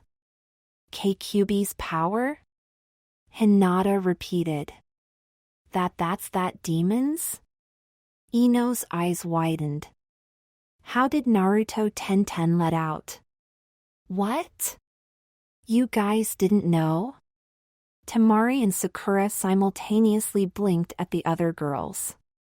Ano Naruto turned towards the girls, sheepishly grinned at them and rubbed the back of his head. There's a lot I have to explain to all of you, but could you leave that discussion until I've started beating the crap out of this guy? I don't really want to hear it. The girls stared silently at the blonde until the moment he turned his head back around again, faintly smiling at the girls as he did so. You're pretty confident, Erasure replied. Think you're all high and mighty because you've got tails made out of demonic chakra swaying behind you? Naruto took a look at the chakra tails and smirked. No, not at all. These things will just be a bother anyway. The tails shattered and disappeared, a bright, blood-red chakra covering Naruto's body instead. There. Much better. It's less impressive though. What in the Erasure narrowed his eyes at Naruto. Surprised already? Naruto grinned widely. I can't wait to see the looks on your face a few minutes from now. Ha he he he.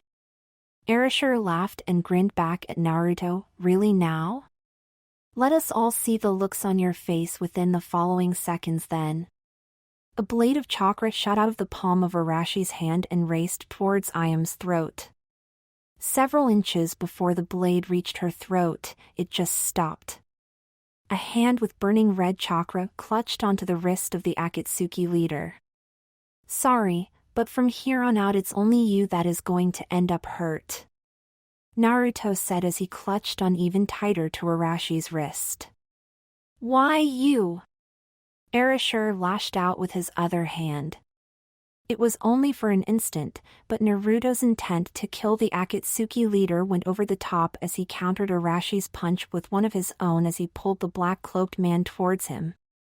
For someone whose speed is reputed as unmatched, it was a counter faster than any other Erasure had seen before. The fist slammed into the Akatsuki leader's face and sent him flying away. Surprise was written all over his face as he placed his feet on the ground, trying to force himself to a stop. Naruto wouldn't allow the former fourth Hokage to get a chance to do so and charged onward towards him. Another punch. This time it aimed for Arashi's stomach. The Akatsuki leader's feet touched the ground only briefly, but that was enough for someone of his level of skill. "Doton!" he called out. Chakra seeped a trail onto the ground beneath him, and within the blink of an eye, the earth rose up to shield him from the punch. However, that didn't stop the raging blonde's attack. Naruto's demonic-empowered punch penetrated the wall of earth. Little chunks of stone flew across his face as he raced on, creating several cuts across his cheeks, but the shinobi didn't even flinch the slightest bit. "What's wrong? Is that all you've got?" Naruto roared as he threw another punch at the Akatsuki leader. He threw a punch of his own, as fast as he could throw one. At the last moment, Naruto's fist collided with Arashi's, and for a moment the raging chakra created a silence before its ferocity started to push the Akatsuki leader back. Blood ran down Arashi's hand as a cracking sound could be heard. The Akatsuki leader quickly moved his fist out of the collision and raced away. "You're not getting away," Naruto stated as he gave chase. As the two were fighting, the girls that had previously been defending their beloved Naruto were now staring in awe at his fight. "Damn it! I can't take it anymore!" Temari roared as she lifted up her fan with all of her might. "Temari?" Ten let out as she and the other girls looked surprised at the wind mistress. "I don't give a crap about what you guys do or think, but I'm going to fight along with Naruto." She gritted her teeth and started to move forward. Wait 1 second. Ino let out, "If we go out there, we'll just be a bother to Naruto. If we stay here, we might cause Naruto's defeat." Temari said as she moved onward, "That guy will definitely start to use us to get to Naruto when he notices he's no match for him." "You're right." Sakura smirked as she held onto her hurt arm. "Let's be a bother to that guy one more time so Naruto can defeat him." "Giving it all that's left in us," Hinata said, slightly smiling. "I'm sure Naruto-kun would do the same in our position." He, we can't let Naruto take all the credit for defeating this guy, now can we?" Ino smirked. "Let's do it one more time." Ten replied, and the 5 of them readied themselves once more. Naruto and Arashi's eyes crossed each other momentarily as they both attacked and defended themselves. The blonde shinobi was still overpowering the Akatsuki leader, but in terms of speed they were equal now. "Looks like he's more serious now, but this still isn't that Hiraishin no Jutsu," Naruto thought as he deflected a thrusting chakra blade from Erasure and replied with a kick as a countermeasure. The Akatsuki leader managed to block the kick with his free arm and then dashed away again. Naruto gave chase, sending out multiple chakra punches in Arashi's direction. Erasure breathed out a big ball of fire, but that would only hinder the demonic chakra arms for a spare moment.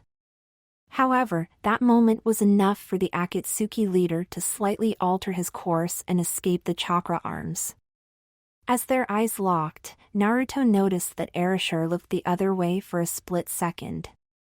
Quickly following his gaze, he noticed the girls he loved so much moving in on the battlefield as fast as possible. A small smirk on Arashi's face made Naruto gasp, and the surprise became even bigger when Naruto could only see a blurry image of the Akatsuki leader move towards the girls. Naruto's body reacted instantly, changing its course just as fast to give chase after the former fourth Hokage. It's that jutsu. Definitely. However, I can still see him. Naruto thought as he chased the blurry image of the Akatsuki leader. That bastard fox's chakra does some insane things to my abilities. The blurry image stopped, becoming clear as daylight again and forming the picture of Naruto's opponent. Right-ton Erasure muttered. He is making his move. I've got to stop him. Naruto raced onward as Erasure formed the final few hand seals. The advance of Naruto's loved ones stopped as they noticed the Akatsuki leader in front of them. A smirk rose on his face just seconds before Naruto's fist made an earth-shattering impact on his skull. Erasure exploded with lightning, electrifying the blonde shinobi. Gah! Naruto let out as the lightning relentlessly struck his body. No matter how strong you are, you can't stop my lightning. Erasure roared from high above the ground, this is the end for you and your pathetic friends. A vortex of lightning with the width of the entire main street of Konoha shot from Arashi's body and scorched the ground as it and moved in for the kill on Naruto and his loved ones. Raw! Naruto roared at the top of his lungs, and just as the lightning reached him, an explosion of red chakra pushed the lightning away. The girls covered their faces as the demonic chakra raced towards them as well. It stopped only a couple of meters in front of them, and its force almost knocked them away. Momentarily, the image of a nine-tailed fox formed that roared just as loud as Naruto did. The lightning shattered by the force of the demonic chakra. The image of the demon fox was destroyed as well as Naruto raced through it, jumping up towards Erasure. I'm going to kill you. Naruto's voice was darker than usual, and his words were emphasized by the dangerous look in his crystal blue eyes. At that point, time momentarily stopped for the former fourth Hokage. He could see the red chakra beneath the blonde boy disappear as if it were never even there. He could see the blonde shinobi called Naruto clenching his fist. But most of all, he could see death awaiting him just a few inches behind the blonde. Time resumed at that point, and Erasure gritted his teeth. I won't go down without a fight. Erasure replied just moments before the first of Naruto's relentless attacks struck. Blow after blow rained on his body, Kage Bunshins appeared and disappeared within mere fractions of a second, and Naruto's chain of attacks seemed to be without end. A wicked grin formed on Naruto's face, and his left eye became blood red as he looked into Arashi's eyes. How do you like my power now that it's more focused? Naruto's voice was twisted and wicked, not like his usual voice at all. You Erasure managed to let out before a blow to his stomach sent him gasping for air. The red left eye became clear blue again, and the wicked grin turned into a wide fox-like grin. Sorry.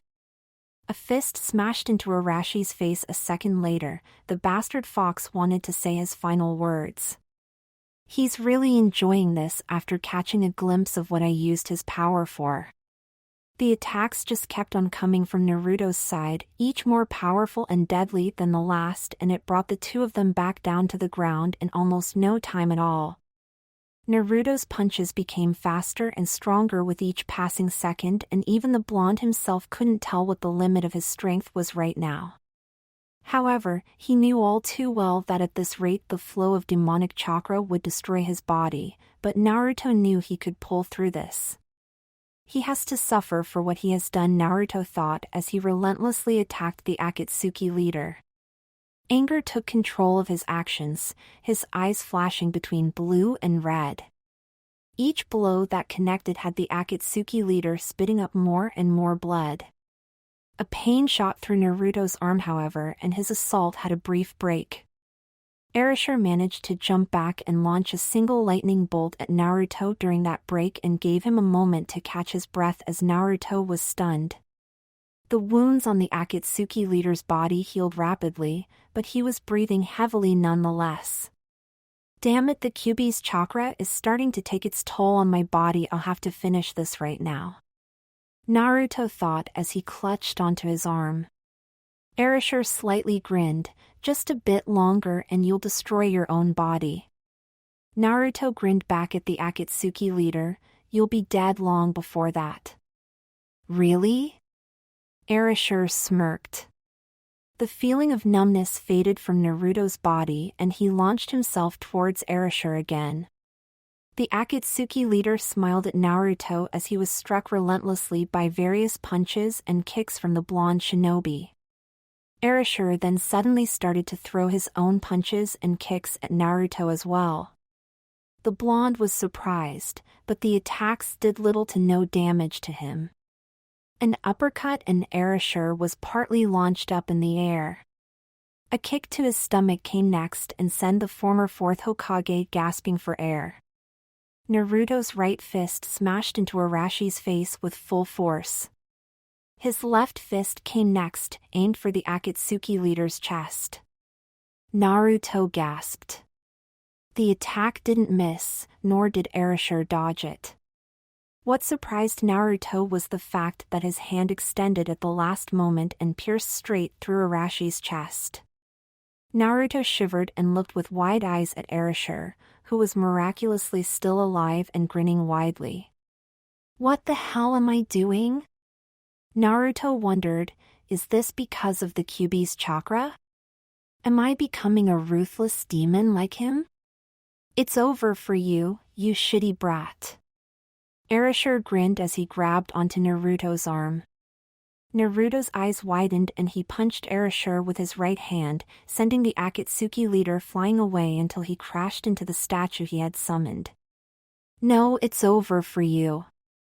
Naruto let out as he breathed deeply in and out, his eyes still wide. He relaxed as Arashi's body fell down on the ground, but he was still feeling weird about what just happened. The blonde managed to raise a smile nonetheless and laughed a bit. He looks like I was able to save everyone. Save who? The voice made Naruto's smile fade and turn his attention to Arashi's body, that was standing back on its feet again. It was silent in the entire area as the Akatsuki leader rose up from the dead once again and stared at Naruto with burning red eyes while a wicked grin crawled up on his mouth. What the Naruto let out and shook his head, no.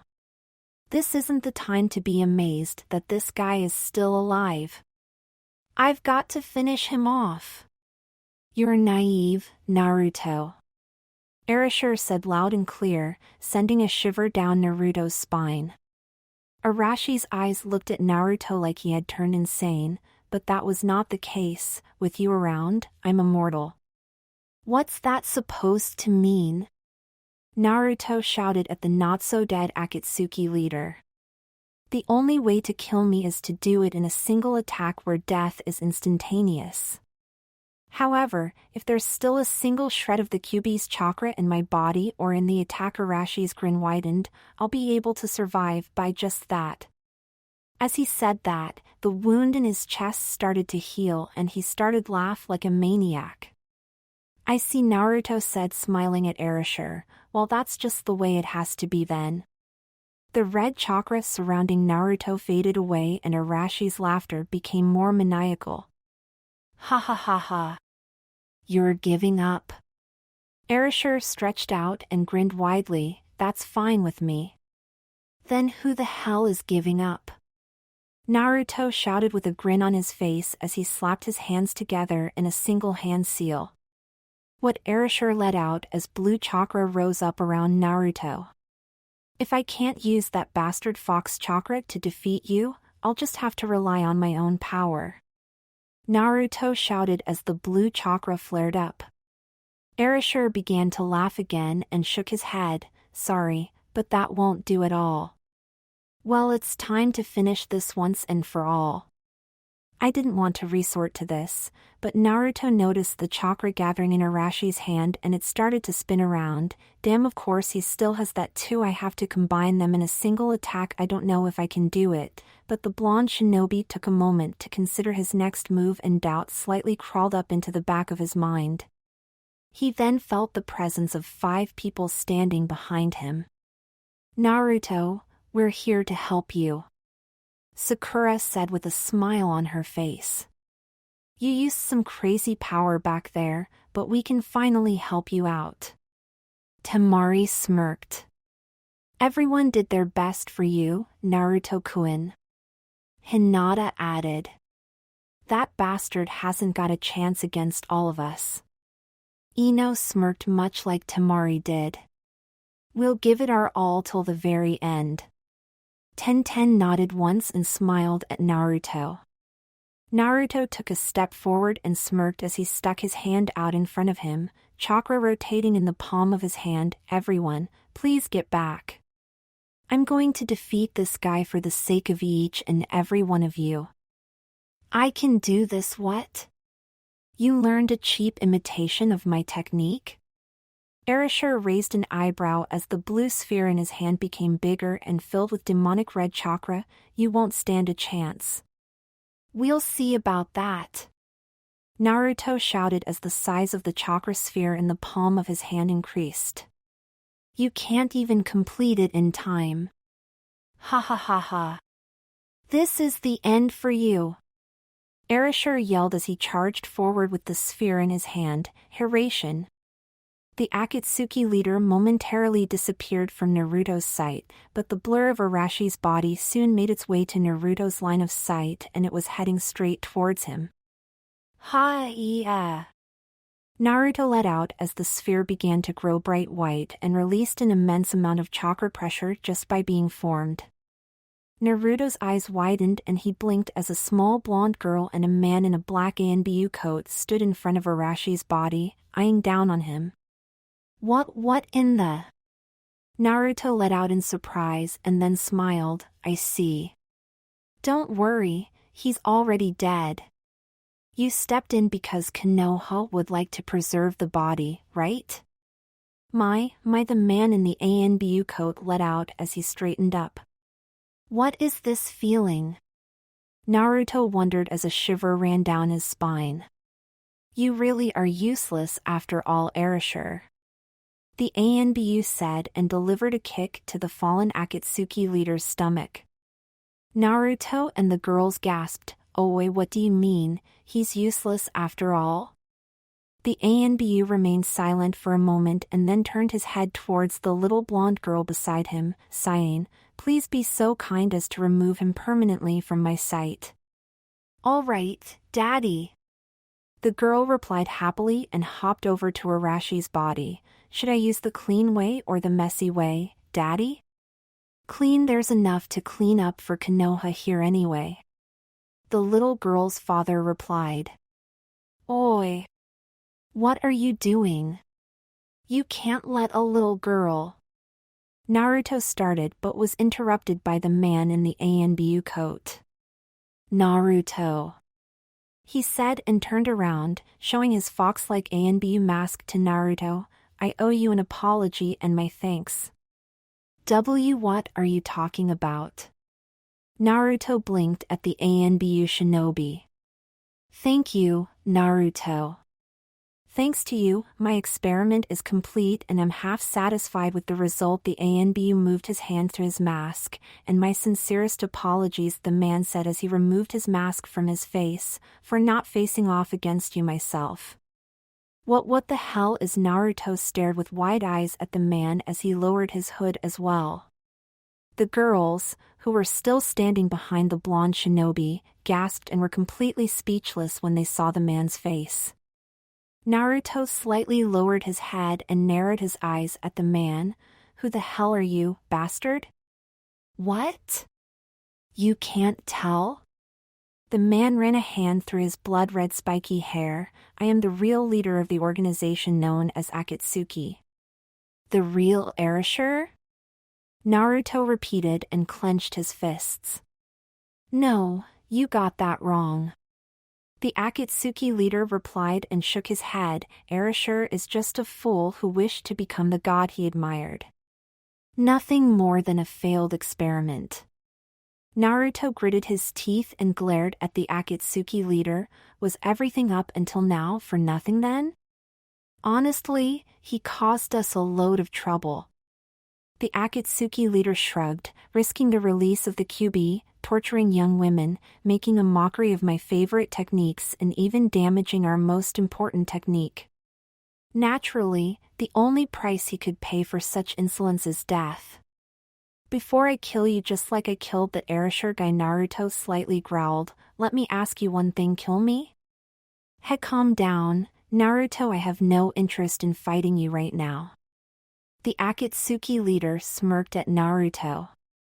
What the hell is your goal that you're going as far as sacrificing other people for your own purposes? Naruto asked.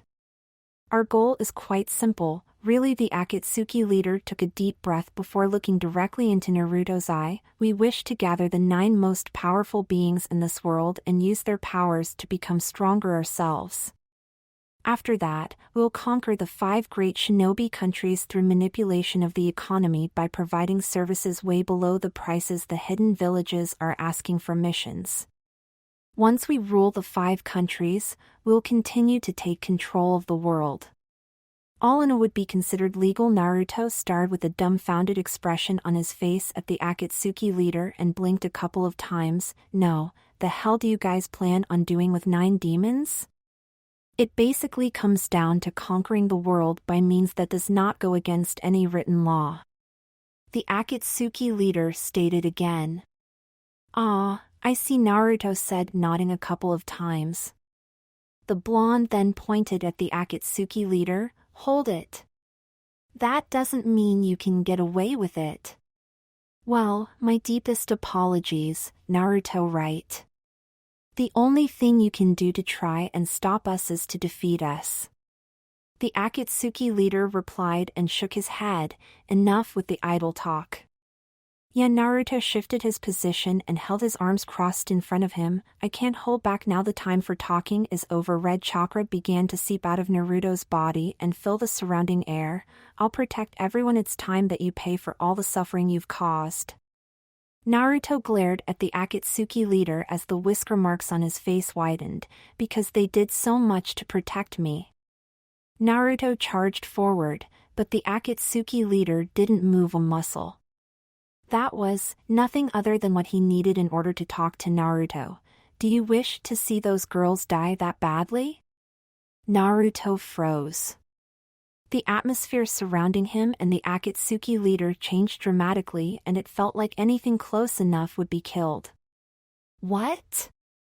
Naruto let out as he glared at the Akatsuki leader. Those 7 young women behind you want them to live, right? The Akatsuki leader questioned, even though the answer was quite obvious. You just lay a single finger on them and then what? The Akatsuki leader interrupted Naruto before he could finish his line. You'll make me regret it with my life? Who do you think you're talking to? Naruto gritted his teeth. This guy is serious. If I so much as try to attack him, he'll definitely kill any of them, but I see you understand the situation. The Akatsuki leader lifted his hand up in the air and tilted his head for a moment. You coward, Naruto snarled. You're going to use them to force me to come with you, aren't you? What coward would do such a thing? The Akatsuki leader smirked and shook his head once. I still have my honor. And like I said before, I have no desire to fight you right now. Why? Naruto asked. Something's wrong. If they wanted the QB that much, wouldn't he try to do so right now? I have several reasons. The first being that your comrades should soon recover from the chakra release of the barrier. The Akatsuki leader shrugged. The other reasons are of little importance to you.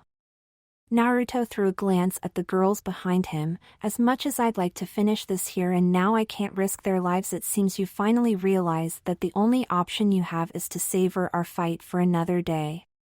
The Akatsuki leader stated, then, we're leaving. Wait! Naruto let out as the Akatsuki leader turned around.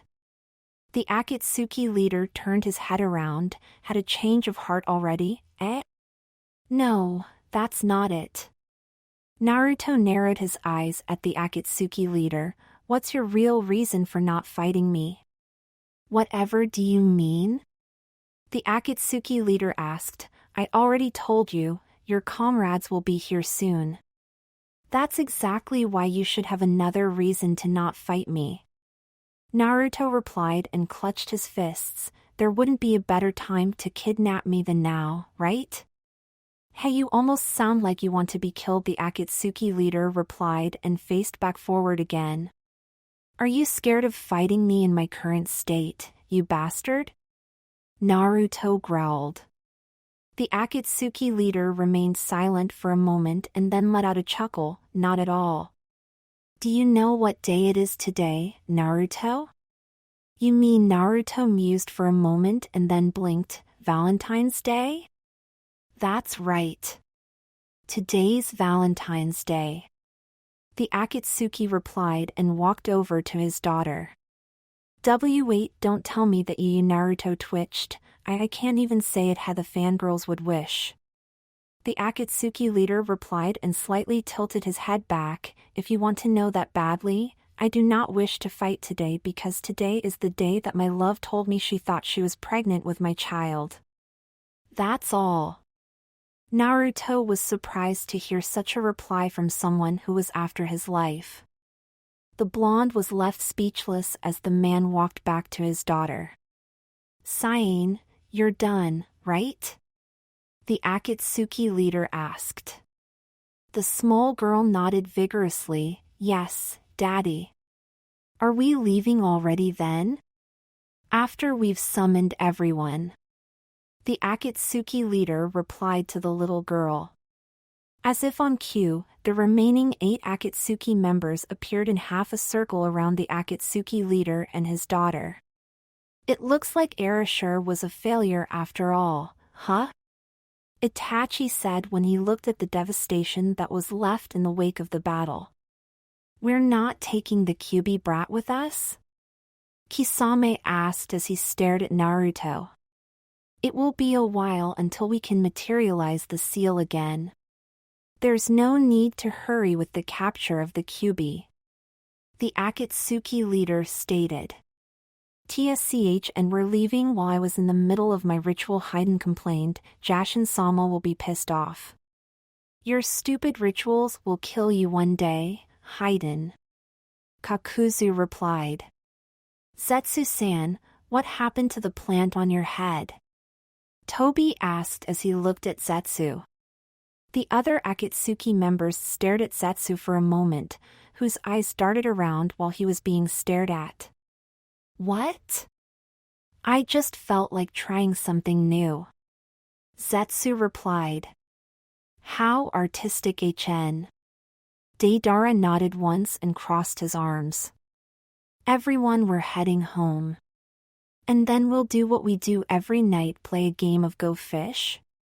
Kisame asked as they started to walk away. No, the Akatsuki leader replied. Download a bunch of licensed anime and sell them on eBay for money? Itachi asked. No, not that either. Count our money down to the very last penny? Kakuzu asked. There's no need for that. Stab ourselves and enjoy the pain? Hayden asked and grinned widely. Go away, Hayden. Create exploding sculptures to make our secret base look more artistic and explosive at the same time, HN? Deidara wondered out loud. You're on your own with that one, Deidara, the Akatsuki leader replied. How about we all smoke some and just enjoy ourselves? Zetsu rubbed his chin in thought as the 2 huge leaves around his head began to regrow themselves. We're going to send you back to the rehab clinic if you keep on trying to make us smoke that stuff. We'll be good boys, right? Right? Toby asked and looked with anticipation at the other Akatsuki members. Toby, while you can be cool at times, I'm starting to wonder why the hell you're with us. Oh. I know. How about this? A blue-haired woman with a white flower in her hair said. You guys don't do anything at all. Give me a lot of screen time and let me in on the action for once. Who the hell are you anyway? Then, what are we going to do, Daddy? The little girl wondered. We'll do what we do every night except on Tuesday, the Akatsuki leader replied as he lifted the little girl up from the ground and placed her on his shoulders. We try to take over the world. Naruto looked dumbfounded at the organization known as Akatsuki and slightly twitched. It must be true what they say, in order to be evil, you really have to be one twisted. The Akatsuki leader let out and stopped walking. The rest of the Akatsuki members followed his lead and stopped as well. Congratulations, Naruto. You've won this battle. However, remember that the war is far from over. Shaken out of his thoughts, Naruto stared at the Akatsuki leader, who left just a few words before he and the other Akatsuki members disappeared. Remember, the dawn will always rise.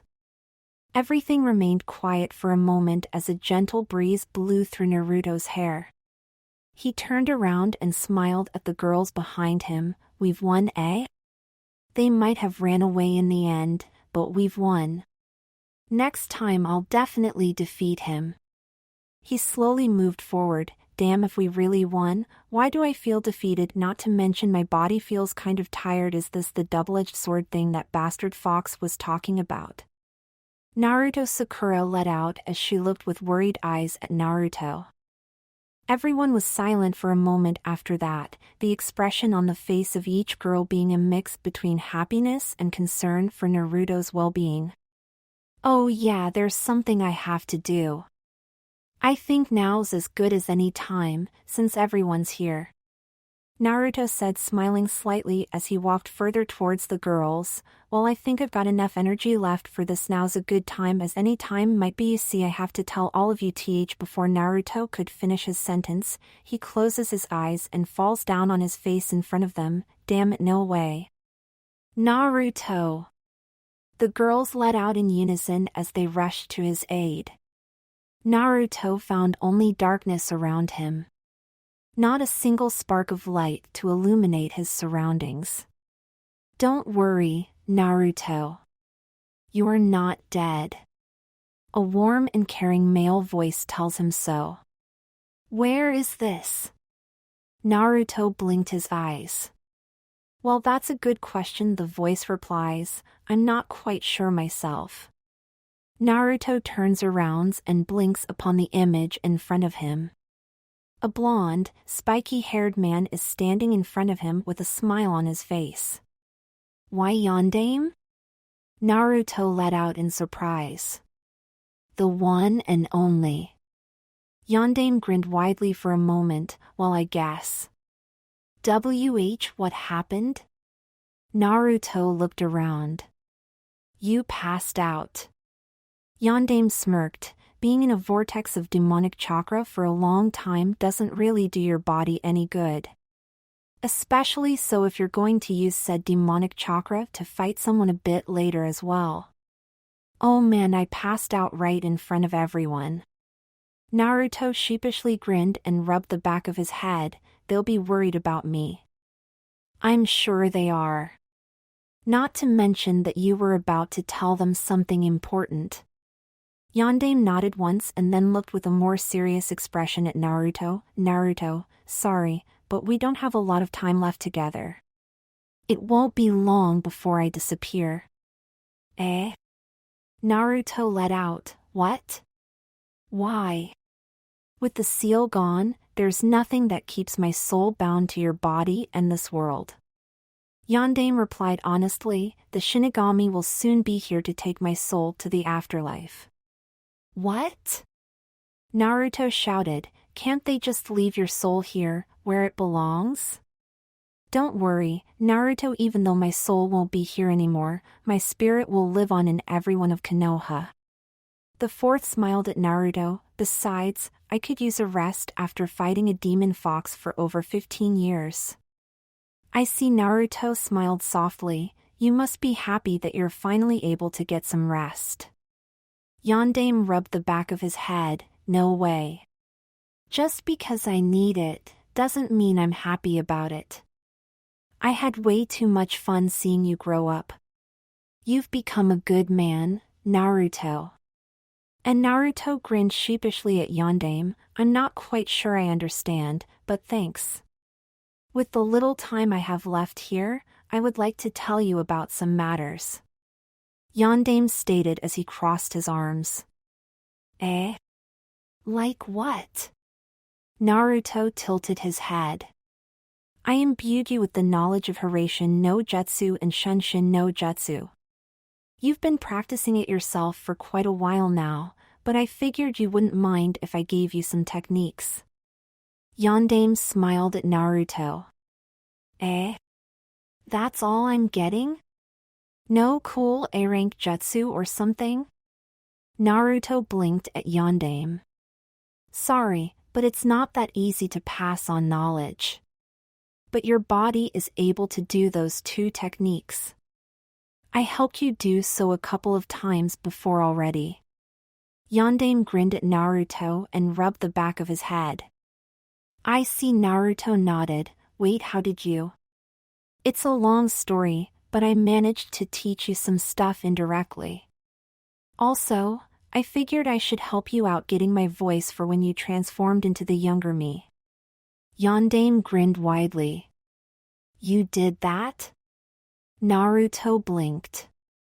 Why else did you think my body sounded quite like Ymir? It was my actual voice. Yondaime replied.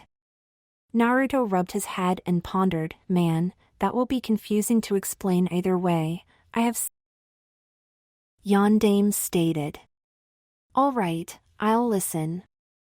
Naruto nodded once and then parts of Yondaime's body started to be blown away as if turned into stardust.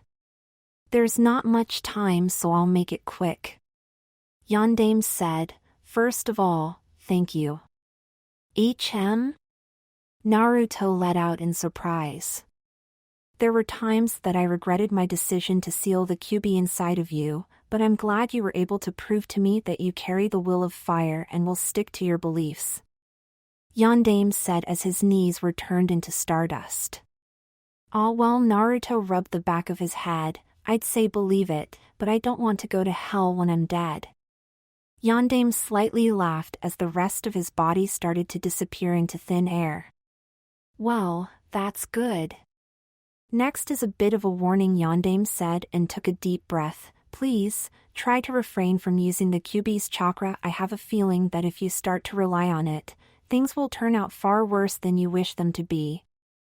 I know I shouldn't trust that bastard fox all too much, but there will be times it's needed, right? Yes. That's why I forced the seal to allow mixing of QB's chakra with your own. Yondaime nodded. There will be times when you need its power. His arms started to fade away as he continued. However, right now there's no such seal and it requires direct control in order to wield the appropriate amount of chakra. So I must learn to control it all by myself? Naruto asked and slightly frowned. You're not alone, Naruto. I will always be with you. And you've got some lovely girls and some nice friends around you that will help you through anything. Yondaime answered, you won't have to face this alone. I see. Naruto smiled widely. Looks like I've got something to work on again. I'm sorry for everything I made you go through. Naruto the Fourth's voice slowly began to fade. However, I know you'll become an even greater Hokage than I was. I hope you never have to make the same decision as I had to 15 years ago, but if you do, I hope you realize I thought the exact same thing. The Fourth let out as his head started to fade away. There's no choice but to do this for the sake of the future of your own. Naruto's eyes lit up and he reached out with hand towards the fading Fourth Hokage, who couldn't even finish his last words. I promise you I will do anything for the sake of the future of my own village.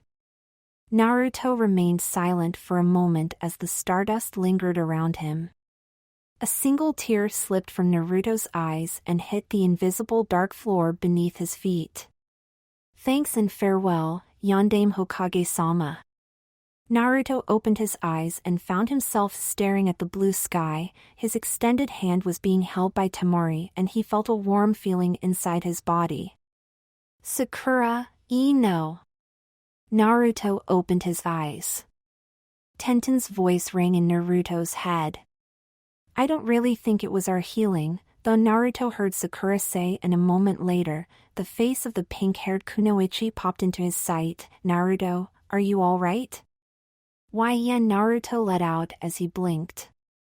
He sat up and looked at the girls around him, his eyes lingering on each of them for a second. Sakura placed a hand on Naruto's shoulder. You shouldn't move yet, Naruto. Your body has suffered a lot of stress from the Kyuubi's power, so alright. Naruto nodded Akne. The motion caused his vision to fade in and out for a moment. I can do this whether I'm lying on the ground or not. Naruto laid back down on the ground and took a few deep breaths. Everyone please listen to me until I'm done talking. Naruto said and closed his eyes, not wanting to see the instant result of what he was going to say next. The truth is Nimur-kun, he's me. I'm him. We're one and the same person. That appearance and name was just something made up by me. Naruto said. Everything remained silent after that. No gasps, no replies, absolutely nothing. Naruto gulped and then decided to continue. Everything I said and did were true, though. I was just being myself the entire time. My feelings for all of you aren't some joke either. They're really the way I feel about every one of you. Again, there was no reply from any of the girls. Oh man, I have the feeling that this will turn out to be one bad Valentine's Day for me, Naruto thought and felt sweat crawl down his spine. I can understand if any of you hate me for lying, but you stupid idiot. Temari flared and lifted Naruto up by his collar. The blonde opened his eyes and prepared to get a fist slammed into his face or worse, a steel fan. However, Naruto saw neither of those coming at him. All he could see was Temari glaring at him with tears in the corners of her eyes. Why, Temari asked him, her eyes slightly trembling, why didn't you just tell me so right from the start? Because if that letter ended with my name, you wouldn't have come all the way here, right? Naruto sheepishly smiled at the wind mistress. Temari looked away and lowered Naruto back down to the ground. That's it all started 2 weeks ago. Naruto began to tell his tale. Since Valentine's Day was coming up, I was wondering how I should ask Sakura-chan out and all. I must have looked kind of depressed since Ayame-chan's father, the guy that runs Ichiraku Ramen, asked me if something was wrong.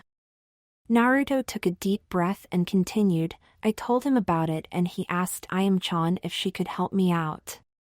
She taught me the basics of dating, and the day after that she asked me if I liked someone other than Sakura-chan. I told her I didn't think so, and she then asked me what other girls I knew. Naruto eyed each of the girls around him. I named all of you and Ayame-chan said we were going to write each of you a letter to ask if you wanted to go out on a date with me. The original plan was to just go as myself if I got a response from any of you, but while Naruto raised a smile on his face and rubbed the back of his head, everyone wanted to meet me. And I knew it was kind of impossible to go as myself then, so I decided to create an alter ego, but I didn't want to stray too far away from the way I really looked. In the end, Hinata was the only one I could be with while being myself since she already liked me. The blonde shinobi took another deep breath and smiled honestly. There's probably a lot more for me to tell all of you, but this is all that's really important. Even though the plan was to find out who I really liked during these past 2 weeks, I just started to like everyone more and more. Even right now, Naruto dropped back down on the ground and laid his arms behind his head as he stared at the sky. I can't say who I like the most. It's unfair if I chose any of you without telling the truth. Everyone. Sakura's voice was calm and soft as she addressed the other girls. I think it's only fair if we tell Naruto what's on our mind right now. He already knows my feelings, so I'll leave the rest up to you. Ino stood up from the ground and wrapped one arm around herself, holding on to her side. I don't like it. If he really liked us from the start, he should have told us the truth. But Naruto looked at Ino as she sighed. I'd be lying if I said that I didn't fall for him, despite his disguise. Even though it turned out that Nimir-kun was in fact Naruto, he's still the same person, right? So there's no reason for me to hate him after all he did for us. For me, I can say I love him. Ino blushed and stuck her nose up in the air for a moment before looking at the blonde shinobi. I really love you, Naruto. Ten spoke up. Naruto slightly raised himself off the ground. Ten, I understand you have Niji as well, and screw Niji. Ten replied fiercely. Huh? Naruto blinked in disbelief. Don't get me wrong, I really love him, but out of the two of you, he seemed more like the jealous ex-boyfriend than anything else. Ten crossed her arms and took a deep breath. Ino's right, nothing changes just because you told us Nimir-kun was actually you. Naruto smiled slightly as he and Ten stared at each other for a moment. The weapons mistress then threw a big smile at Naruto and slightly tilted her head. My feelings stay the same for you, Naruto. You're a great guy, there's nothing to dislike. Naruto turned his head towards Temari and smiled softly at the wind mistress. Temari smirked and looked with wet eyes at Naruto. You idiot, you don't even need me to tell you, right? If I can, I'd like to talk to you one-on-one soon, but until then. The wind mistress lifted her head, smiled and closed her eyes. As the fluids that had gathered in her eyes sparkled when they were thrown out into the air, she said, I love you, Naruto. More than I love anyone else.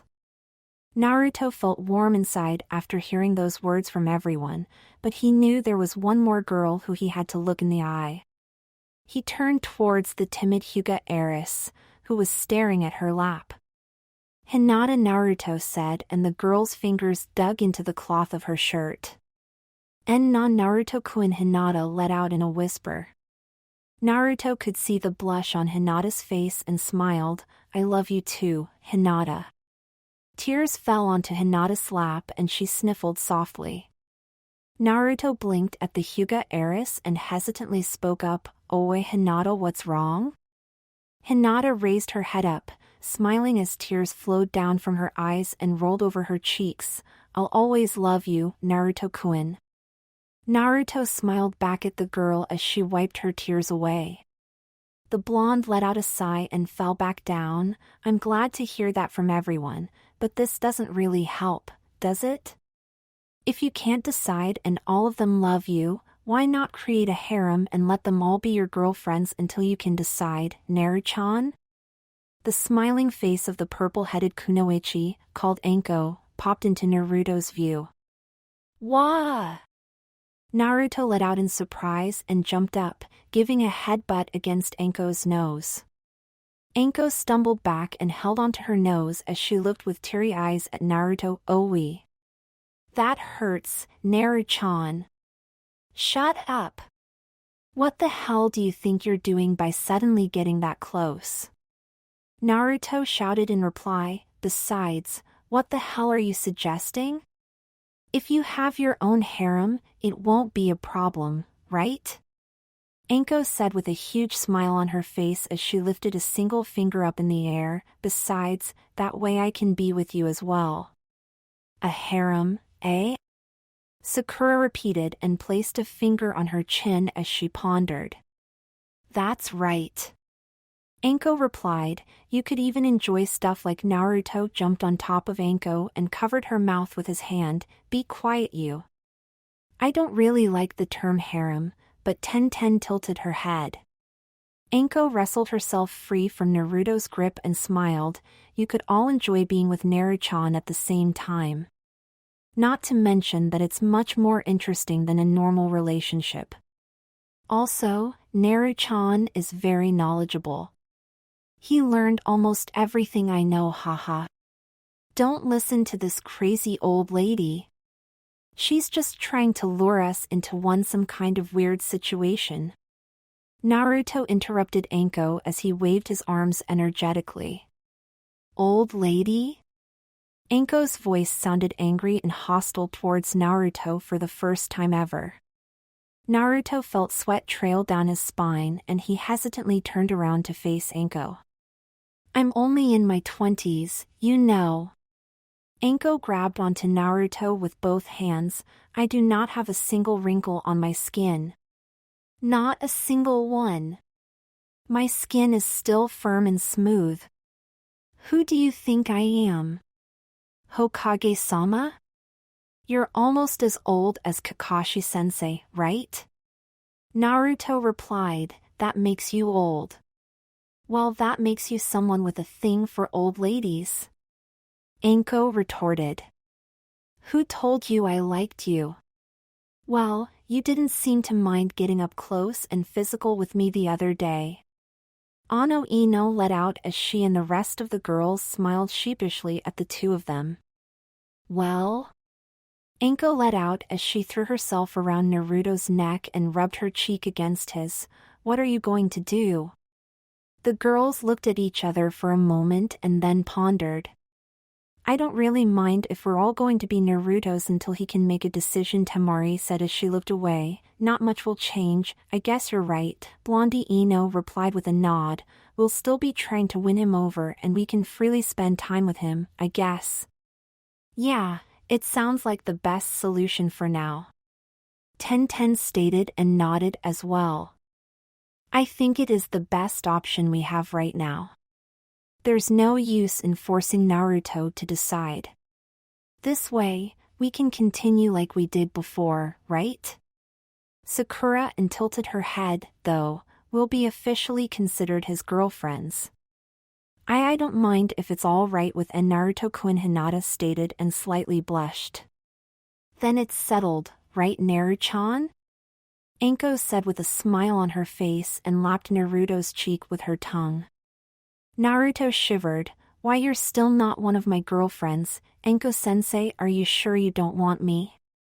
Anko asked with a wicked grin on her face and then kissed Naruto's neck. Oi!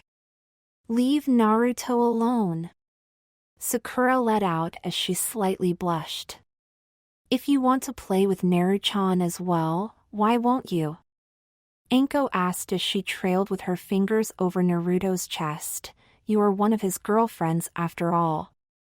Go ahead and do whatever you want with him. Damn you, Anko-sensei, I won't be defeated here by you though.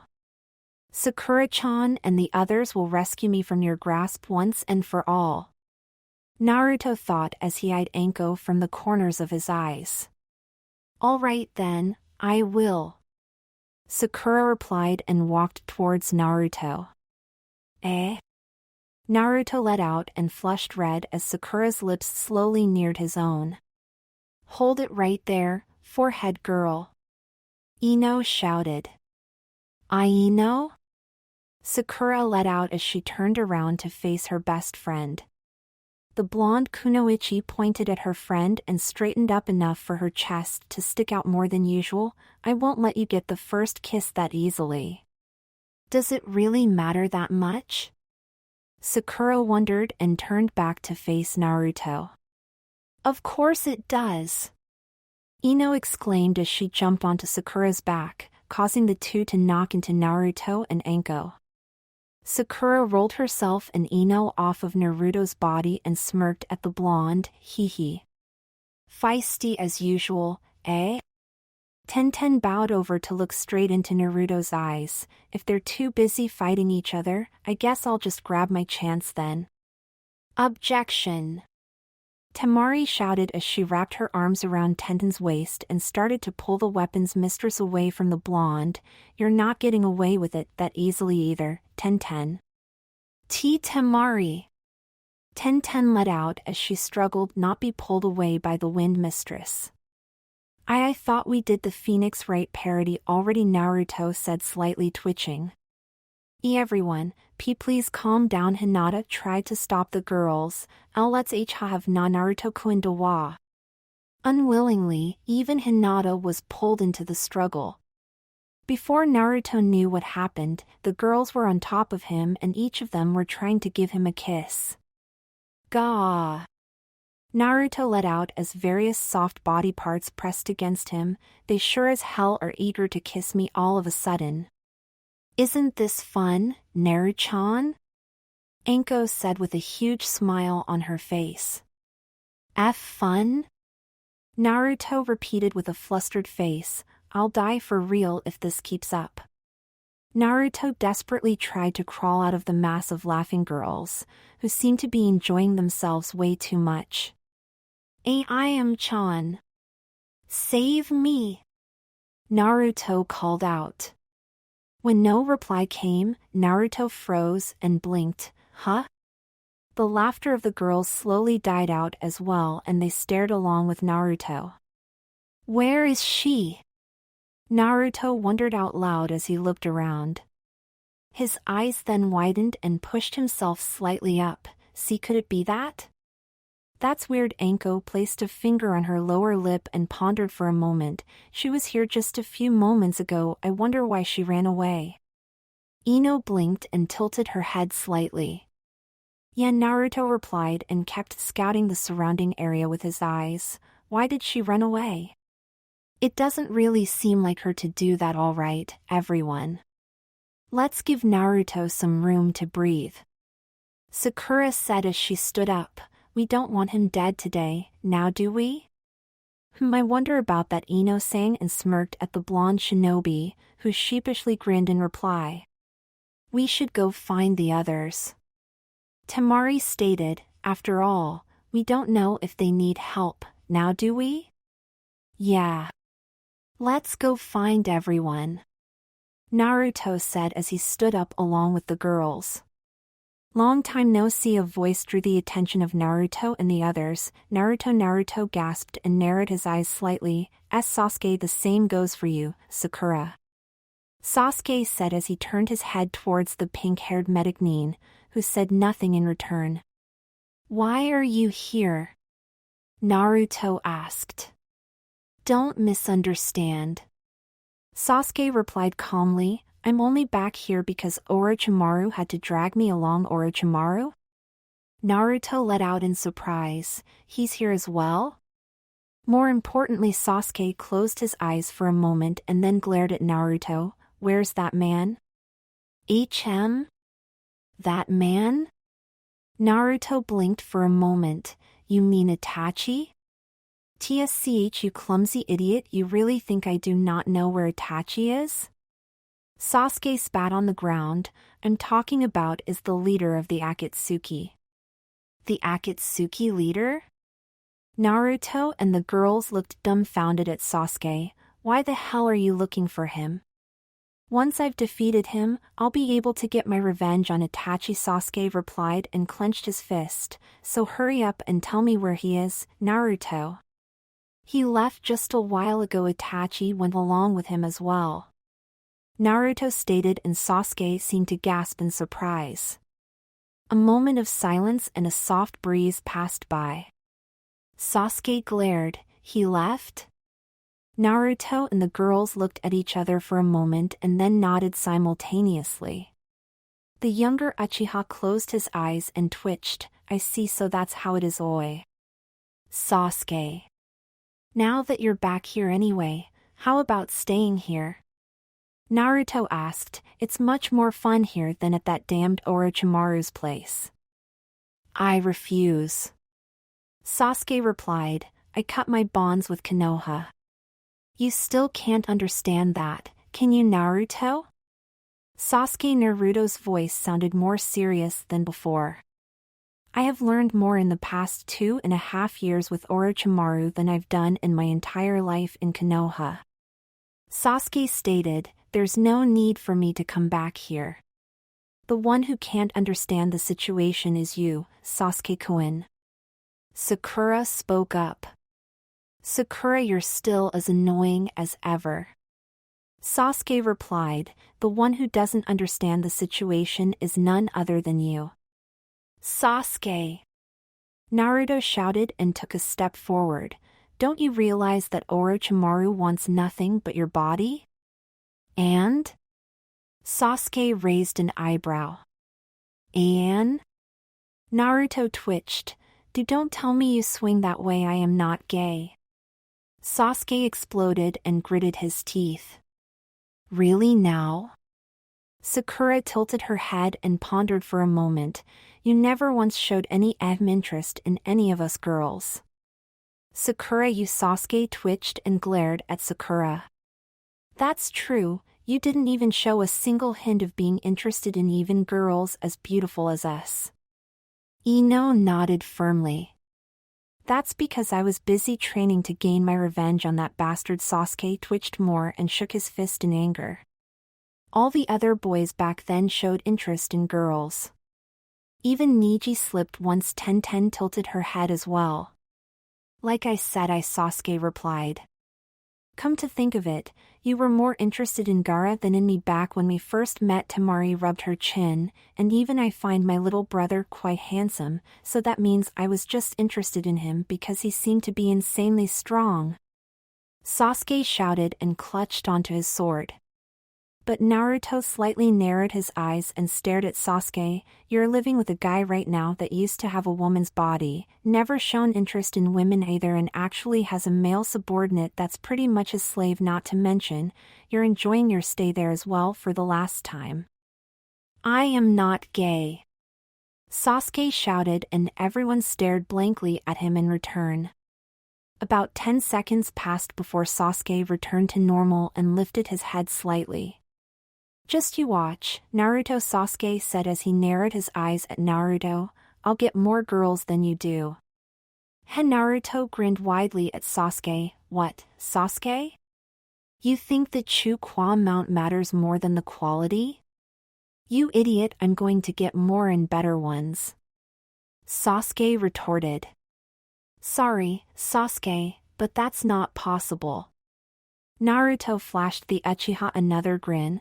I've already got the best there are. Sasuke then pointed at the girls behind Naruto. I suggest you look behind you, you clumsy idiot. Naruto slowly turned his head around and gasped. Did I say something wrong? No, I'm sure I didn't, but all the girls were staring at him with big, bright shining eyes, aside from Hinata, who had just flushed red and was avoiding his gaze. Later, Naruto Sasuke said, the next time we meet, my harem will have surpassed yours by 10-fold. Ah. Naruto turned back around and stared blankly at Sasuke, who was fading away in purple flames. While you're at it, you might want to try improving that laughter as well, Naruto stated and then pointed towards himself with his thumb. Even I could do a better evil laughter and I'm the hero. I guess laughing is not really my thing. Sasuke stated before completely vanishing. Naruto let out a sigh. Man, he ran away again. Now I'll have to do another chase Sasuke mission. Oh well. Naruto. The blonde shinobi heard his name being called by Ino. Naruto turned back around again to face his girlfriends, finding them in the same way as they were a moment ago. Do you really think we're the best? Ten asked before Ino did. Naruto blinked at them for a moment before he grinned widely and rubbed the back of his head. Of course. I love all of you and each of you are better than any group of girls Sasuke might get. If he is straight, that is the instant Naruto had finished talking, he had to cover his ears and close his eyes as all the girls squealed. When he opened his eyes again, he found all the girls rolling on the floor and mumbling one thing after another. Wow, I think I might them feel a bit too good about themselves. Naruto grinned sheepishly at the girls, even though they really are better than anyone else. Aw, I'm the best. Naruchan thinks I'm the best, Anko sang as she rolled back and forth on the ground. Naruto looked dumbfounded at the purple-haired Jounin. Who mentioned you? Anko's body stiffened and a moment later she was hugging her knees and had her back towards Naruto. Naruto thinks I'm the worst, worst, I didn't say you were the worst. Sensei Naruto grinned sheepishly as a drop of sweat rolled down the back of his head. The girls stood up from the ground and each of them stared at Naruto with a blush on their cheeks. On that moment, Naruto felt like he had just been pierced by a katana in his heart. See you cute. It's too cute. At this rate I'll die just by looking at them. Aren't you guys overreacting a bit? Naruto asked as he grinned sheepishly at the girls, a blush crawling onto his face as well. But you know, Ten said as she fidgeted with her fingers. Being called the best by the one you like gives you a good feeling, right? Sakura added and the other girls shyly nodded in reply. Ihihi, Naruto laughed sheepishly as he rubbed the back of his head. I have the feeling that my life will be danger a lot from now on in more than just one way, Naruto. A voice shouted. Naruto spun around and there in the distance he saw someone down on all fours charging towards him. Kiba? Naruto let out and then smiled. You bastard! Kiba shouted as he kept on running on all fours towards Naruto. Sorry, you missed out on the action. Naruto grinned widely. How dare you get more girls than I do? Kiba shouted when he was only a couple of 100 feet away from Naruto. Eh? Naruto let out and titled his head. Take this. I'm going to beat you to show your girls just how cool I am. Kiba shouted as he jumped up into the air. He shouted as he came crashing down towards Naruto again, and then my feelings for all those beauties will be rejected. Before Kiba even reached Naruto, 6 fists hit his face and sent him flying away again. Ihihi, Naruto let out as he stared with wide eyes in front of him. Their combined strength makes for a scary attack. Kiba flew over the rest of Konoha's forces. As he did, Shino straightened his shades again and held his fingers pressed against them for a moment. Kiba, you didn't realize this before, but Shino thought as he stood still for a moment, you're the guy in this story that will never get something like a harem after all. This village's ladies' man is Naruto. Jiraiya shouted as he came running towards his student. Erosennin, what the hell took you so long? Naruto glared at his teacher. Now it's not like I wasn't busy or something. Jiraiya grinned sheepishly. I bet you were just trying to see all of this from some perverted point of view, weren't you? Naruto stared straight into Jiraiya's eyes. What? Jiraiya let out. Is that something you say to your teacher after he honestly worried about your well-being? Naruto, don't be too hard on that old fart. Tsunade said as she walked up to Jiraiya, holding the end of a rope in one of her hands. He tried his best. Who are you calling an old fart, you old hag? Jiraiya muttered in reply. What was that? Tsunade glared in reply. Weren't you two supposed to be in love with each other, get married and all that? Naruto asked as he watched the two Sannin argue.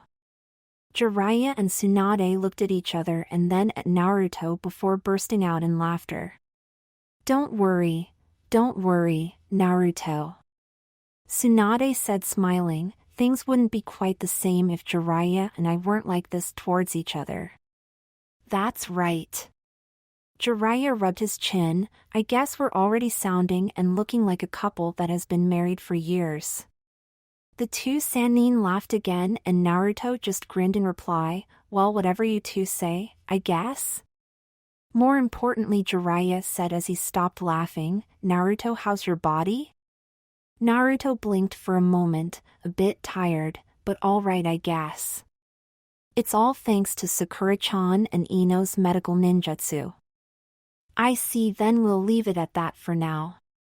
Jiraiya said nodding. Sakura, what about you? Are you all right? Tsunade turned her attention towards her student. There's nothing to worry about, Tsunade-sama. Our worst injuries have all been treated already. Sakura reported and Tsunade nodded once in reply. Ano Tsunade-abakin? Naruto slightly tilted his head. Why are you holding on to that rope? This? Tsunade slightly raised her hand containing the rope up. We've captured Orochimaru. This is the rope that binds him. Orochimaru? Naruto, Anko and Sakura let out in surprise and the other girls gasped as well. Tsunade and Jiraiya turned around as Naruto and the others ran past them to see the captured snake Sannin. Wait, this is Jiraiya narrowed his eyes. Kukuku Orochimaru laughed as Naruto and the others stood in front of him. So you've finally been caught, Orochimaru? Anko said as she took a step forward and gripped onto the base of her neck with one hand. I'm going to repay you for what you've done to me now. Fear me. For I am Kabutamaru. All your souls are belong to me. Kabuto, wearing a black wig along with white and purple makeup, shouted as he raised his head up. Naruto and the girls let out in surprise. I'm going to combine myself with Orochimaru-sama's body and form the ultimate life form. Kabuto laughed like a maniac. Thanks to you, Naruto-kun, I've finally found my life's purpose. What the hell is this, Erosennin? Naruto turned his head around to face his teacher as he pointed at the laughing Kabuto. I'd say Jiraiya pondered for a moment. It's a replacement. You guys didn't use anything special to hold down Orochimaru?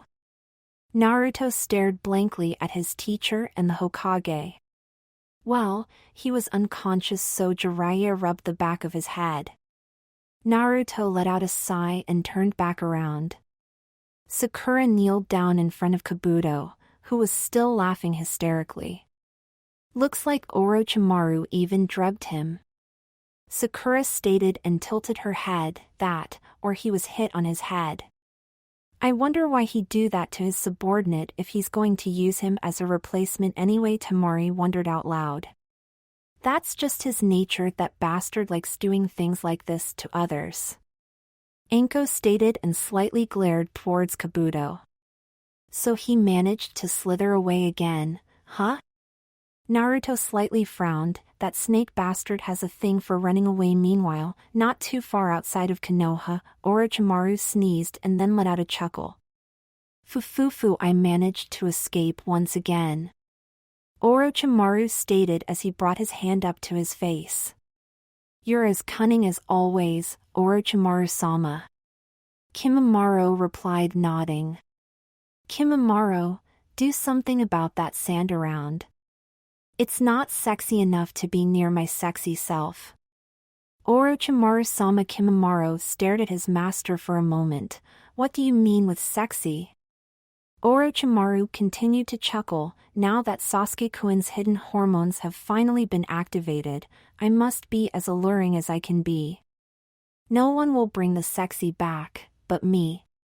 Orochimaru-sama, I still don't know what this sexy thing is, Kimimaro replied. Could you please explain it to me, Orochimaru-sama? That's right. I'd probably find myself a sexy female body to switch into. Orochimaru said to himself and chuckled again. Orochimaru-sama, weren't you going to transfer into Uchiha Sasuke next? Kimimaro wondered. You're too annoying, Kimimaro-kun. Orochimaru waved dismissively at his resurrected follower. Come, we must bring the sexy back before Sasuke-kun loses his puberty again. Puberty? Kimimaro wondered out loud. What is that? Is it a bloodline limit unique to Uchiha Sasuke? Orochimaru stared at Kimimaro for a moment before heading off. Remind me to take personality erasers with me the next time I resurrect you, Kimimaro-kun. What do you mean with next time, Orochimaru-sama? Kimimaro asked as he followed Orochimaru as fast as he could. Also, I still don't know what this sexy thing is. Orochimaru took a small note and a pen out of his pocket and wrote on it, "Be sure to give sexual education to Sasuke-kun or he might end up like Kimimaro-kun." Back in Konoha, the remaining Konoha shinobi and their allies from Suna joined up with Naruto and the others. "Temari," Naruto Gaara said as he approached the two, "are you all right?" "Yeah." Temari smiled at her younger brother, "We managed to survive without getting any serious injuries." "Don't worry, Gaara." Naruto grinned widely at the Kazekage, "As long as I'm around, I'll protect Temari as much as she needs it." The blonde shinobi could see the wind mistress smile softly at him from the corner of his eyes. "As much as she needs it?" Gaara raised an eyebrow at Naruto. "What? You don't think I won't be able to protect myself?" Temari placed a hand on her hip and slightly glared at Gaara. "Ah, I see," Gaara said, nodding. "Why, you see? What's that supposed to mean?" Temari shouted at her little brother. "Sakura-san." Lee's loud voice drew Naruto's attention away from Temari and Gaara and towards Lee and Sakura. "Lee-san." Sakura replied and smiled politely at Konoha's beautiful green beast. "Good to see you're all right." "Sakura-san. You're injured." Lee stated, "Who did this to you?" "I'll defeat him in honor of your name. More importantly, are you all right?" "Lee-san, calm down." Sakura smiled sheepishly at Lee. "But, seeing you injured and knowing the perpetrator is still out there is enough to enrage my youthful spirit." Lee burned with flames. "Woohoo. Wait till I find out who did this to you, Sakura-san." "Lee-san, please calm down." Sakura told Lee once more. "There's no reason for me to calm down." Lee exclaimed and grabbed onto Sakura's shoulders. "Are you really all right, Sakura-san?" "Lee, you still have your gates open," so Sakura smiled sheepishly and slightly twitched. Oh, Lee backed away from Sakura and looked at himself for a moment. "I see. I totally forgot about that." Sakura let out a sigh. "How can you forget such a thing? Gai-sensei told me that a fight is just like training. And since training never ends, I forgot about it since I'm supposed to hold them open for as long as I can." Lee exclaimed. "The fighting has ended, Lee-san. You should take proper care of your body." Sakura slightly glared at Lee as she scolded him. "Having your the inner gates open for longer than necessary will cause a lot of strain to your body, you know." "Hi. I understand." Lee saluted Sakura and turned his gates off. Naruto smiled at the two. "Hell, looks like fuzzy eyebrows is all right." Naruto's eyes wandered over all the other shinobi present. No one he knew was missing from the scene, aside from the hospitalized Kakashi, and everyone seemed to be in no mortal danger. Neji and Tenten seemed to be talking to each other, but Naruto wasn't quite sure if he wanted to eavesdrop on that conversation and decided to turn his attention elsewhere. Naruto found Shikamaru staring dully at the devastation in the main street of Konoha.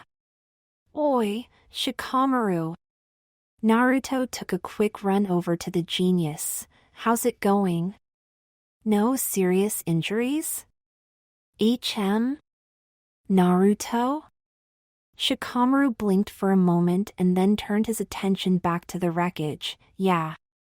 Seems like everyone got at least better off than our homes did. What a pain in the ass."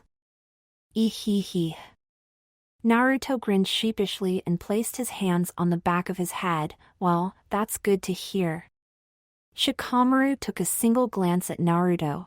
"Please don't tell it was you who did all of this." Naruto blinked and pondered for a moment as he eyed the ruins of several buildings. "I'm not sure if I'm entirely responsible for that." Shikamaru sighed again and turned his attention to his father. Pop's mom is going to kill us if she finds out what happened to our home. Ha ha ha. You're right, Shikamaru. His father laughed heartily. Don't take it so lightly, she'll really kill us. Shikamaru stated. What? Temari walked over to Naruto and Shikamaru. Your house was caught in that as well, Shikamaru? Yeah, from the looks of it. Shikamaru sighed again. How troublesome. Temari grinned sheepishly. Sorry about that. I got a little carried away. A little, you say? Shikamaru replied and stared at Temari. Fine, it wasn't just a little bit. Temari crossed her arms and slightly frowned. It was for Naruto's sake, you know. Shikamaru stared dully at Naruto, who just rubbed the back of his head. Anyway, everyone's really all right, Shikamaru? Naruto asked while he kept a sheepish grin on his face. Yeah. And wife. Tsunade finished the line with a nod. Almost instantly, a roar of cheers came from the crowd that surrounded the newly wedded couple. It's beautiful. So beautiful. Guy wept, tears flowing down freely over his cheeks as he tightly hugged his number one student. True love is such a great thing, isn't it, Lee? Hi, Guy-sensei. Lee wept just as much as his teacher, Hokage-sama and Jiraiya-sama. They look truly amazing together. I can't believe those two are actually crying. Naruto smiled at the green-clad man and then turned his head back towards his teacher and the fifth Hokage, but they truly do look great together. It's like they finally had their happy ending. All right, everyone. Listen up. Tsunade roared above the crowd's cheers. There's a lot to do, but today's a bit of a festivity, so we'll postpone all that for a day. Everyone who lost their home in this battle will be granted refuge until their home has been restored. Other than that, enjoy today to the fullest. Got it? I won't accept any sad faces today.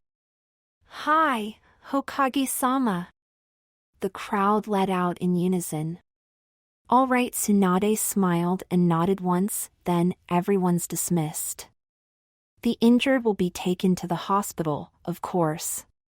Oh, and Naruto. Tsunade called out to the blonde as he was looking around on what to do next. Please, come to my office. We've still got some things to discuss. All right. Naruto blinked for a moment and watched the Hokage and his teacher head for the Hokage's office. Naruto. Temari walked up to Naruto and smiled softly at him. Naruto flashed a wide grin at the Wind Mistress. Hey, Temari. Something wrong? No, not really. She held her arm and looked away for a moment. I too have some things to discuss with you, but we'll do that when it's just the two of us, okay? Sure. Naruto blinked at Temari and then grinned at her again. I'll come listen to you as soon as I'm done with talking to Tsunade Abuken and Erosennin. Temari smiled slightly at Naruto and nodded, then, I'll see you in a bit. As the Wind Mistress ran back to her brothers, Naruto turned around and headed off towards Tsunade's office. A while later, he arrived at the office and found Tsunade sitting behind her desk as usual and Jiraiya stood beside her. Naruto, sorry to ask you about this so soon after the battle, but could you tell us everything that happened between you and that man? The expression on Tsunade's face was dead serious. Naruto rubbed the back of his head. Yeah, of course. About that Akatsuki leader guy, eh? Tsunade and Jiraiya looked at each other for a moment and then nodded at Naruto. All right, sit back and enjoy then, because this might take a while. Naruto grinned as he sat down on the ground. He began with Erasure claiming to be the former fourth Hokage and that he had probably somehow forced Ayame into betraying the village. Next he told them that the seal that contained the Kyuubi had been released by that man and what Naruto went through because of that. He then informed his teacher and the Hokage about how he kicked Arashi's ass and how it turned out that he wasn't the real Akatsuki leader. Finally, he told them proudly he had revealed his alter ego's true identity and that all the girls agreed to dating him for the coming time. After telling everything to his superiors, Naruto and both Tsunade and Jiraiya remained silent for a while. So the seal containing the Kyuubi no longer exists? Tsunade asked Naruto again. Looks like it. Naruto nodded. That bastard fox is still inside my body, but I'm in full control of all his powers. Naruto, I don't think I have to tell you this, but Jiraiya stared at Naruto for a moment. Don't use his powers too much. Naruto grinned widely. I know. Yondaime told me the same. Did he specifically tell you anything else? Tsunade asked Naruto and then looked at Jiraiya, who seemed to be deep in his thoughts. Naruto tilted his head. He pretty much wished for me to become a great Hokage and take care of the village. The blonde then grinned widely, but that was already something I planned on doing anyway. I see. Jiraiya smirked. Tsunade, yeah. Tsunade replied and nodded once before turning her attention back towards Naruto. Naruto. That's it for now. Jiraiya and I have a few more things to talk to you about later on, but for now you can go and get some rest. I'm pretty sure you're tired. You might want to still have a few talks with the girls as well. Hehehe. Naruto grinned widely as he stood up. Yeah, it's been a long day, but I guess I've still got a few more things to take care of. Jiraiya raised a fist up in the air. Go get them, Naruto.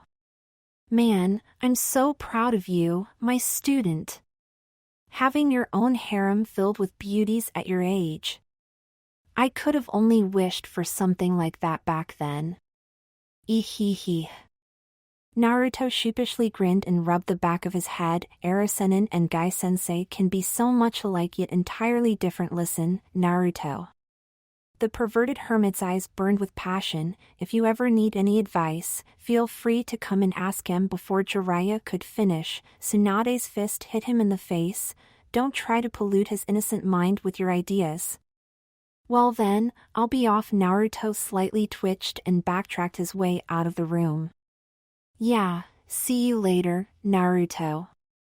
Tsunade said with a smile on her face and waved at the blonde.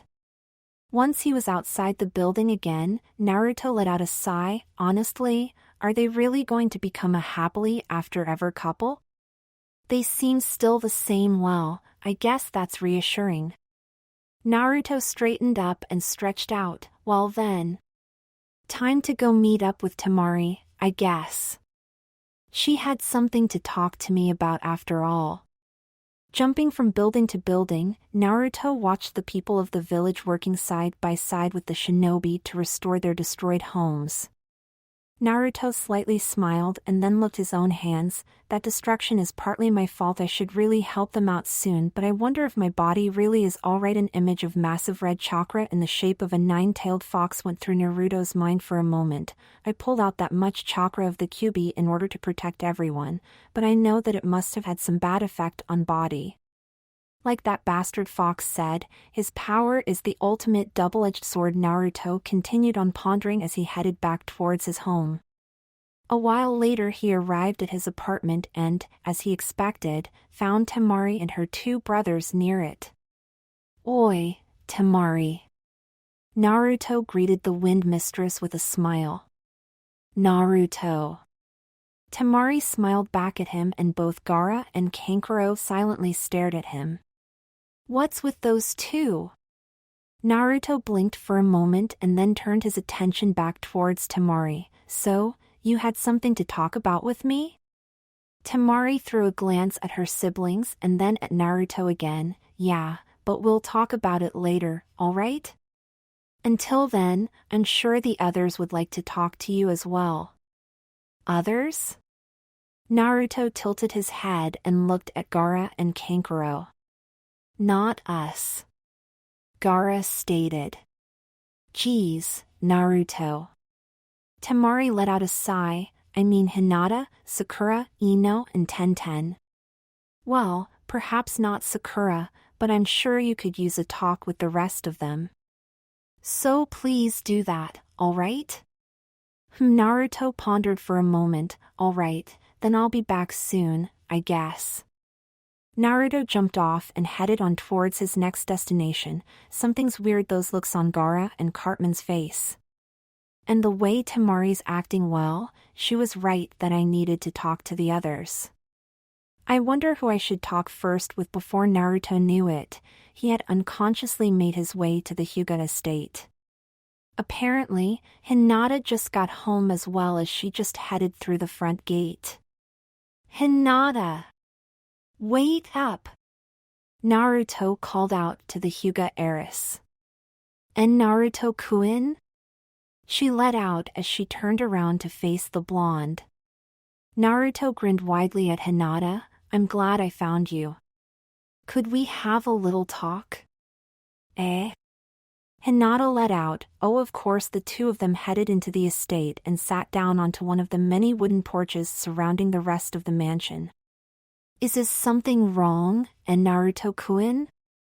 Hinata asked with a blush on her face. And no, not really. Naruto grinned sheepishly and rubbed the back of his head. It's just. Hinata repeated and shyly looked at Naruto from the corners of her eyes. I'm sure that we need to have a talk. I think I owe you that or something. Naruto said and rested his hands on the back of his head. Really? But, what do you want to talk about, Naruto-kun? Hinata looked questioningly at the blonde. I'm really sorry for not telling you sooner, Hinata. Naruto slightly frowned. I knew you liked me, but I just couldn't tell you for some reason. Hinata wrapped her right arm around herself and held onto her left one. And no, it's all right. It's not all right, Hinata. Naruto grabbed onto the girl's arms. Yeah? Hinata looked with wide eyes at Naruto. Naruto's grip loosened on the girl and he looked away. You gathered all your courage to tell me you loved me and that nothing hurts you more than seeing me carry a burden, but I thought that burden would hurt you as well. So Naruto-kun, that burden, it was hiding the fact that you were Namor-kun, wasn't it? Hinata asked.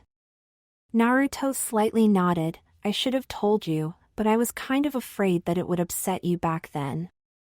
To tell you the truth, Hinata gulped. I think I knew somehow. I wasn't really sure, but something seemed weird about Namor-kun. I even believed for a moment before today that it was you. But Hinata, Naruto let out and the silver-eyed girl tilted her head up in surprise. Are you really fine with all of this?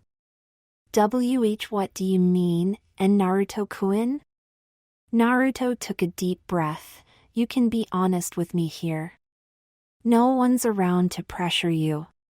Are you really fine with having to compete over me and practically sharing me with Sakura, Temari, Tenten, and Ino? Hinata gasped and then smiled softly at Naruto. I am my love you, Naruto-kun. And I would not mind if we'd all stay your girlfriends until the end of time, but what if it doesn't last forever and I don't choose you to be my only girlfriend? Naruto stared straight into Hinata's eyes, which caused the cheeks of the Hyuga heiress to burn up. She smiled again a moment later. It will hurt just as much as being rejected now or later on. The only difference is that if it's later on, that I have been someone very special to you, Naruto-kun. Naruto smiled at Hinata. You really are an amazing person, Hinata. I'm really happy to have someone like you as my girlfriend. Naruto stood up and took a deep breath. I guess I should go now, and don't go.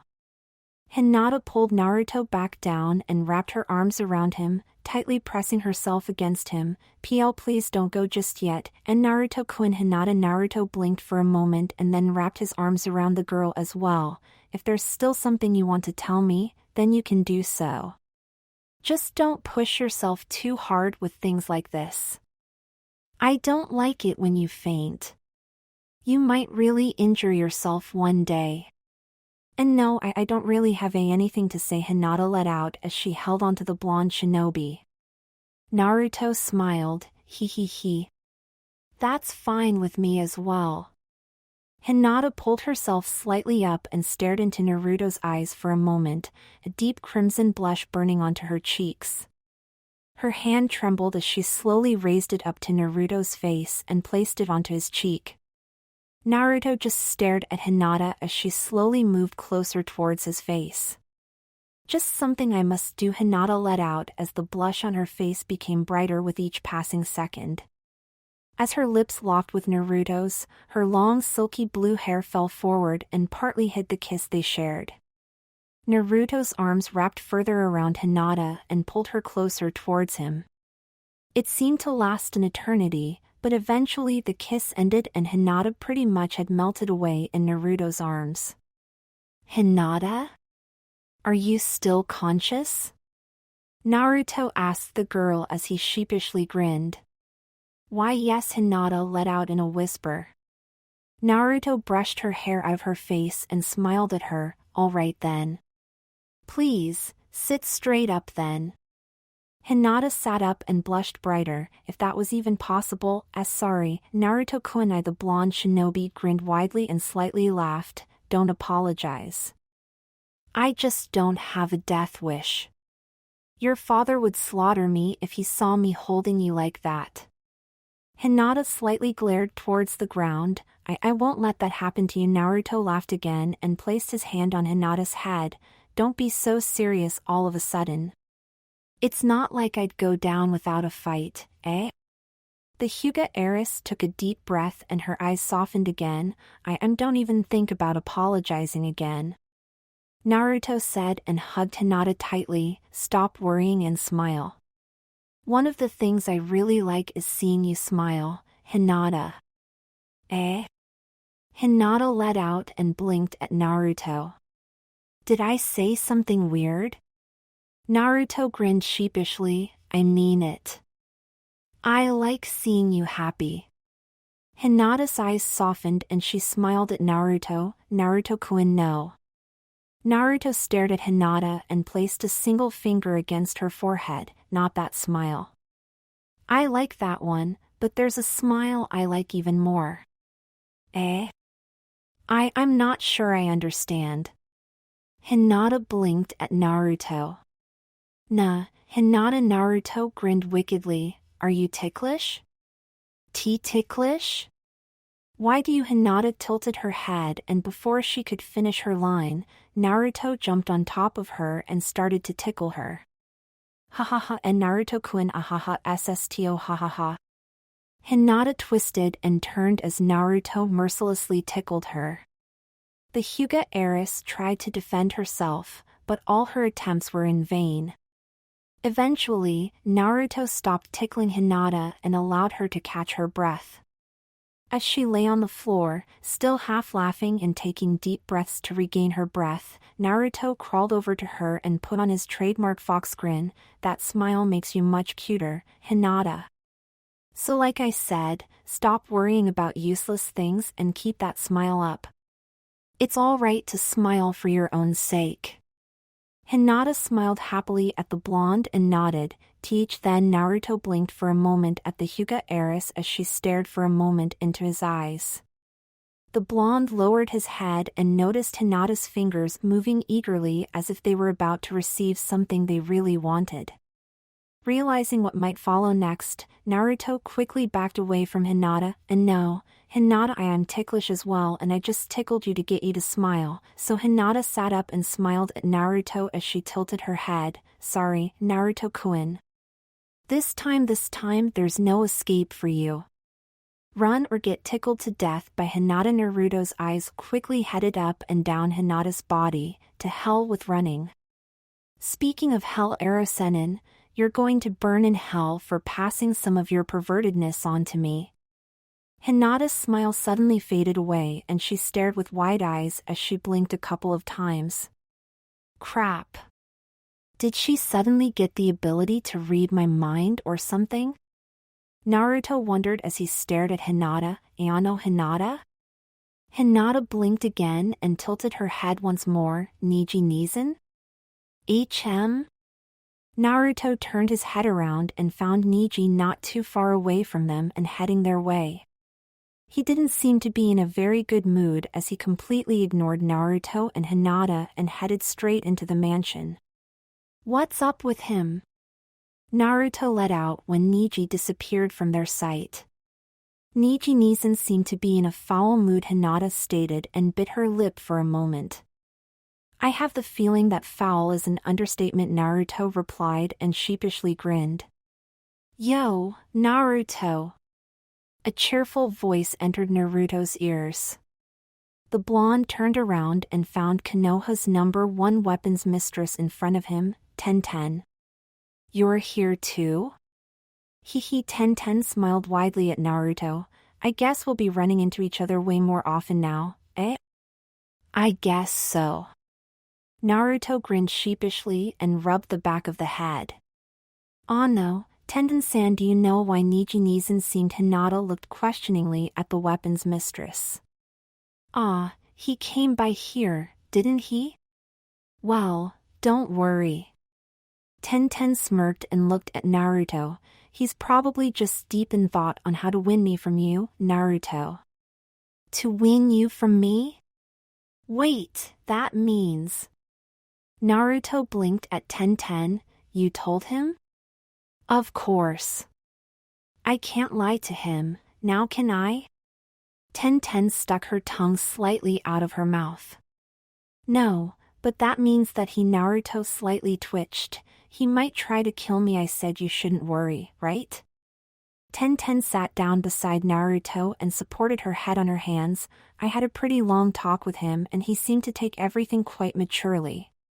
Well, he practically ignored our existence when he walked past us. Naruto crossed his arms and nodded a couple of times. Tenten let out a small laugh. Well, I guess Hill won't accept it for a while, though. However, I somehow have the feeling everything will turn out all right. I hope so. I don't want Niji as an enemy. Naruto grinned sheepishly at the weapons mistress. And I guess we'll have to be careful what we do in his presence. Tenten smiled slightly. I don't want to hurt his feelings any more than I already did. Well, that Naruto let out, but before he could finish what he wanted to say, Tenten planted a kiss on his cheek. So we'll just have to do it like good shinobi, right? Tenten smiled widely at the blonde. He, that works for me. Naruto grinned back at Tenten. Oh, that reminds me. Tenten slightly tilted her head to look at Hinata. Hinata, did you kiss Naruto yet? Eh?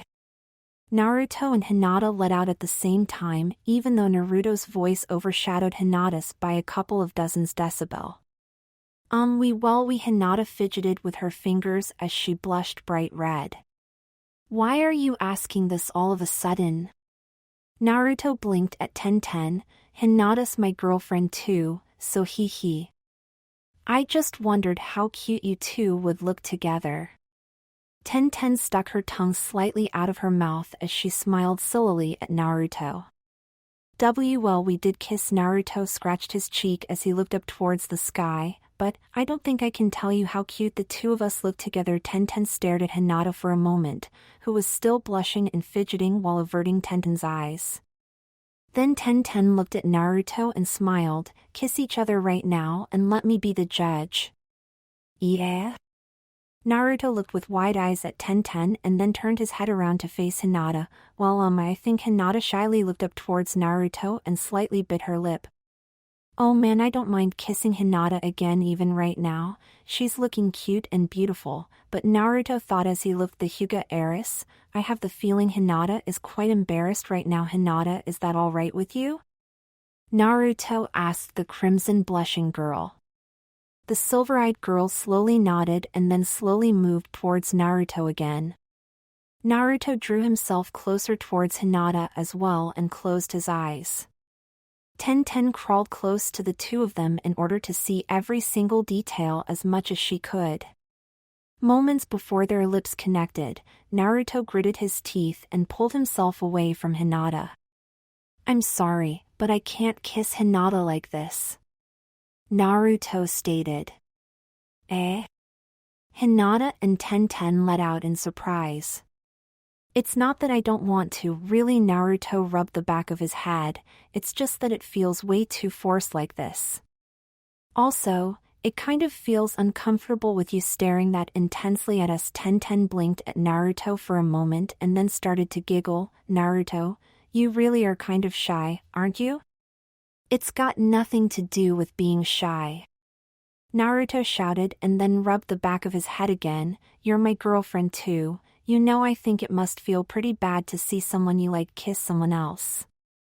While that usually is true, you're forgetting that we all love you and you love all of us." Tenten smiled at Naruto. "Besides, we've all kissed you before, right? Even in front of each other." But even so, Naruto slightly frowned. Tenten sighed, stood up and placed her hands on her hips as she stared at Naruto. "All you have to do is keep being yourself. Don't start worrying about what we think now that we know that you are actually Nimir-kun. You're still you and nothing has changed. Just keep believing in yourself." Naruto sighed as well and then grinned widely. "You're right, Tenten. Thanks a lot, but I still can't just kiss Hinata if you're going to be that up close as well." Then Tenten took a step back and smiled happily at Naruto. "Is this far away enough?" Naruto slightly laughed and shook his head. "Well, I guess it really doesn't matter." The blonde turned his head back towards Hinata and gulped. "Must resist huge makeout scene." Hinata slowly moved closer towards Naruto as he slowly wrapped an arm around her. The blonde pulled the Hyuga heiress towards him and their lips met. He unconsciously pried Hinata's mouth open with his tongue and felt her body instantly heat up several degrees.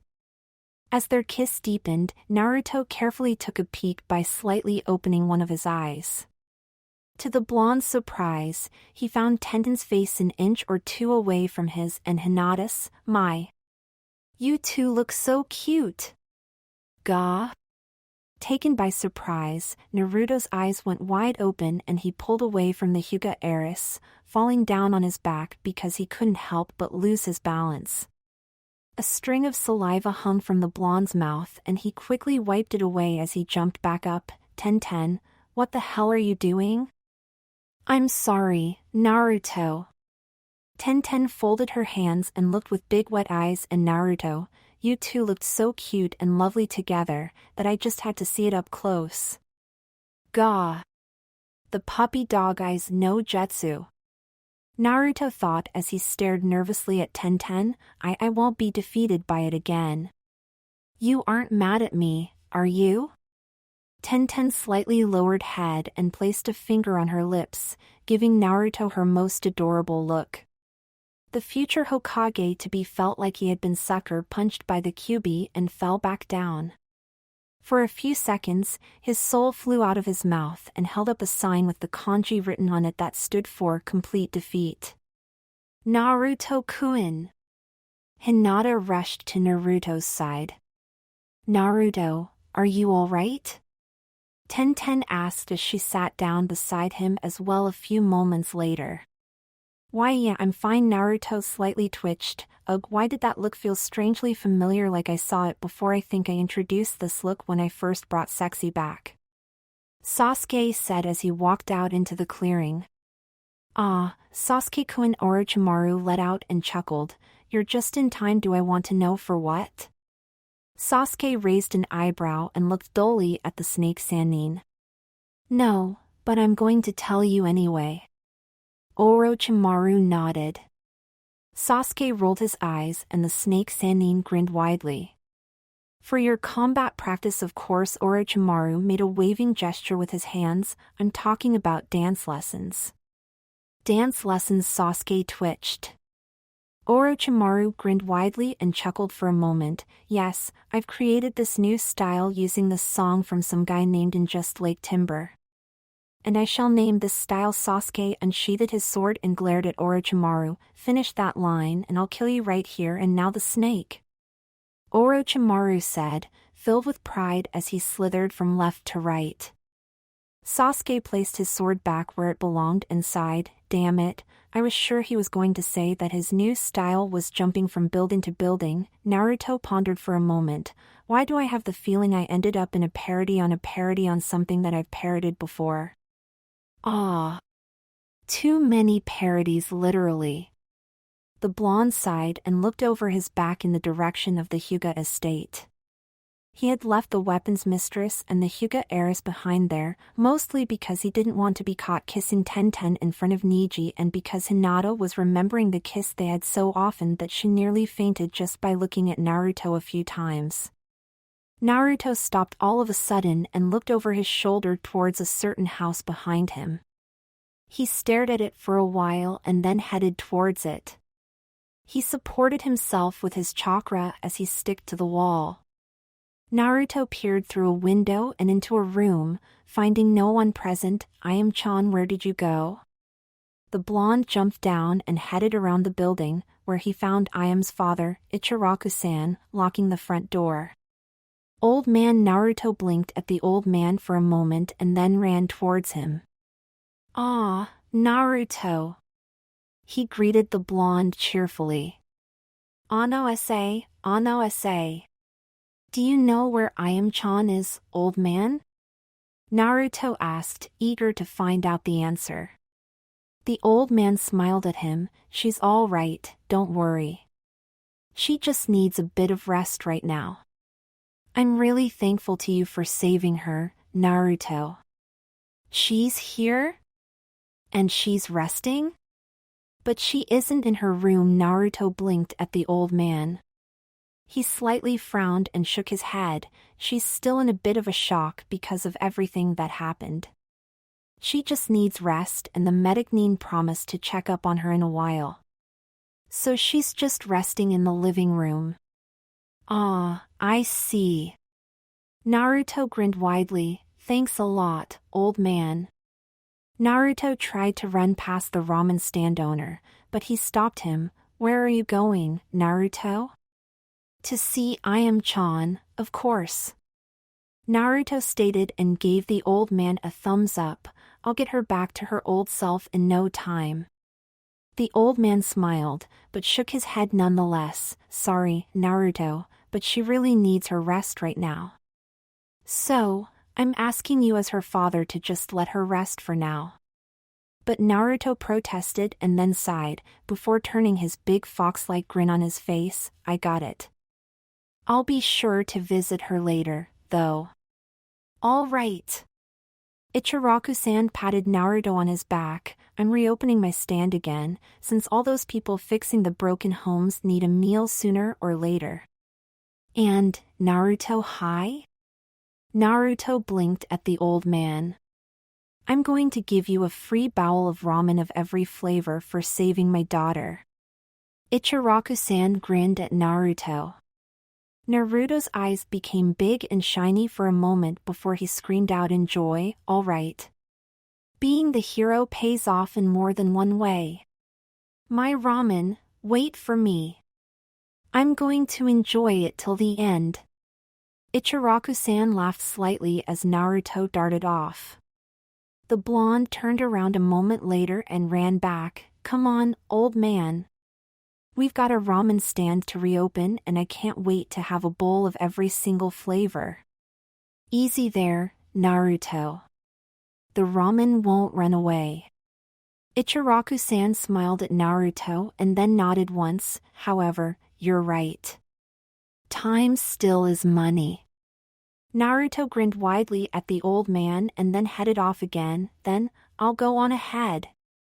The blonde shinobi ran through the main street of Konoha, where less than an hour ago he had fought one of the greatest battles in his life so far. Left and right were villagers and shinobi alike, repairing the damage that had been caused during the fight. In the middle of the street, Gaara stood and lended them all aid by lifting things with his sand and placing them where they should be. Naruto gritted his teeth as he kept on running, everyone, I'll come help all of you out soon enough. By the time he reached Ichiraku's ramen stand, he found a familiar face in front of him. Yo, Naruto. It's been a while, hasn't it? Naruto blinked for a moment. Ayarika-sensei? What's with the surprised look? Ayarika smiled at Naruto. I'm hungry and almost as big a fan of Ichiraku's as you are. Well, I guess I just didn't expect to see you here. Naruto grinned sheepishly and rubbed the back of his head. He suddenly stopped and blinked at Ayarika again. Ayarika-sensei? Are you all right? Yeah, of course I am. Ayarika blinked at Naruto. Well, I don't remember seeing you at Tsunade Abakan's wedding. Then the Akatsuki attacked and Ayarika-sensei isn't really that strong. Naruto stared at Ayarika for a moment. I was at the academy. Ebisu-san, Konohamaru, Moegi and Udon were helping me and the other academy teachers out with a surprise for after Hokage-sama and Jiraiya-sama's wedding. In the end, it didn't really turn out that well. Ayarika crossed his arms and nodded. His eyes then shot wide open. Wait. Did you just say that I wasn't really that strong? Well, Naruto grinned sheepishly at his former teacher, whose left eye was twitching uncontrollably. Ayarika glared at Naruto, before pointing dramatically at the blonde. Don't you even think I'll treat you to some ramen now? Naruto rested his hands on the back of his head and grinned widely. Fine with me. Huh? Ayarika's jaw dropped down to the floor. Naruto's grin widened as he pointed with his thumb towards himself. Because I saved Ayame-chan, Ichiraku-osen is going to treat me. 1 bowl of ramen from every flavor there is. He. Ain't that right, old man? Naruto asked as he turned around. The ramen stand owner came running down the street, and when he reached Naruto, he hunched over and took a few deep breaths. Geez, youngsters these days too old for this old man. Are you all right? Naruto blinked at Ayame's father, who straightened up after hearing Naruto's question. Why, yeah. Of course I am. I'm quite fit for my old age. Ha ha ha ha. The old man placed his fists against his sides and belched a loud laughter. No, you definitely were having trouble breathing until a second ago. Naruto stared dully at the old man. Ano-ase. Ano-ase. You're still going to treat me to all those bowls of ramen because I saved Ayame-chan, right? Huh? Ichiraku-san looked up at Naruto. Oh. Yes, of course. I'll open the stand right away. A few moments later, Ayarika and Naruto were sitting on their usual seats at their favorite ramen stand. So let me get this straight, Ayarika said as he straightened up, holding his bowl of ramen in one hand and his chopsticks in the other. You defeated some kind of clone of the Akatsuki leader, then the real one appeared, who is actually the former 4th Hokage. Naruto nodded in reply before digging happily into his first bowl of ramen again. He said he didn't feel like fighting you today, despite you being at a disadvantage. He left. Ayarika paused for a moment to eat some noodles, and you saved Ayame-chan along with a lot of other young women? I guess that's about it. Naruto grinned widely before holding his empty bowl up in the air. Old man. The next one, please. Naruto, I'm sorry but I'll have to prepare some extra ingredients. Ichiraku-san slightly frowned. You'll have to wait for a bit. That's all right. They're for free anyway, so I can't really complain, right? Naruto grinned widely. Ayarika placed his bowl on the counter again and looked at Naruto. I still can't believe that your fight with someone could cause this much damage to our village. Naruto slightly frowned. Well, even though I didn't do all of it, I am responsible for it. Don't worry too much about it, Ayarika said as he picked his bowl up again. Everyone in Konoha is working hard right now to undo all that damage. Naruto pondered for a moment and then stood up. Old man, I'll be right back. Please prepare all the ingredients for my ramen while I'm gone. The ramen stand owner turned his head around, smiled at the blonde and gave him a single nod in reply. Oi, Naruto. Irika let out as Naruto dashed off. Where are you going? To help everyone out, of course. Naruto shouted as he kept running. A few moments later, Naruto was nearing the former battleground. All of a sudden, he froze. Yo Naru-chan. Those words alone caused him to identify the person standing behind him. Every time he heard her calling him like that, he just froze. Like it was a technique that froze him on the spot. Perhaps it really is a technique, Naruto thought as he slightly twitched. Sorry, Enko-sensei. I don't have time to play. And why not? The purple-haired jounin asked him. I have to help everyone with the repairs, and then I've got a lot of ramen waiting for me at Ichiraku's. Naruto stated without turning around. Sorry, Naruto, but I really have to talk to you for a bit. Enko replied. Naruto turned around to face the jounin and blinked. Did you just call me Naruto? Let your Kage Bunshin help them out. Enko said as she started to walk away. Come on. Let's find some place nice and quiet for just the two of us. Just the two of us? Naruto narrowed his eyes and slightly shivered. She's planning something, I can just feel it in my bones. Could you just trust me for once and follow me already? Enko asked the blonde when she noticed he was standing still on his spot. I'm not sure what you're up to, but fine. Naruto blinked at the jounin and then placed his hands in a position they've grown accustomed to over the years, Kage Bunshin no Jutsu. An army of clones appeared and Naruto raised his fist up in the air. All right, everyone. Let's help out with the repairs. All right. The clones cried in unison as they raised their fists up in the air as well before running onward. Naruto walked towards Enko and placed his hands on the back of his head, and... Where are we going? Enko smiled at him. Follow me. A while later, the two of them were in one of the many green training areas in Konoha. This will do. Enko stated as she dropped down on the grass and laid down. Come on. Lie down beside me. Suspicious, very suspicious, Naruto thought, but listened to the kunoichi nonetheless. Well? What is it? It's not like you to call me Naruto. Naruto asked right away.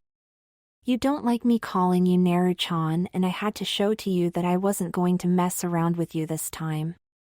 Enko laid her hands on the back of her head and stared towards the sky. It's not that I don't like it, it's just kind of embarrassing, I guess. Naruto replied as he laid his hands on the back of his head as well. You guess? Enko smirked at him and then shook her head. Anyway, I wanted to talk to you for a bit. Like I said, this isn't like you. So tell me what's wrong already. Naruto replied as he stared towards the sky. How are you feeling?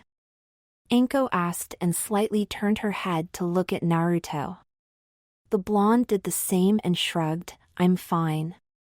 Thanks to that bastard fox's chakra and Sakura-chan and Ino's healing jutsu seem to have healed any wounds and broken bones I might have had. Enko slightly laughed and shook her head. That's not what I'm talking about. You had to go through a lot today, and in the end you got a lot of girlfriends instead of just one. There must be a lot going through you right now. Well, I guess so. My battle, my victory, it was kind of useless, wasn't it? Naruto blinked at the jounin.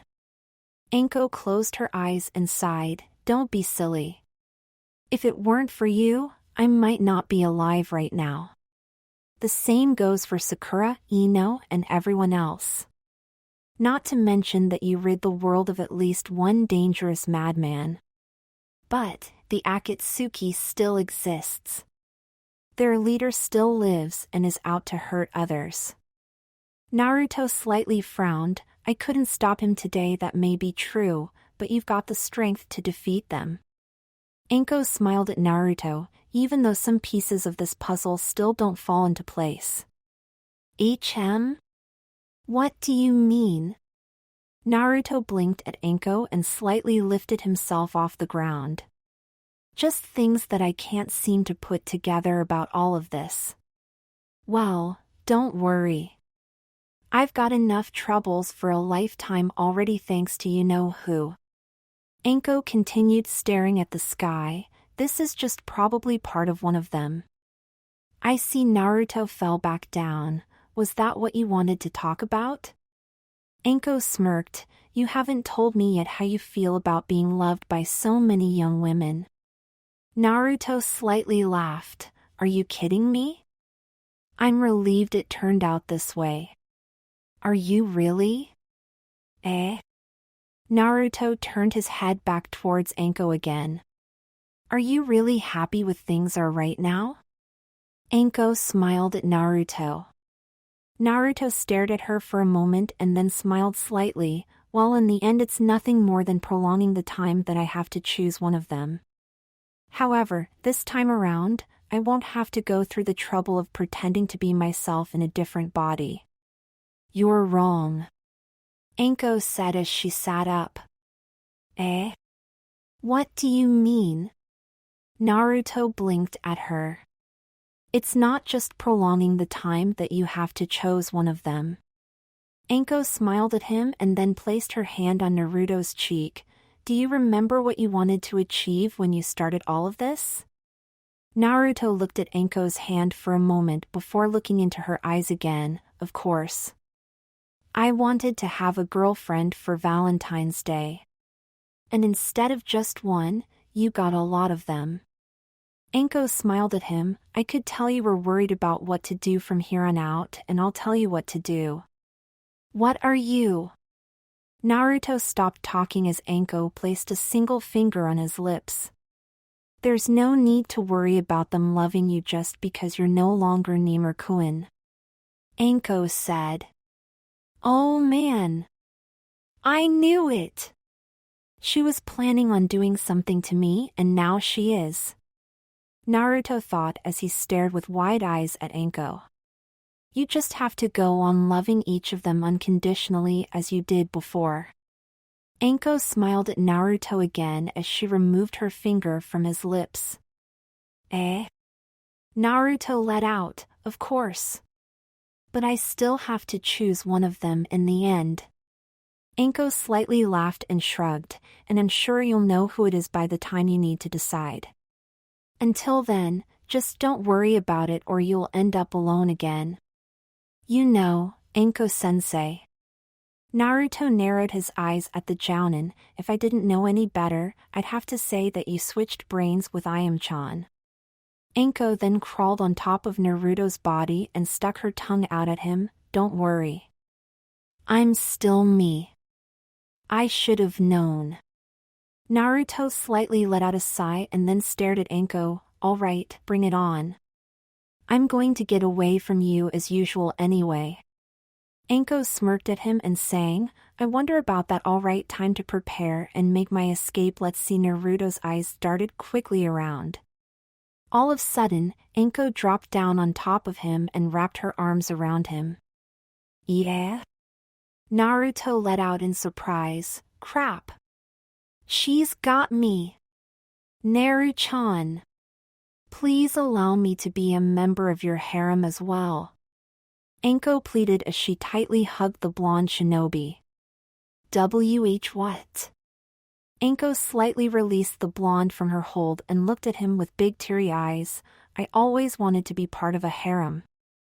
No. Not those eyes. Naruto's thoughts cried out, I don't have a harem. Yes, you do. Anko retorted, the other girls consider it a harem as well. And no, they don't. They just love me and are all my girlfriends for the time being. That's all. Anko's lower lip began to tremble. Please? No, and don't think you can convince me with that look on your face.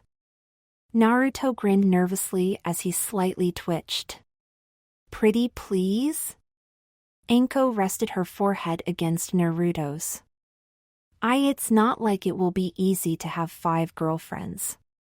A 6th one that needs a whole lot of attention is just what if I promised you to be a good girl from now on then? I can't ask you to be someone you're not. Naruto looked away from the jounin. Besides, it's kind of unfair towards Temari, Hinata, Sakura, Ino and Tenten. A moment of silence followed, and after it, Naruto carefully turned his head back around to look at Anko. I understand. She smiled at him. However, don't even think for a moment that I've given up on you. Naruto smiled at her for a moment. So, can I go now? Anko crawled off Naruto and sighed as she crossed her arms. You're missing out on a fine pair of double Ds in your harem then. Ehehe. Naruto grinned sheepishly and slightly blushed as he stood up. I have the feeling I won't miss them one bit. Naruto took one step and then waited for a moment. Can I ask you one thing? What is it? Anko asked as she stood up as well. Why do you want me so badly anyway? 2 weeks ago, when you were out on a date with Ayame-chan, I was there too. Anko told him, I overheard most of the conversations you had with her that night and that you thought that I was the one who could help you out. The purple-haired jounin shrugged. I guess you were just so innocent that I decided to tease you a bit if I had the chance. However, for some reason, Naruto repeated as Anko paused for a moment. It was more fun than usual, and I actually found something that was. Anko winked at Naruto, almost as fun as those other things I love to do. I just couldn't get enough of you, Naruto. Hey, it's like that after all, eh? Naruto grinned sheepishly and rubbed the back of his head. Well, I'll be honest with you. There's something about you that I really like as well. Even though I don't really have any idea exactly what that is. As Anko smiled at him, Naruto turned back around and headed off. See you later, sensei. By the way, you were right, Naruto. Anko's voice once again caused Naruto to stop in his tracks. It's futile for me to try to be someone else. What are you talking about all of a sudden? Naruto asked as he turned around.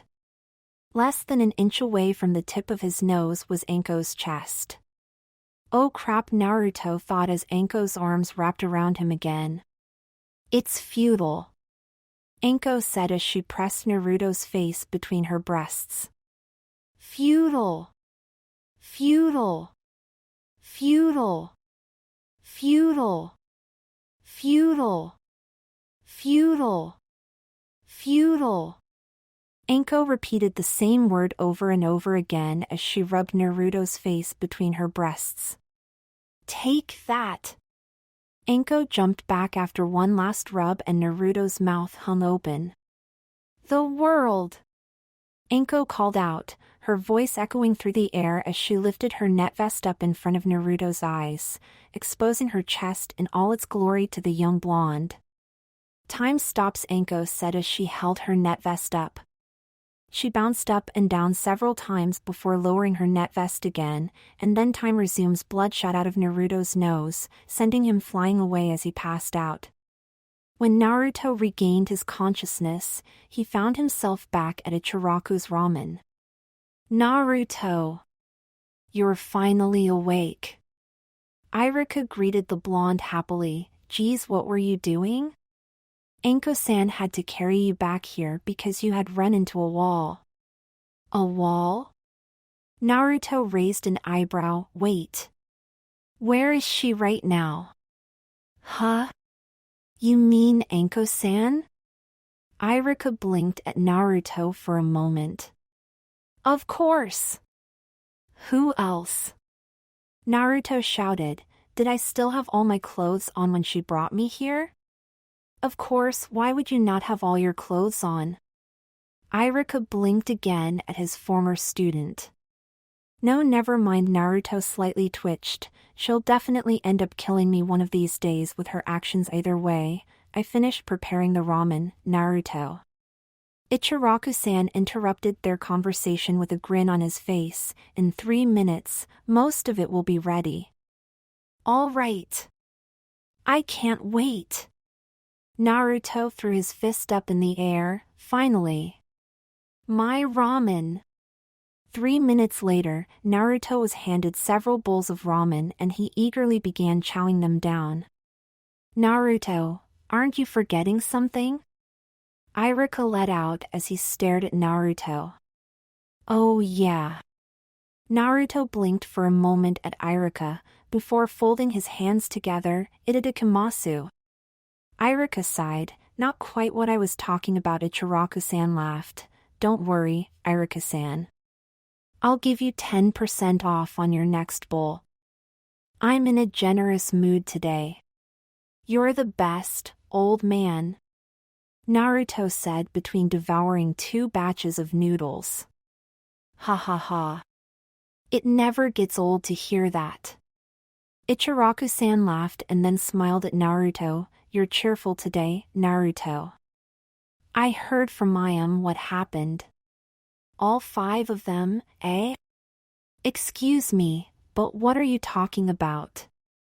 Ayame asked as he slightly bent over the counter. Huh? You didn't know, Ayame-san? The ramen stand owner raised an eyebrow. Naruto here has 5 girls that love him on Valentine's Day.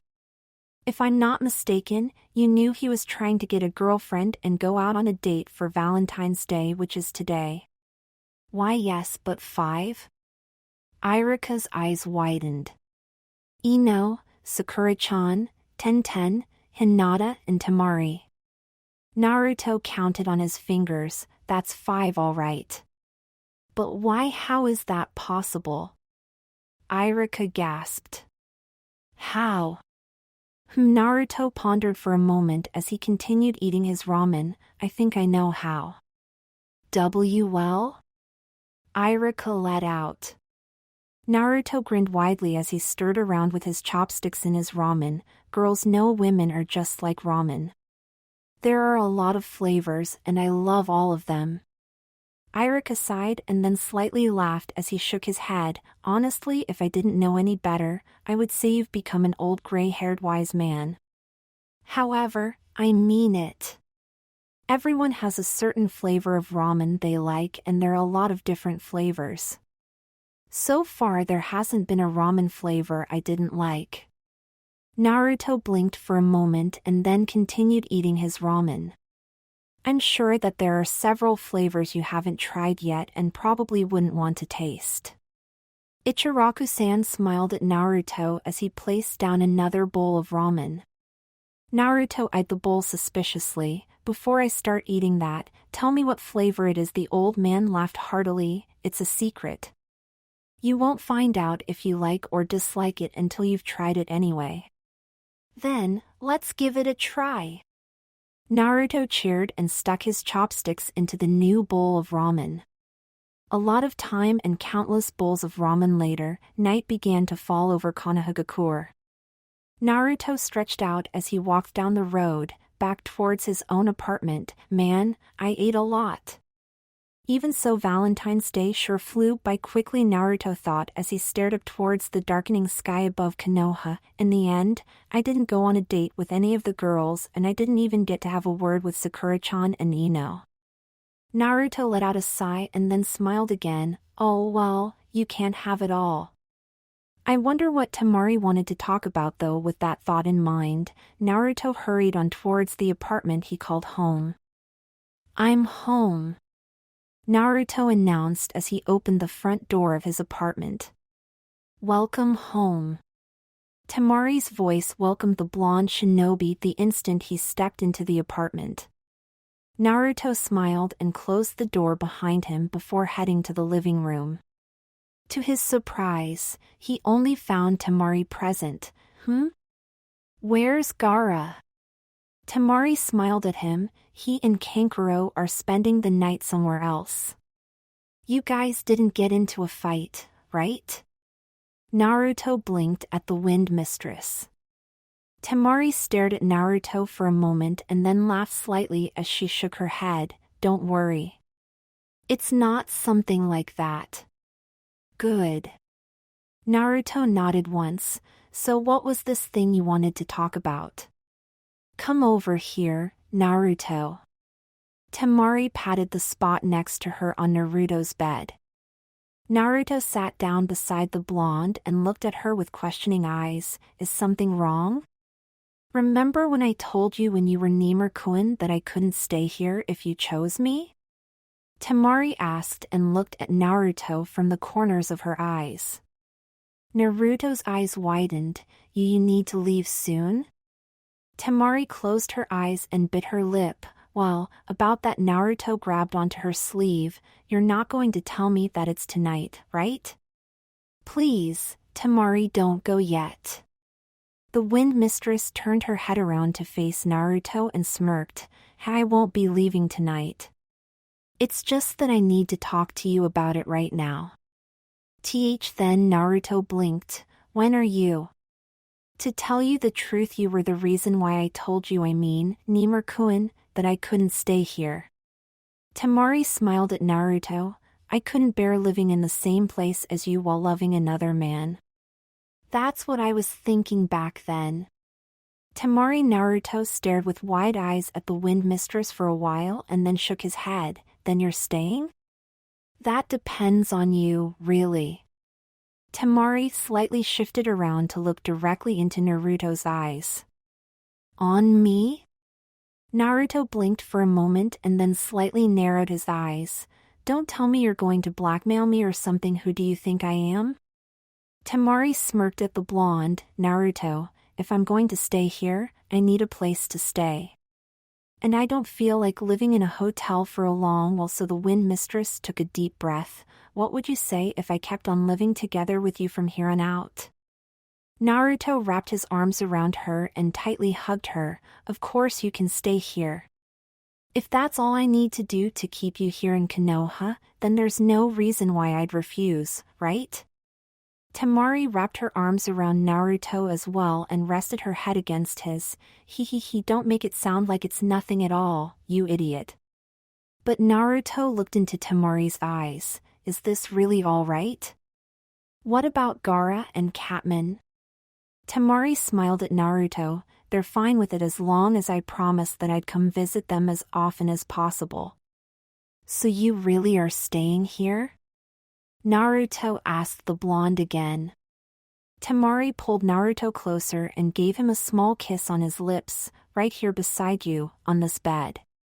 For a long, long time. Naruto grinned widely at Temari. I wouldn't want it any other way. I guess that's sort of my Valentine's gift to you. Temari rested her head against Naruto's again. Happy Valentine's Day, Naruto. Happy Valentine's Day, Temari. So Temari smirked at the blonde shinobi. Where's my gift? Naruto rubbed the back of his head. I don't really know what to give you right now. I guess I can think of something then, Temari replied as she slowly pulled Naruto and herself onto the bed. Their lips met soon after and Temari traced with her fingers over Naruto's back as they passionately kissed each other. After they broke their kiss, Temari looked seductively into Naruto's eyes. So, is that a ramen bowl in your pocket, or are you just really happy to see me? Naruto slightly blushed and grinned sheepishly. You know that I don't do stuff like placing ramen bowls in my pocket. I know, I'm just hoping that you're going to do someone here. Temari said as she moved her hands underneath Naruto's shirt. Naruto felt his face flush bright and he could swear that he felt steam vent from his ears, and then the Hallelujah chorus began to sing. Temari pulled Naruto onto her and whispered in his ear, let's have an unforgettable night. Naruto, the wind mistress, started to make a trail of kisses down Naruto's jaw and towards his lips, each kiss being more tender and sensual than the last. A couple of sudden knocks on the front door interrupted them and Naruto looked towards the door for a moment. Should we ignore it? Temari added as she turned Naruto's face back towards her own and smiled at him. Definitely.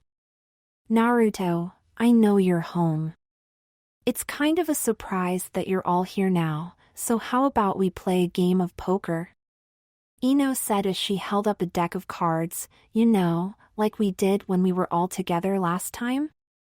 Good idea, Ino.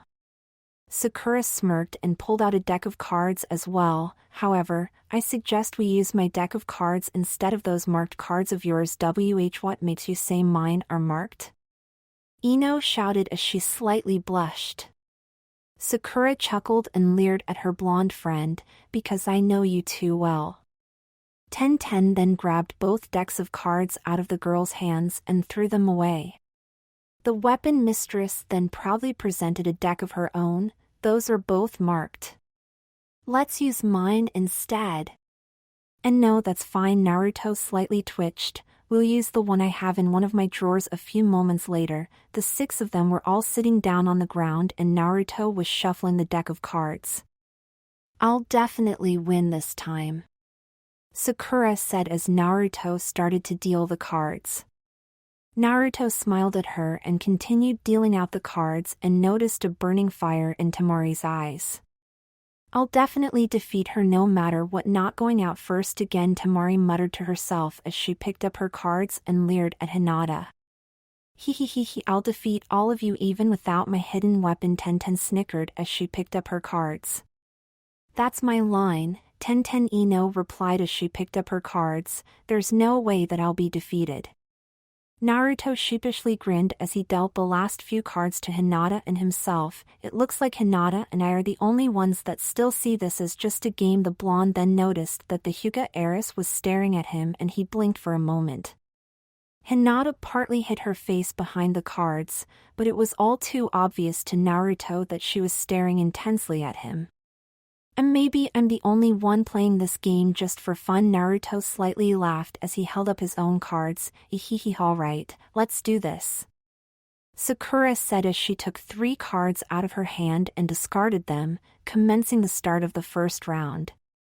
A while later, Naruto was partly shivering and held a pillow pressed onto his crotch at all times.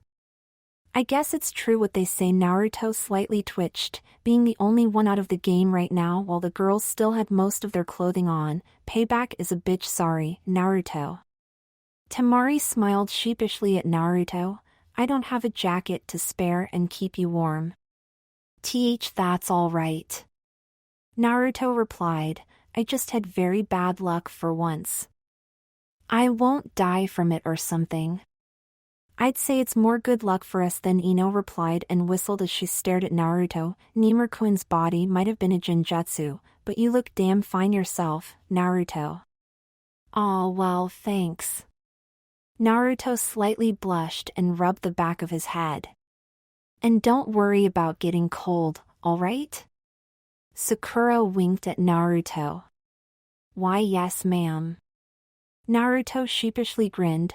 Why do I have the feeling that I won't be wearing a whole lot for the next 12 to 15 hours?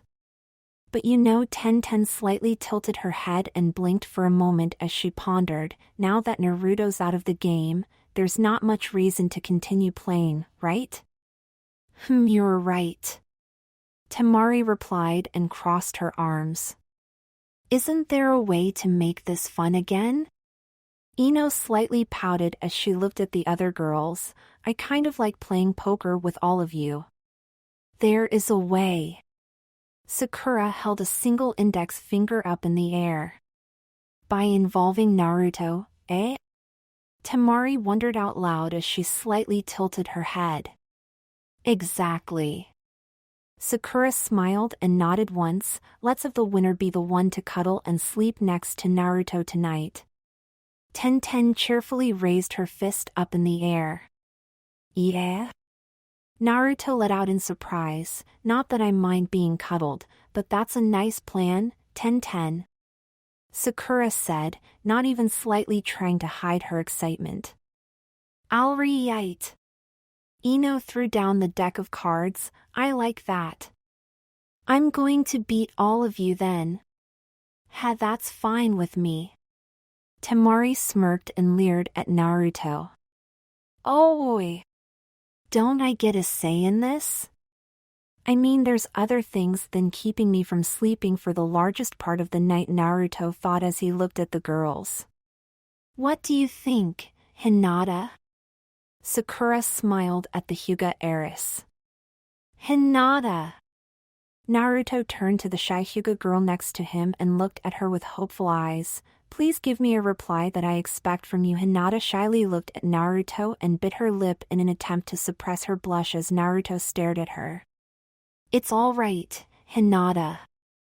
Tell them what's on your mind. Naruto smiled at Hinata. I know you won't let me down, Hinata. Just tell them what you think. The blush on the Hyuga heiress' faces brightened as she eyed Naruto up and down. Bom chica wawa. Naruto's jaw dropped wide open. Crap.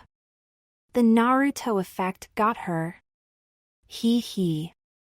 I'll take that as a definite yes. Ten said, slightly giggling. Then, let's keep on going until there's only one left with clothing on her body. Ino cheered as she thrusted her fist up into the air. Asu. The other girls cheered along with her. Oh, Naruto slightly twitched. Uenden. 3 men in long black coats barged into Naruto's living room. One of them wore a red headband and his red hair stood high up into the air. There was also a blonde man with a mohawk and a man with black hair and an eye patch. Asu. The 3 men cheered in unison as the one with the headband rose his arms up in a Y formation. Naruto and the girls stared at the 3 men in silence. Hesitantly, the man with the red headband lowered his hands. Oi, is it me or is there no need for anyone to receive our cheering?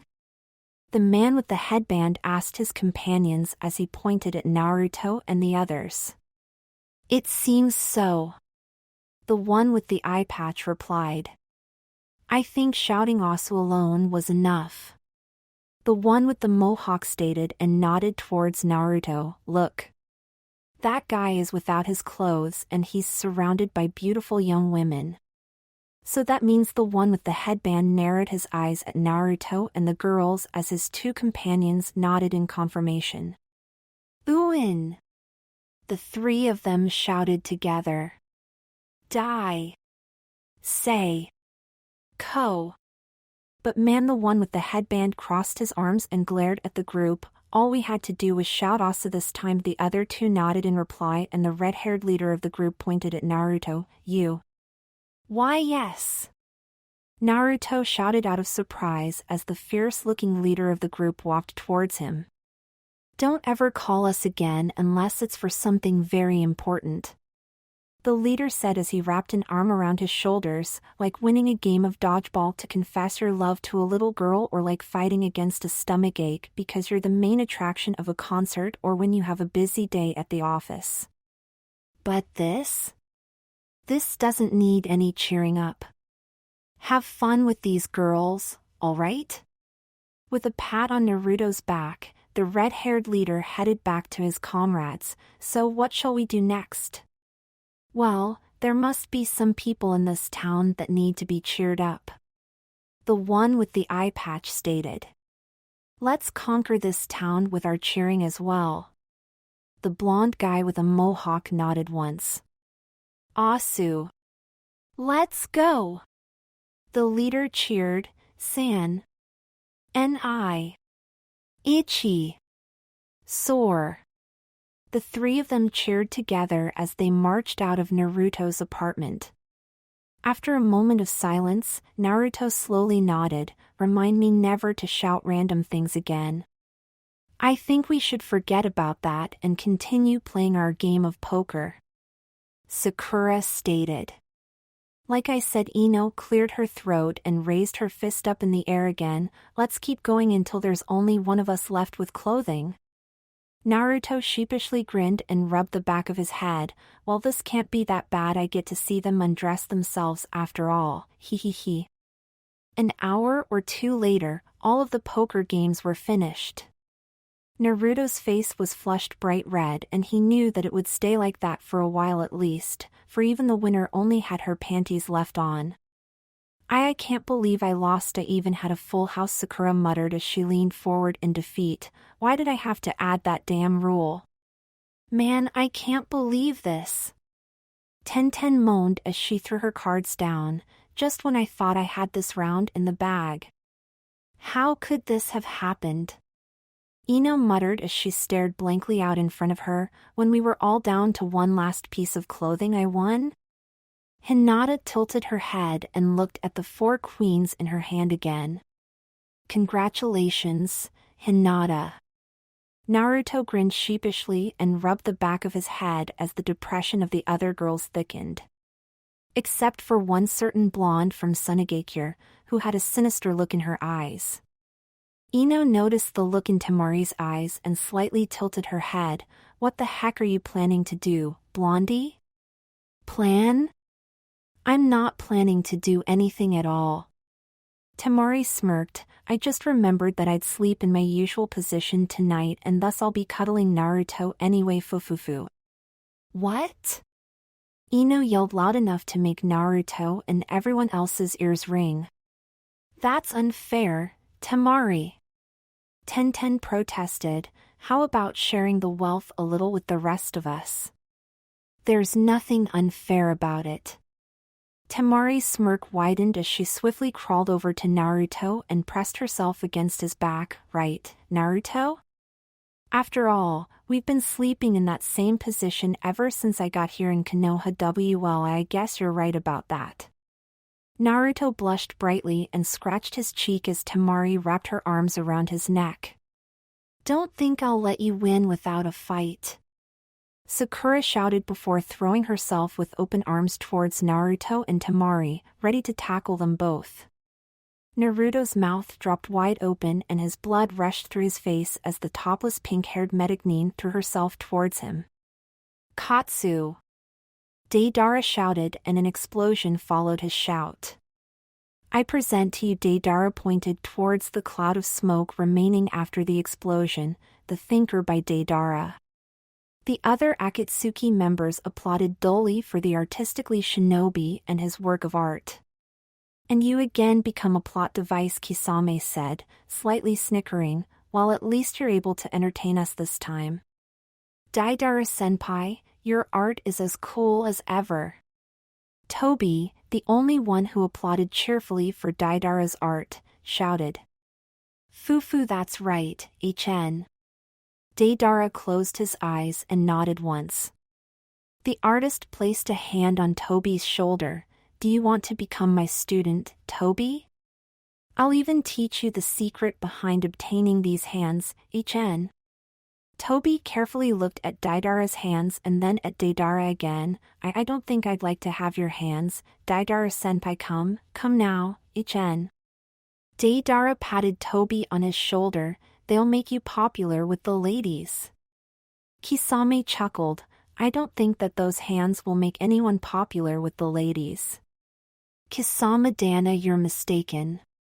The women love these hands for their artistic functionality, Deidara said as he stuck one of his hands in his pocket and pulled something out. Just take a close look at this, HN. Is that a cell phone made from exploding clay? Kisame stared at the item in Deidara's hand. No. Well, Deidara took a look at the cell phone in his hands again. Yes, it is. However, the important thing is that it's functional, HN. Yeah, I'm sure the ladies just find it a blast to enter their cell phone numbers on that thing. Kisame chuckled at his own pun. At least they enter their numbers into my phone.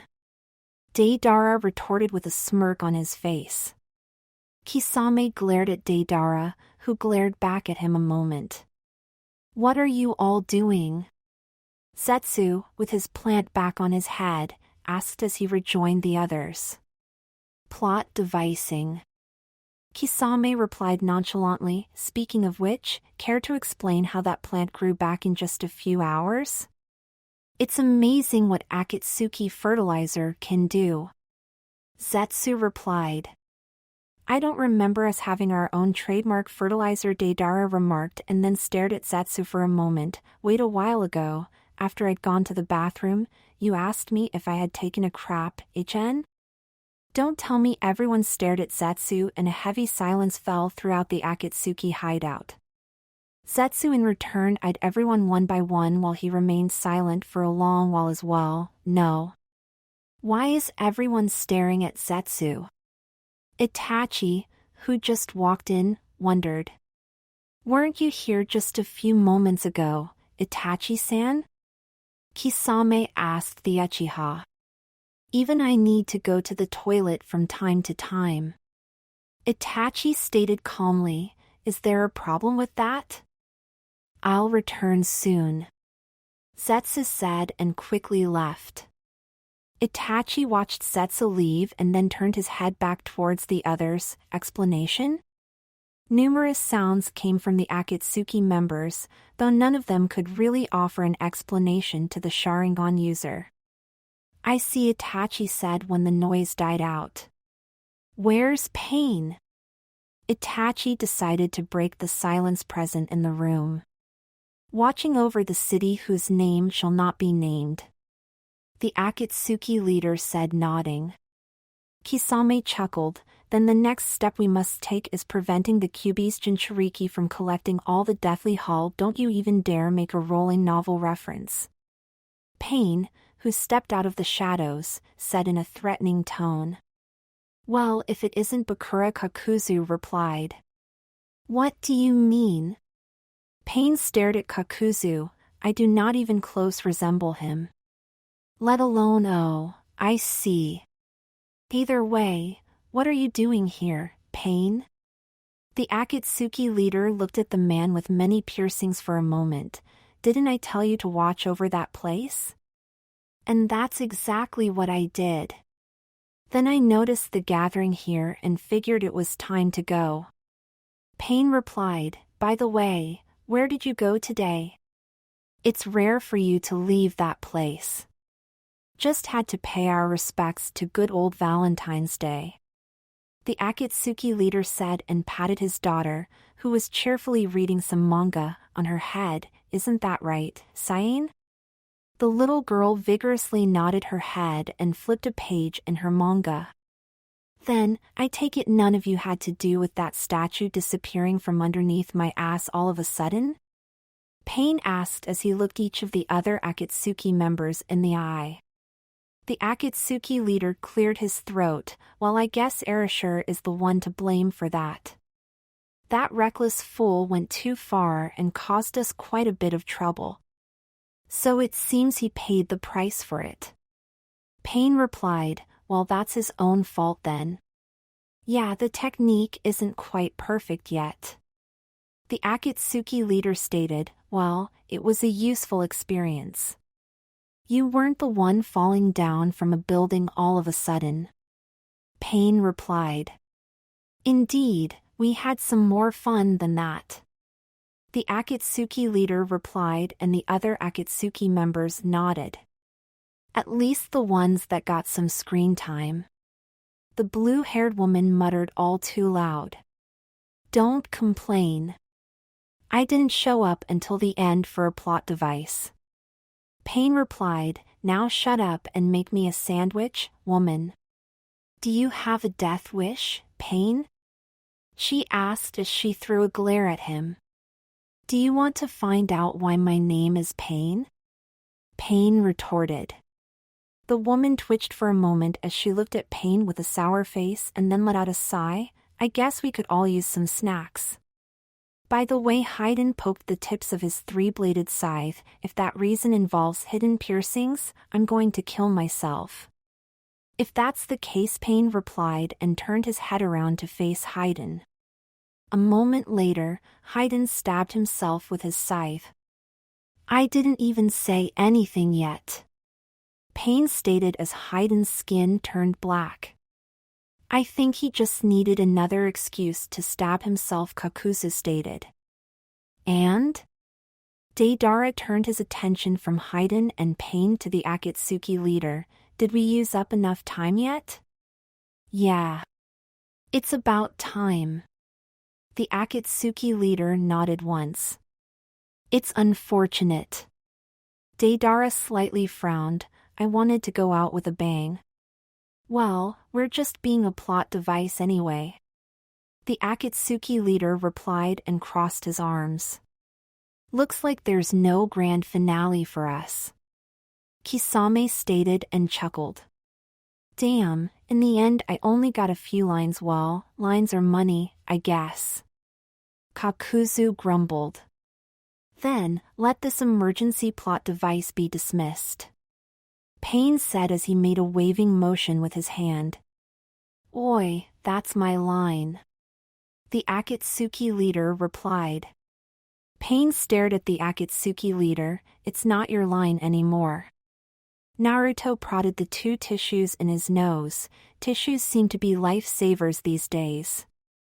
Sakura smiled sheepishly at Naruto. Sorry, Naruto.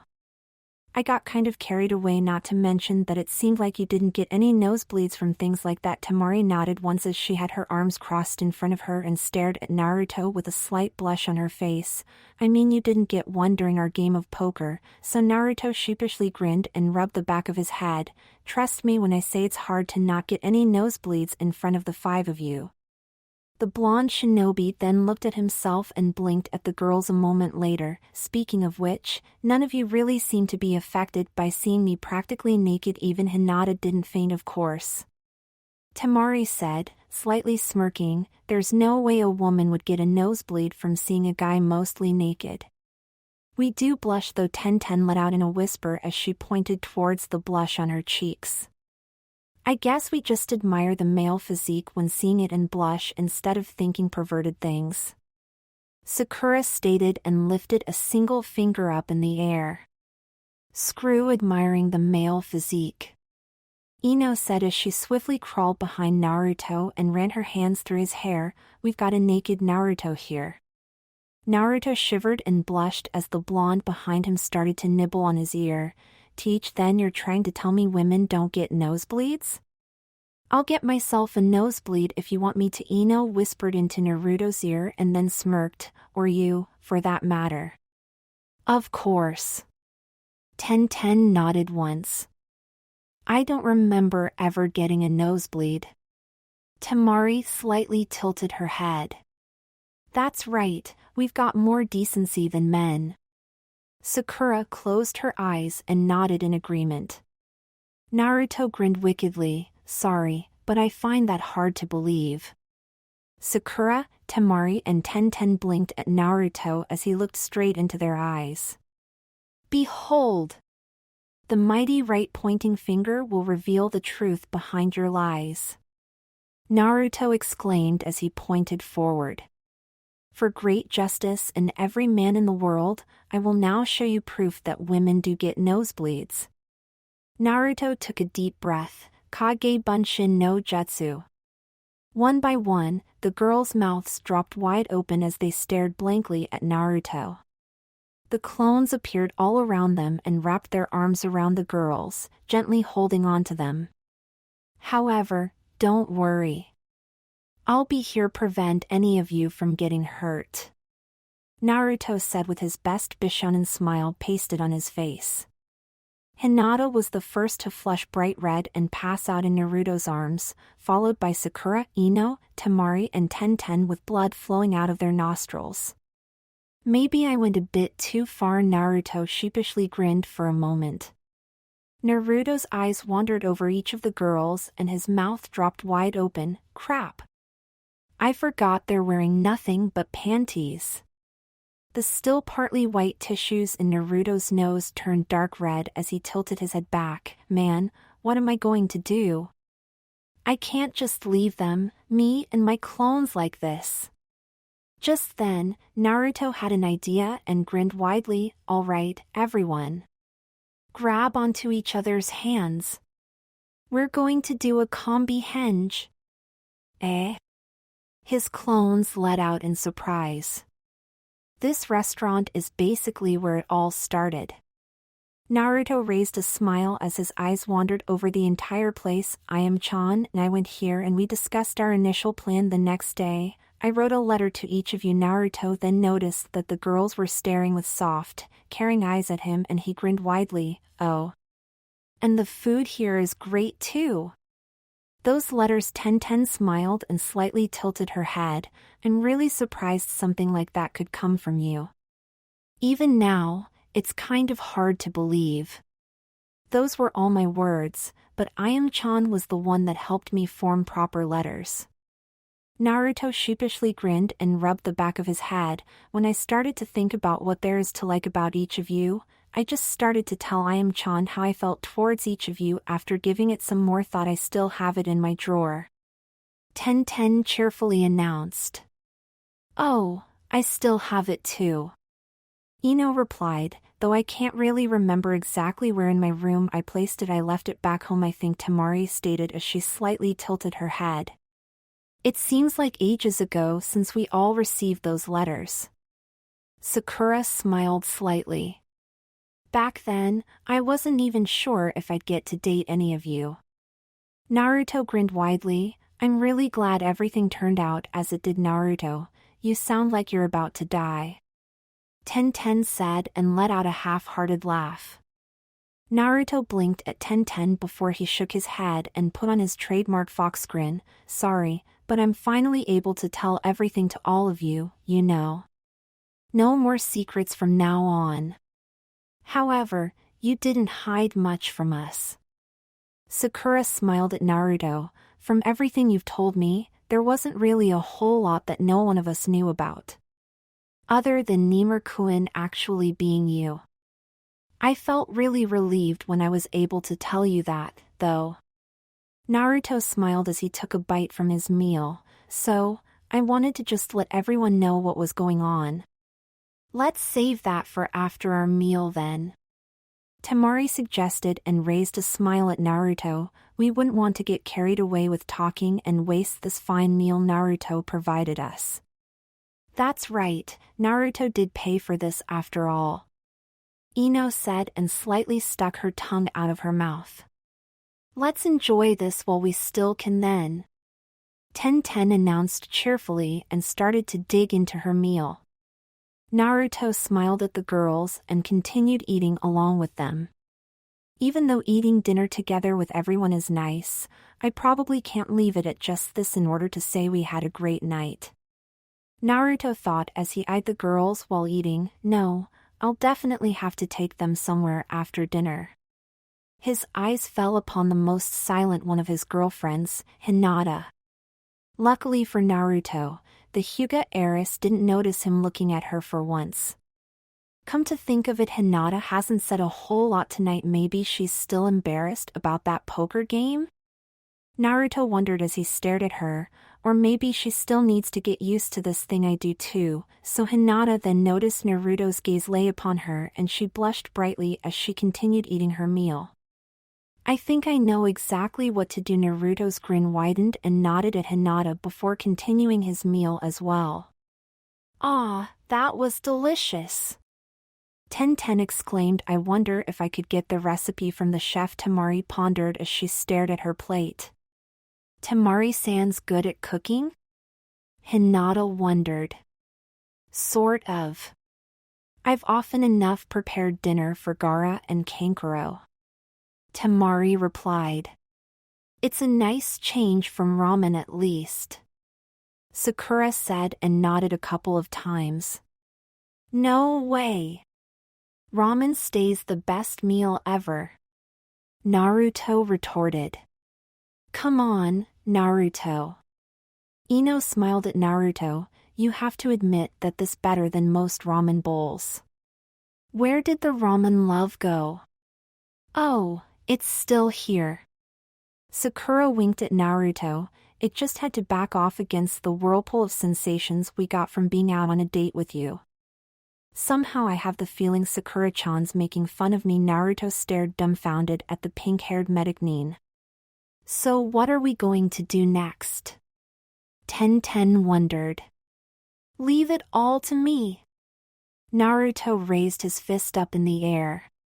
Ten smiled at Naruto. I know, but I wanted to know what you had in store for us next. He.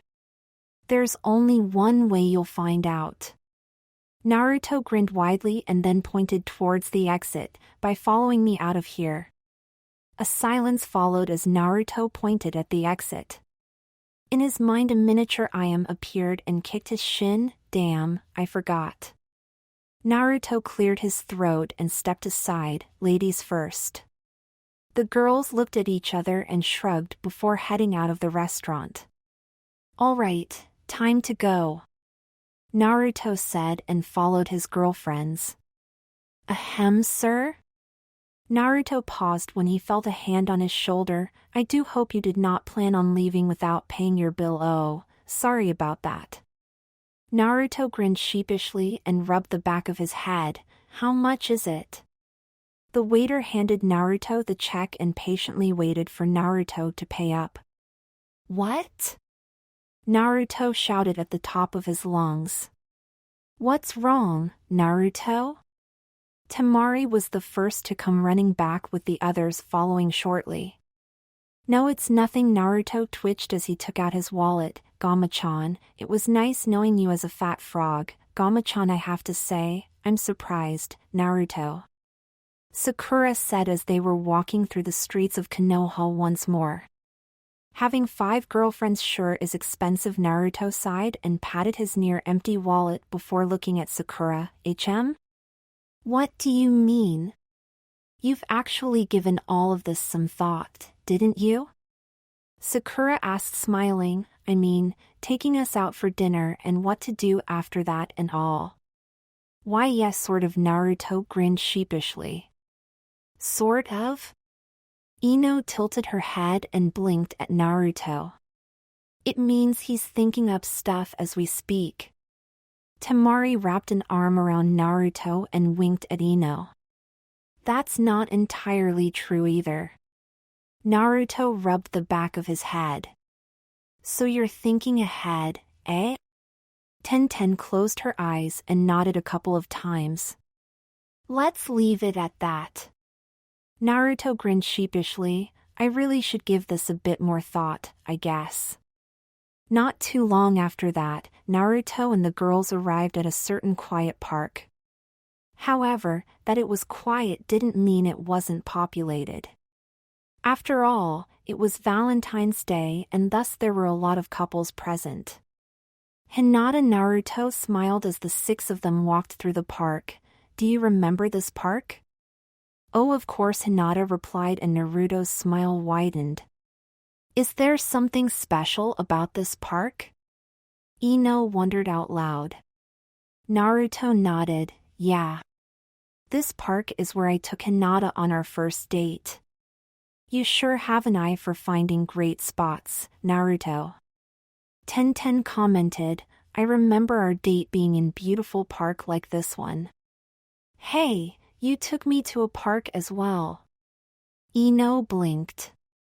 Me too.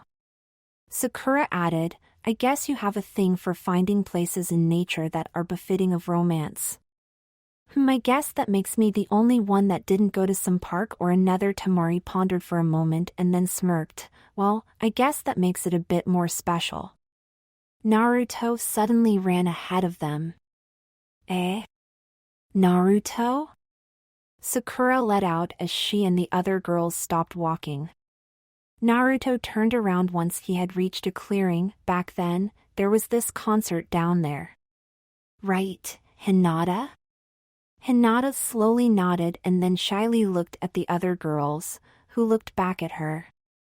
Naruto spread his arms out and grinned widely. Despite that, this was a really cool place and really nice.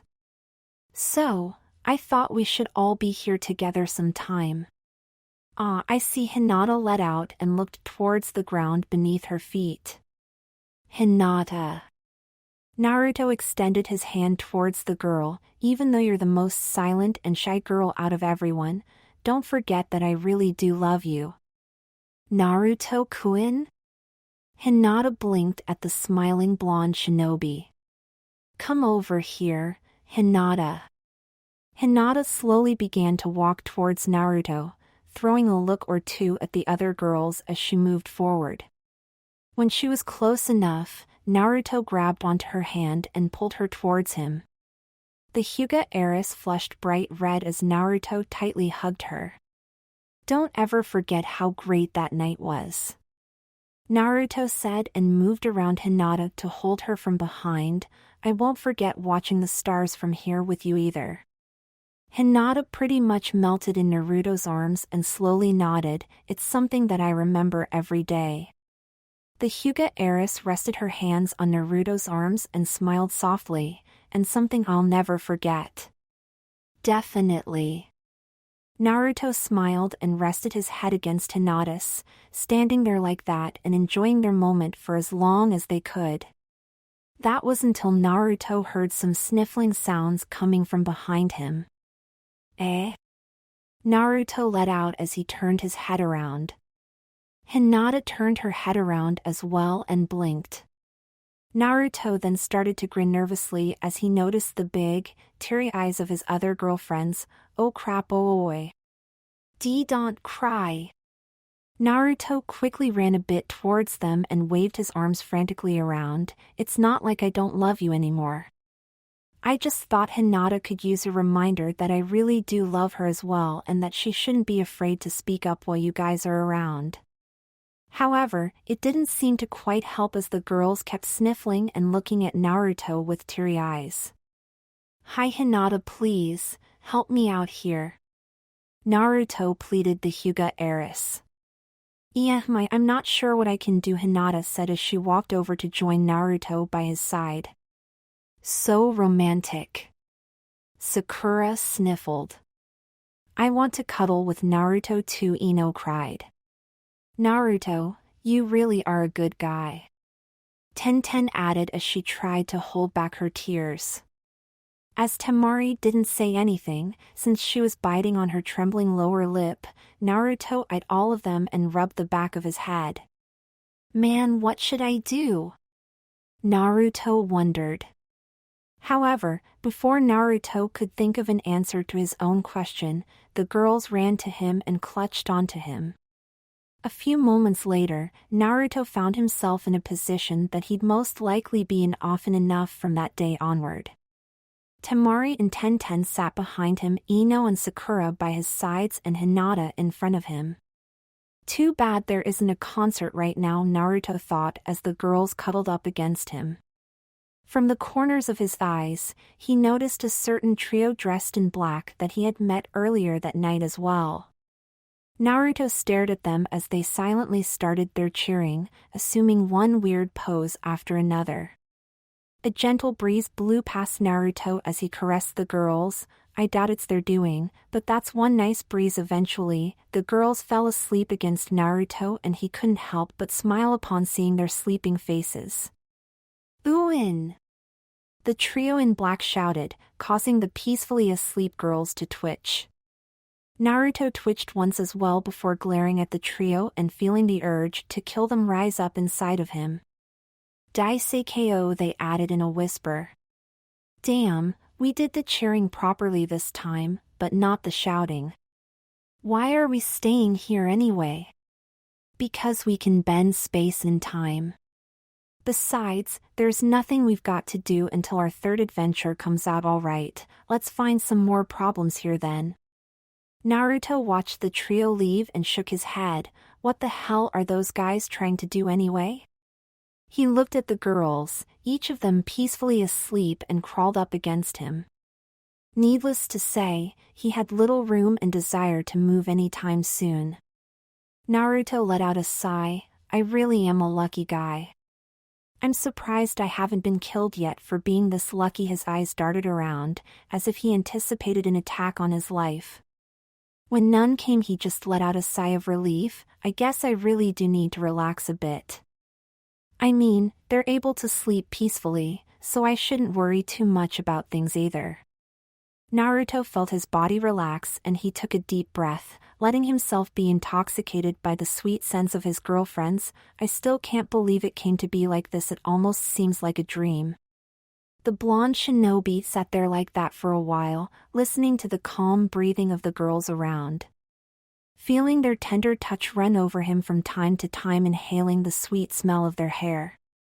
Fighting the urge to fall asleep right then and there, Naruto shook his head. All right, time to take the sleeping beauties home before they catch a cold, Naruto whispered to himself before carefully forming his most used hand seal.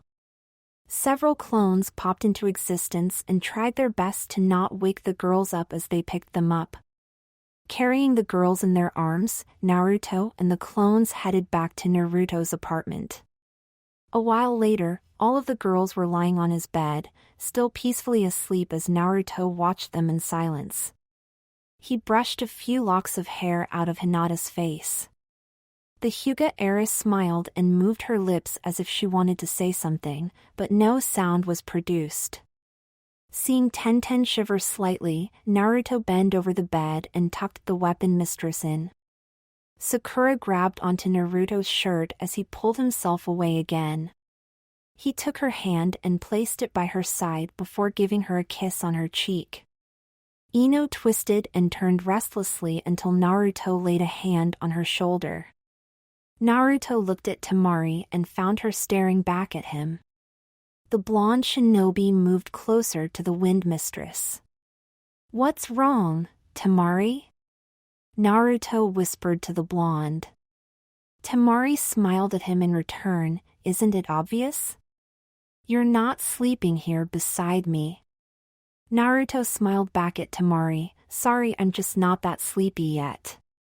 The wind mistress rolled around, laid an arm around Naruto's neck and pulled him against her. "Temari? It's all right, huh? What are you talking about? You've still got some stuff on your mind, right?" Before Naruto could answer, Temari caressed the back of his head and added, "Don't worry. We're all going to stay here for a while. So hurry up, get those worries out of your mind and let's cuddle in our sleep like we always do, Ani?" Naruto smiled widely and then kissed Temari on her cheek. "Then you should go to sleep already. You've also got to tell me tomorrow how you learned to read my thoughts." Temari winked at Naruto as he straightened up. "It's called love, Naruto." The blonde shinobi smiled. "Then I'll be back soon. Don't keep all of us waiting too long," Temari whispered as she closed her eyes. Naruto nodded once. "I won't." Naruto stared at the girls for another moment before quickly and silently heading out of his apartment and making his way up to his rooftop. He stood at the center of it, letting the wind gently blow through his hair. "It's almost midnight already," Naruto muttered and tilted his head back to look at the sky above him. "The end of Valentine's Day," he sighed. "Why does it feel like it shouldn't be like this? I managed to save everyone, no one's feelings were hurt, and I'm dating the best girls anyone could wish for," Naruto mused as he stared at the passing clouds in the night sky. "Then why do I feel empty?" The images of everything that happened that day ran through his head again. Naruto tilted his head in a certain direction and muttered, "I am the blonde shinobi," slightly turned his body around and he stood in silence for a moment. Naruto nodded. "All right. Time to go visit her." Naruto darted off to Ayame's place as fast he could. "I'm sure talking to her will help me at least a bit." Within a few minutes, Naruto arrived at the bedroom he had grown accustomed to during the past 2 weeks. He found Ayame sitting on her bed, causing him to raise a smile. Naruto opened the window and almost silently sneaked into the girl's room. He sheepishly grinned and whispered, "Sorry, Ayame-chan. I know it's late, but you." Naruto cut himself off as he saw something sparkle. Ayame tightly hugged her legs and drew them closer to herself. "Ayame, what's wrong?" Naruto blinked as he walked towards the girl's bed. "And nothing, please go home," Ayame replied, her voice sounding sadder than Naruto has ever heard before. "You're crying, aren't you?" Naruto asked as he sat down on the edge of Ayame's bed. "Did something happen that I need to know about?" "Yeah." Ayame raised her head up and looked at Naruto with tears in her eyes. "I've fallen in love with you." Naruto was speechless. His mouth dropped open far enough to insert a bowl of ramen or two. Ayame slightly laughed and looked away from Naruto. I probably shouldn't even have told you that. You love me? Naruto asked, but no reply came from Ayame. Naruto shook his head, trying to stay focused. But that's no reason to cry, is it? Ayame leaned against Naruto and her tears started flow. It is because I can't be with you. I'm not sure I understand. Naruto hesitantly wrapped an arm around the crying Ayame. Sakura Hinata Ino, Temari Tenten, all of them are in love with you and you love them as well, right? Ayame asked. Naruto slowly nodded and Ayame took a deep breath. I see, then our mission was a big success. Naruto, I still don't understand what you mean with not being able to be with me. Naruto looked at Ayame from the corners of his eyes. Idiot, you've got 5 girlfriends already and they're having a hard time dealing with just that I'm not that selfish to ask you and them to let me be with you as well. Naruto was at a loss of words, so he just kept listening to what Ayame had to say. I'm partly responsible for bringing all of you together. They deserve the chance to be with you. Ayame looked away from Naruto. Besides, I'm more like a sister to you than anything else. If they deserve a chance, then so do you. Naruto managed to raise a smirk. Besides, I've never said I considered you as my Wani-chan, now did I? Stop! Ayame's tears stained Naruto's jacket. Please just don't say it. Sorry, Ayame-chan, but I know how I feel about you after what happened today. Naruto smiled softly. Every time you were hurt or in trouble, something inside of me just snapped. When that bastard threw you off the cliff, I was scared to death of losing you. Naruto wrapped his arms around Ayame and tightly hugged her. I love you too, Ayame. So please, don't cry anymore. Do you know what you're saying? Ayame tightly wrapped her arms around Naruto. Don't say things like that to cheer me up. I'm telling the truth. I actually came here to ask for your advice again and I was kind of worried about you. Naruto smiled and rested his head against hers. Thanks to you, I'm now certain I really do love all of you. That includes you, and heck, I think even Anko-sensei might deserve a shot at winning me over. Even if you say that, I won't allow you to hurt those girls. I'm sure they, out of all the girls that exist in this world, are the ones that mind extra competition the least.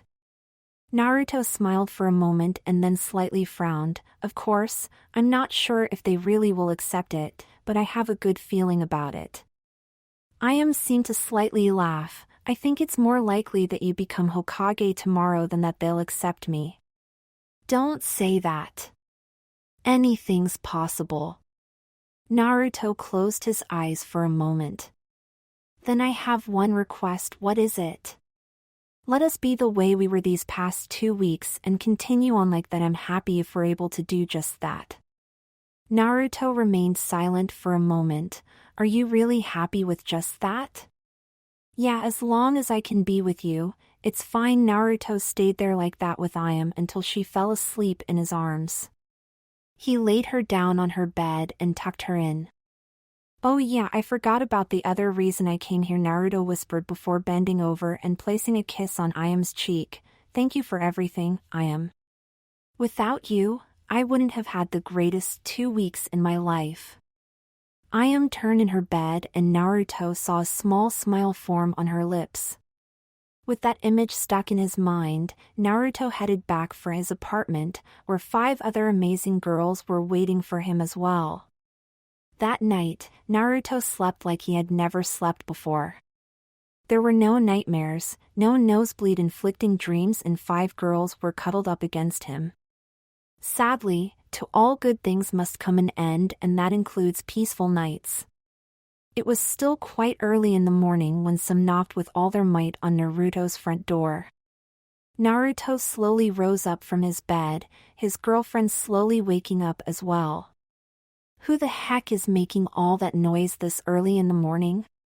Temari rubbed the sleep out of her eyes. It's a group of 5 people. Hinata stated as she sleepily tilted her head towards the door. Let them shut up. Ino yawned before falling with her head onto Naruto's back. Yeah, I was just getting to the best part of my sleep.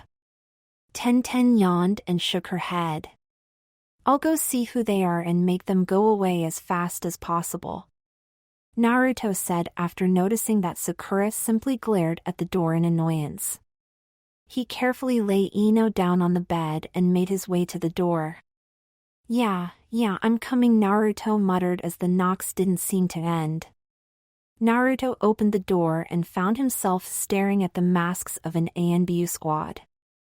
Uzumaki Naruto, you're coming with us. Hokage's orders.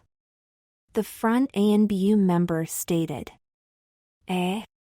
Naruto let out and the girls instantly seemed to be alert. Throw the distraction for the woman into the room, the ANBU told his squad members. Distraction? One of them asked in wonder, what distraction are you talking about?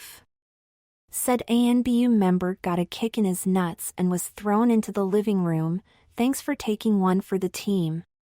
Now, quickly! The ANBU squad leader exclaimed and the 4 remaining ANBU dived towards Naruto's feet.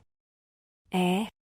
Naruto let out as the ANBU squad tackled him and ran out of his apartment fast enough to make Naruto's body rise up from the ground. Naruto-kun! Hinata let out as she and the others jumped out of bed. Not this again! Temari snatched her fan from underneath the bed and stormed towards the sole remaining ANBU member. Where did they take Naruto? Tenten grabbed the ANBU by his collar. Ugh, the dizzy ANBU member let out. If you don't start talking soon, Miss Fanny here, Ino pointed with her thumb towards Temari. Hey! Temari shouted. We'll shove that fan of hers up somewhere you don't want it. Ino finished her line with a smirk on her face. Hokage's office, the ANBU member managed to let out as he shook his head. Tenten dropped the ANBU member and the girls dashed out of the apartment. Is this really all right, Tsunade? Jiraiya asked and arched an eyebrow at his blonde wife. You had a better idea? Tsunade arched an eyebrow back at the frog hermit. But doing this to Naruto, don't you think it's a little bit? Jiraiya crossed his arms and slightly frowned. It almost sounds like I have more faith in him than you do. Tsunade leaned back and crossed her arms. Jiraiya let out a whistle and then shook his head. It's not that. I'm just wondering if he'll be all right with something like that. Don't worry. He can handle it without a problem. It won't kill him now. Let's enjoy this while we still can. Tsunade replied before lowering her sunglasses on her eyes and taking a sip from her bottle of sake. The girls bashed into the Hokage's office. Tsunade-sama! Sakura and Tenten shouted in unison. What the hell are you thinking? Dragging Naruto and us out of our bed this early in the morning? Temari shouted, caring little for formalities. Where's Naruto? Ino threw a glare at the back of the Hokage's chair, which was facing towards them. And Naruto-kun didn't do anything bad. Hinata stated clearly. The chair turned around. Sorry, but Tsunade-abakan isn't here right now. You'll have to answer to me. Naruto, dressed in white Hokage robes, grinned wickedly at his girlfriends. Uzumaki Naruto, substitute Hokage until Tsunade-abakan and Erosennin are back from their honeymoon. A long moment of silence followed with Sakura, Temari, Tenten, Hinata and Ino staring in disbelief at Naruto. Well, congratulate me or something? Naruto smiled sheepishly and rubbed the back of his head. Naruto, your Sakura blinked. Hokage! Hinata's eyes seemed to light up with joy. Naruto jumped over the desk and nodded once, substitute Hokage, but Hokage nonetheless. I can't believe it, Temari managed to let out. You can't believe it? Naruto grinned at her, even I couldn't believe it. It's amazing, isn't it? Naruto, this is 10-10 was at a loss of words, just like the other girls. Come on, we've got to let the whole village know. Naruto ran out of the Hokage's office. Naruto, wait up! Ino let out before chasing Naruto, the others following not too long after that. Naruto ran through the entire Hokage tower until he finally reached the rooftop. There he rushed to the edge and stood still as he looked over all of Konoha. Naruto held his fist in the air and shouted as loud as he could, "All right. Konoha, listen up. I'm Hokage while Tsunade Abakin and Erosennin have their honeymoon. I'm going to protect all of you and we're all going to make the old lady and Erosennin proud by the time they're back." Everyone was staring at Naruto, who grinned as his eyes wandered over the people of Konoha that were already up and busy. I'll take good care of everything while they're away, but I want them to be amazed by what we all did together when they come back. Naruto shouted once more, "If you're up for it, make some noise." Naruto's grin widened as every person he could see on the streets of Konoha was cheering as loud as they could. Naruto. The blonde shinobi turned around to find Sakura, Hinata, Temari, 10-10 and Ino standing behind him. Congratulations. They said in unison and smiled at him. Naruto slightly blushed and rubbed the back of his head. It's kind of embarrassing. So? What will the new Hokage do first? 10-10 winked at Naruto. Oh, that reminds me. Naruto blinked for a moment and then eyed each of the girls present. You know that I love all of you. You don't have to remind us of that every single time we're together. Ino playfully stuck her tongue out at Naruto. Well, you see, last night, I headed out for a bit. A dear friend of mine, who helped me out these past 2 weeks, confessed to me. Naruto smiled. Would any of you mind extra competition, so to say? Bring her on. Temari smirked at Naruto. We'll have to try our best either way. Sakura nodded once. The more, the merrier. Ino smiled at Naruto. Sounds like a challenge to me. 10-10 smirked and placed her hands on her hips. Hinata?